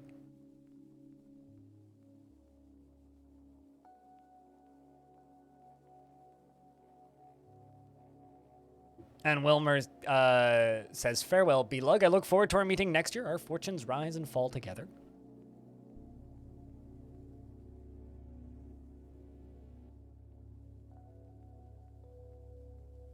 Goblins can be pretty interesting if they are dwarven integrated. Like, I have some goblins in my fort right now. My broker is actually a goblin. This dude. They're actually pretty neat when they live with dwarves. But they can be pretty good crafters. They're also pretty good soldiers. They're pretty similar to dwarves, aside the main difference between goblins and dwarves is goblins live forever. And their factions are all run by demons, which means they are psychotic by nature because of the factions that they're run by. But like a character's like personality and actionable tendencies isn't based on their race in Dwarf Fortress. It's based on where they were raised. So if they're raised by a faction of warmongers, they'll be a warmonger. If they're raised by a faction of crafty, trading, neutral people, then they will be more interested in trading and making crafts and building stuff. So it really depends on the faction. There's no like strict, this is what this species in Dwarf Fortress does. It's very much a, well, what's the faction they came from? So it depends. It's like, depends on where they came from, right? Like a goblin that has spent their whole life with dwarves is going to be completely different than a goblin that's spent their whole life with elves versus a goblin that's spent their entire life enslaved by other goblins.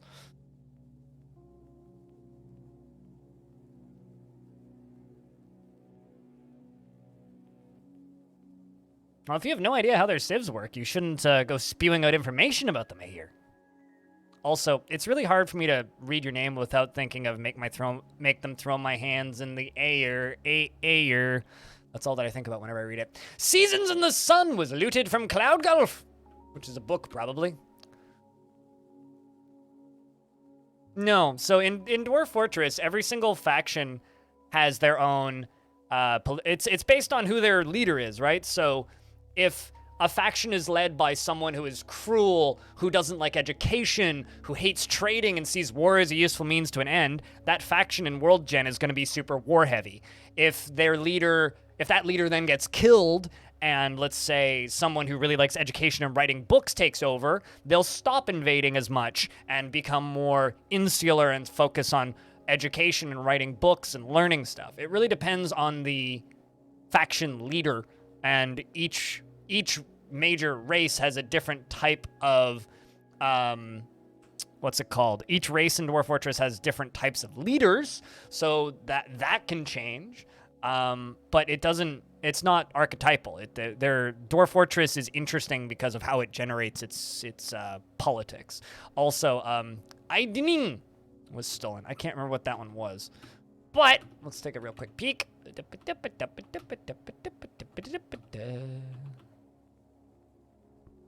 Well, I got this Void Hunter. Let's watch you. The last artifact that was stolen was then transferred to a Void Hunter. Also a Goblin Dancer that's visiting, so we could check you as well.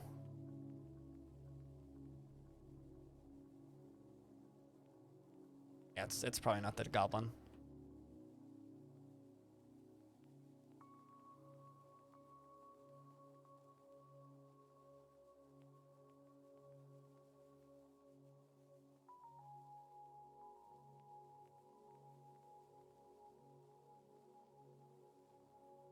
Where are you heading?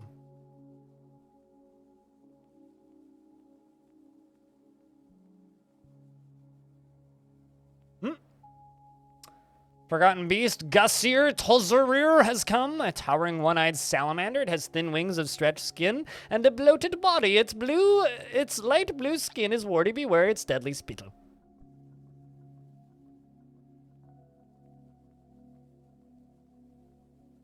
So yeah, no, I mean, this thing's locked, sealed off, so I don't need to worry about it, but I mean, it's like if the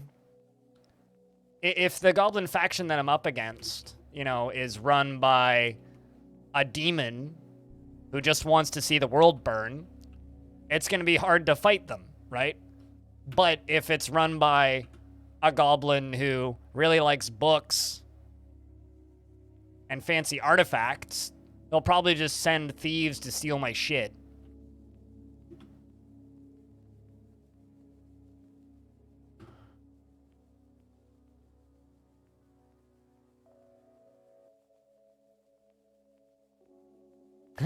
Why would it be engraving worthy? Certainly not the coolest Forgotten Beast I've seen. We had a pile of vomit trying to attack us not too long ago.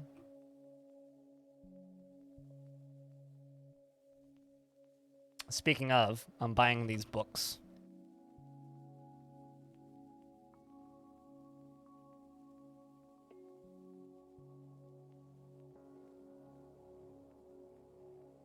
That's a lot of books.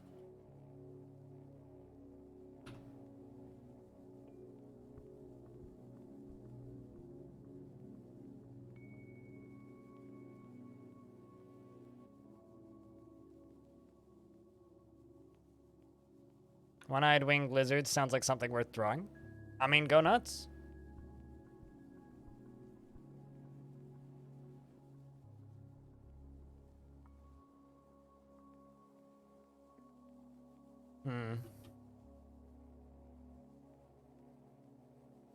You know, I think I'm going to do this. I'm going to put fortifications in these walls. So hopefully they'll see any other artifacts that try to get stolen or that people try to steal.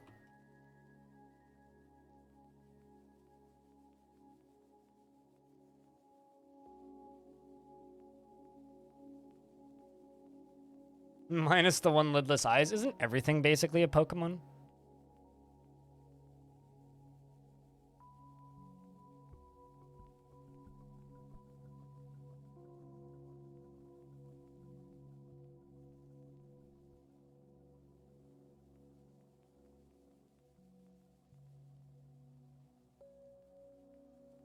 Like it's like cactus with a face, it's a Pokemon. Garbage bag with a face, it's a Pokemon.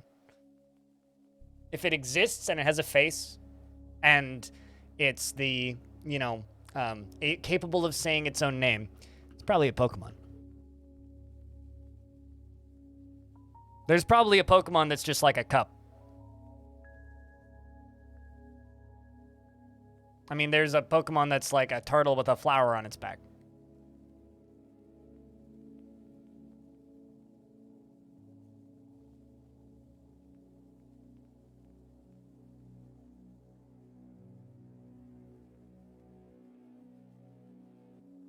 are you now, Squug? Floating on what? Floating on water? Floating on air? Floating on gas? Floating on mercury? Floating on, something. They're leading a masonry demonstration. Would you look at that? Why did you suspend that again? I can finish building it. There you go. Meditate on chaos. How lovely.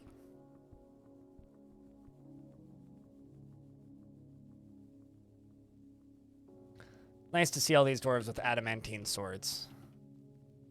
Right, we could probably slaughter that forgotten beast, as long as we're careful. Well, let's go kill that salamander. Salamander.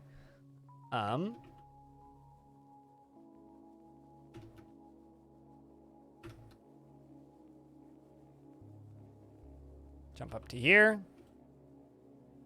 Open up the cavern.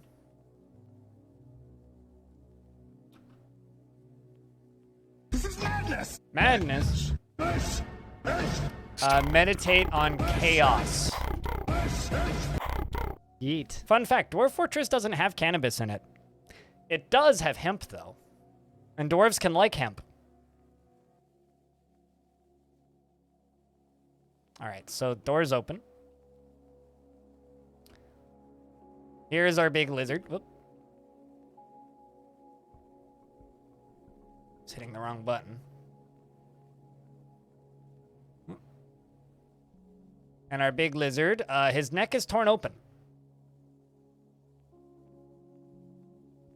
So, once again, for those of you who forgot, a towering one-eyed salamander with thin wings of stretched skin and has a bloated body. Its light blue skin is warty. Beware its deadly spittle. And it can fly. And it seems to be going for this poor Gorlak. The Forgotten Beast grabs the Gorlak by the third finger on its right hand with its left wing and releases him. The Forgotten Beast bends the Gorlak's lower left leg. It's literally suplexing him until the right knee collapses. Ow. Smooth the wall and then fortify it so you can see through the wall. That's what I do. You could also dig around it and don't dig out square bits. But if you smooth the adamantine and then you fortify the adamantine, you'll see what's behind the adamantine. And if you break into hell, they won't actually get released. Hello, Misfit Managed. What's up? Good day. We're watching a giant salamander beat up cave bears and Gorlaks. Well, hopefully my military gets over here and kills the thing eventually.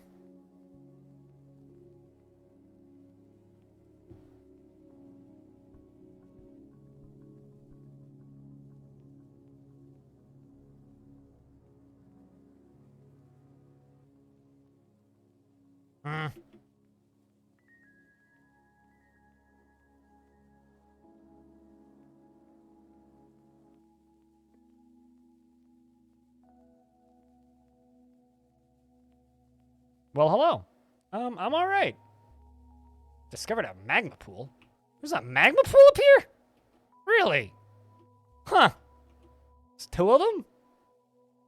Fascinating. I had no idea.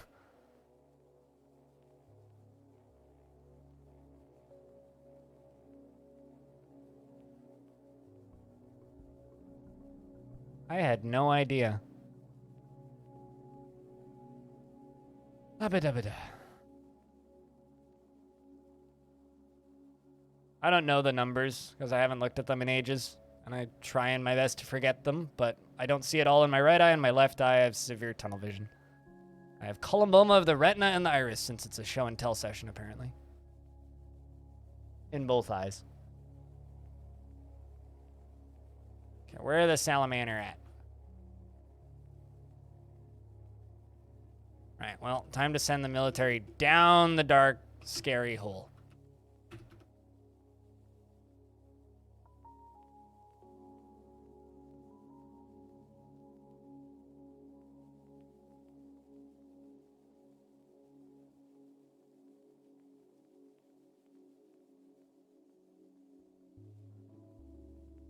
I don't even know if this is reachable. Wow, it is. Where are they going to pile out of?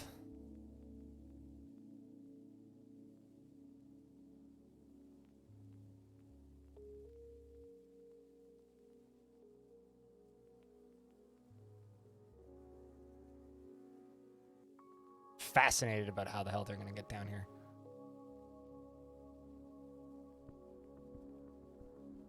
Okay, no, they can't, actually.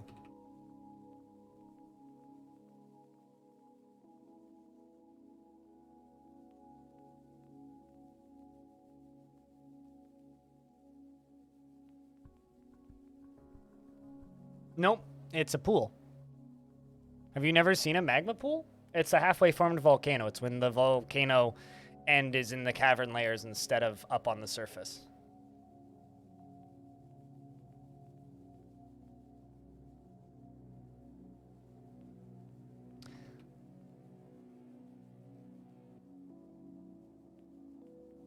I sound like a friend of mine. Well, I can tell you that I'm not a friend of yours.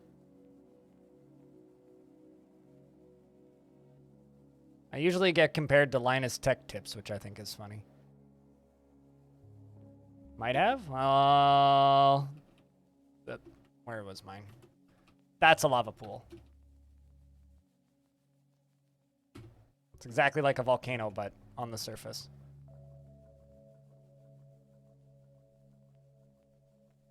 He's a YouTuber with, like, how many million subscribers is Linus and crew at now?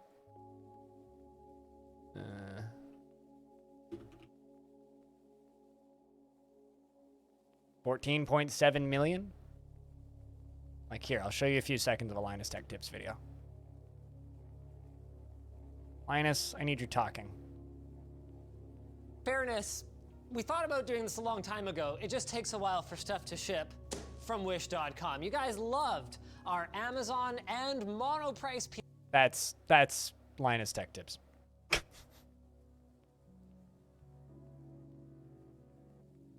He's also like, he lives like a 15-minute drive from here. So like he's from my part of town and grew up in my part of town, and his server is named after the very small part of town that I grew up in that like 10 people know exists, even the people who live here. So we have a very similar speech pattern. And when I talk quickly, I sound kind of like him. You thought that you got an ad? To be fair, Linus Tech Tips ads do happen from time to time.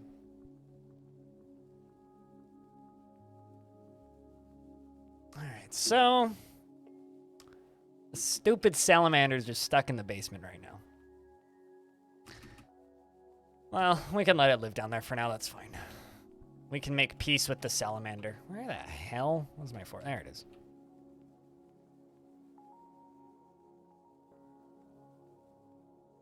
Get back inside, dwarves.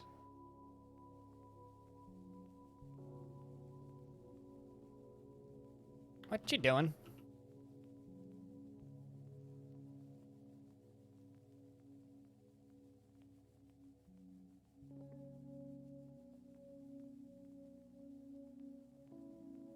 It's not that strange. The weirdest thing to me about Linus Tech Tips, though, is that their server was, or at least I think it still is, named Wannock, which is where I grew up. Literally, like, 500 people live there. Like, no one lives there. It's a patch of nothing in the greater Vancouver area. It's just, like, forest. There's a sign at the entrance to Wannock that's been there for decades that literally just says, Wannock, population, 500. Population of chickens, 7,450. Population of cows, 2,521. Population of pigs, 1,816. Population of sheep, 44,500. Yeah, it was a... You didn't know it was a town? It's a town. It has a mayor. A mayor. It has an elementary school, too. And a lake. And then, not to be confused with Ruskin, which is right next door. Most people think that they're the same thing. But people from Wannock and people in Ruskin don't get along very well, because nobody knows Wannock exists, but people know that Ruskin exists. Yeah, Wannock is a town. So whenever I hear Linus say Wannock, I just like, and then my neck breaks a little bit. I'm like, what? It's like, no one knows that. But I don't live in Wannock anymore, so it's fine. I just grew up there. I, like, actually told my best friend Kevin about where Wannock is recently, because he asked me what a Wannock was. He was like, what's a Wannock? I'm like, it's literally where I grew up, dude. Really? That's what that place is called? Huh.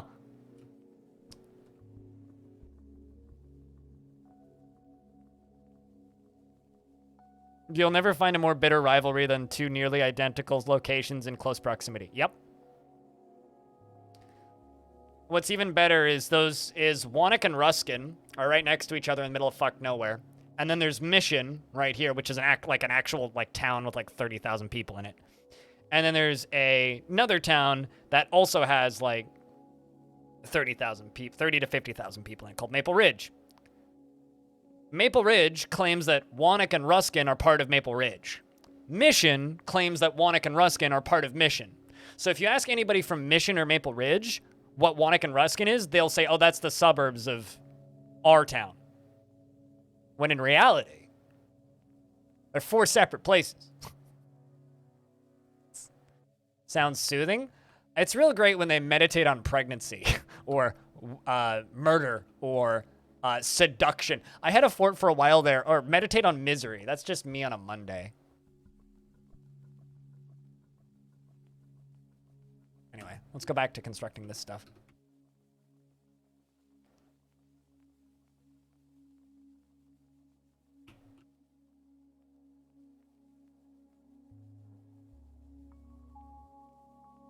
Salamander knew that it would lose that fight, so it retreated clearly to the depths.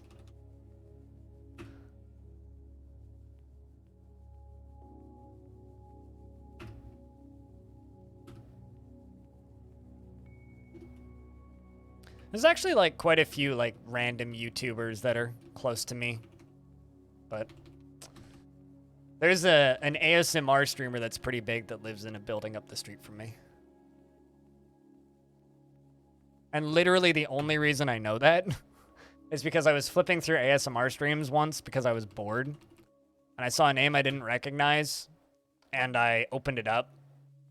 And looked at it for like 2 seconds. And she had a window behind her. I was like, holy fuck, I see my house. That was the weirdest thing I've ever seen. Because there's a bunch of like large, like, they're like 40-story buildings up the street from me.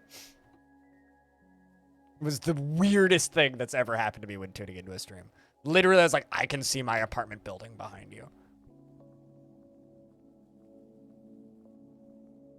But didn't say anything in the chat. I was like, that would be way too creepy. I can see my house from your stream. Also, it'd be kind of doxing myself. Across the way back to Abbotsford. I haven't been to Abbotsford.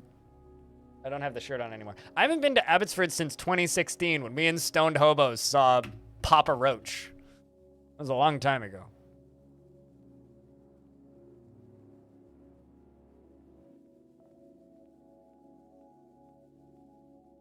You can see the plants on your deck when like... Yeah, but that's different. It's different being able to see your house from an airplane versus, like, looking at someone's Twitch stream and seeing your apartment in the background. That's weird. Or like when another local-ish streamer to me, Fake Uniform, posted drone footage of him flying around his new toy drone for taking like film footage, and accidentally caught my apartment in it. And I'm like, I didn't even know he was from Vancouver. And I saw that video pop up. I was like, that looks familiar. Holy fuck, I see my house. It's very weird when that happens.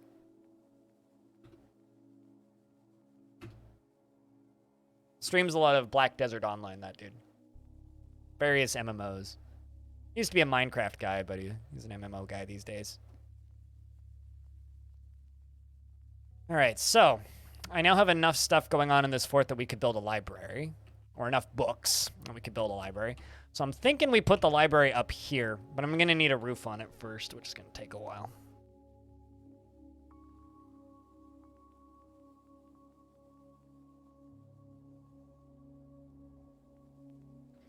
Weirdest place I lived on a release police badge camera? Did you just like type a bunch of random words in and press enter? What does that even mean?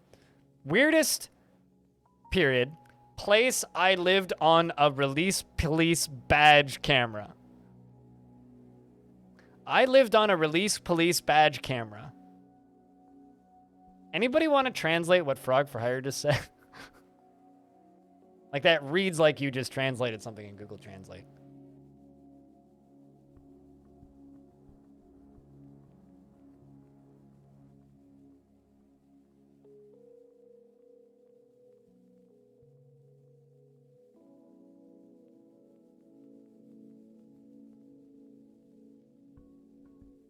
Word soup. Yeah. It's like, I'm reading a Caves of Cud book.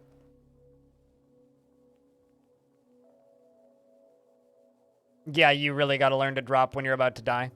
He moved up to numbers. You passed me? So does that mean I'm number 9 on the leaderboard? God damn it. God damn it, man.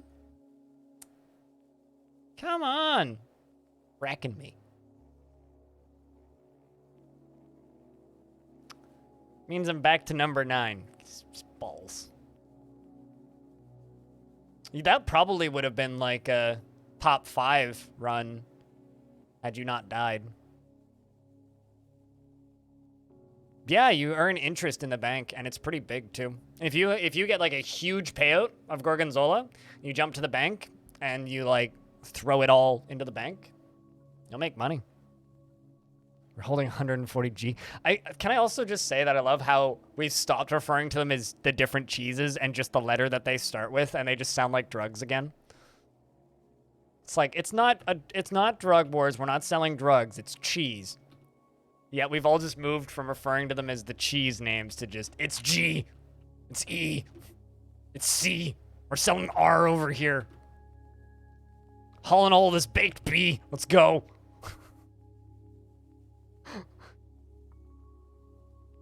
You've got all this curd, we got the shred. Let's get out of here.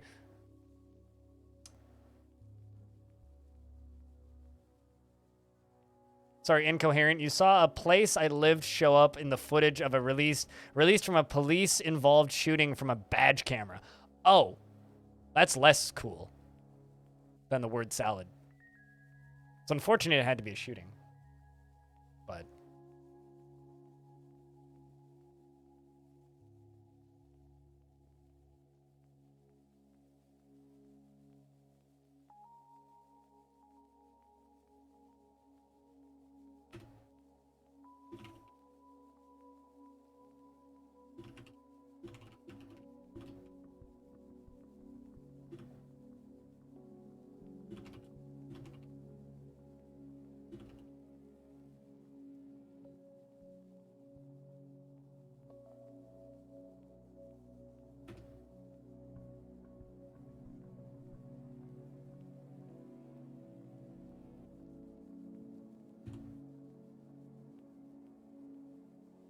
All right.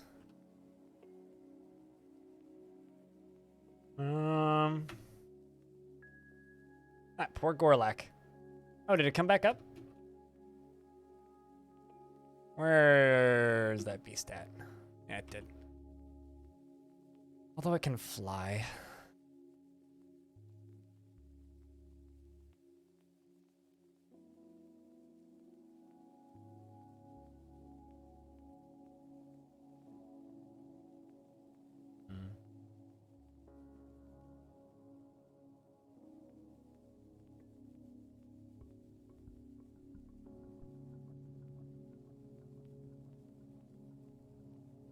I think I'm gonna smooth some of this and fill some of this area out.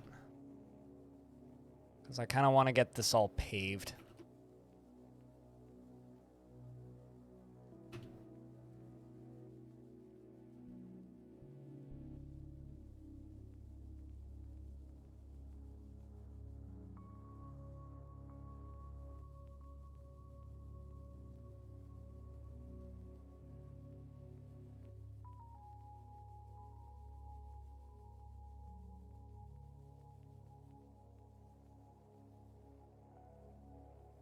Also, gosh, it's hot in here, even with my air conditioning on.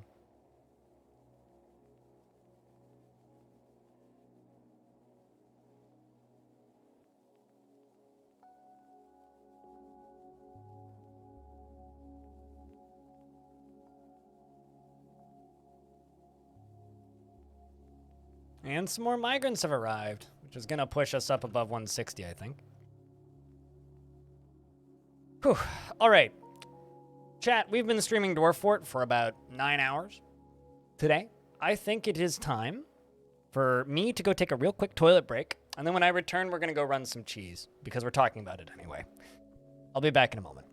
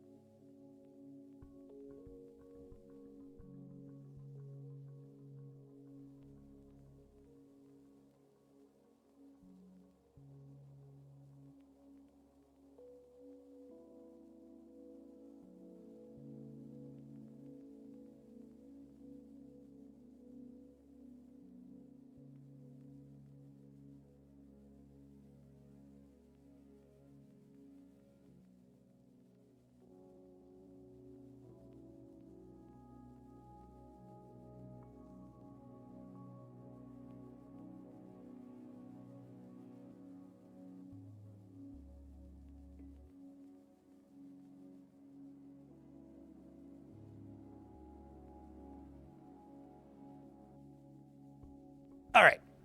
So today was very productive. We did a whole lot for the fort. Finished out a whole bunch of different things. Got farming underground going. Finished building up the outer wall. Did all of these bedrooms down here. Worked on stuff in the basement. Made a bunch of artifacts, including an adamantine mace. Fleshed out my army. Got the population up to 150. So, Threatdweller is doing well and thriving, frankly. If you're here specifically for dwarves, and you're going to tune out now,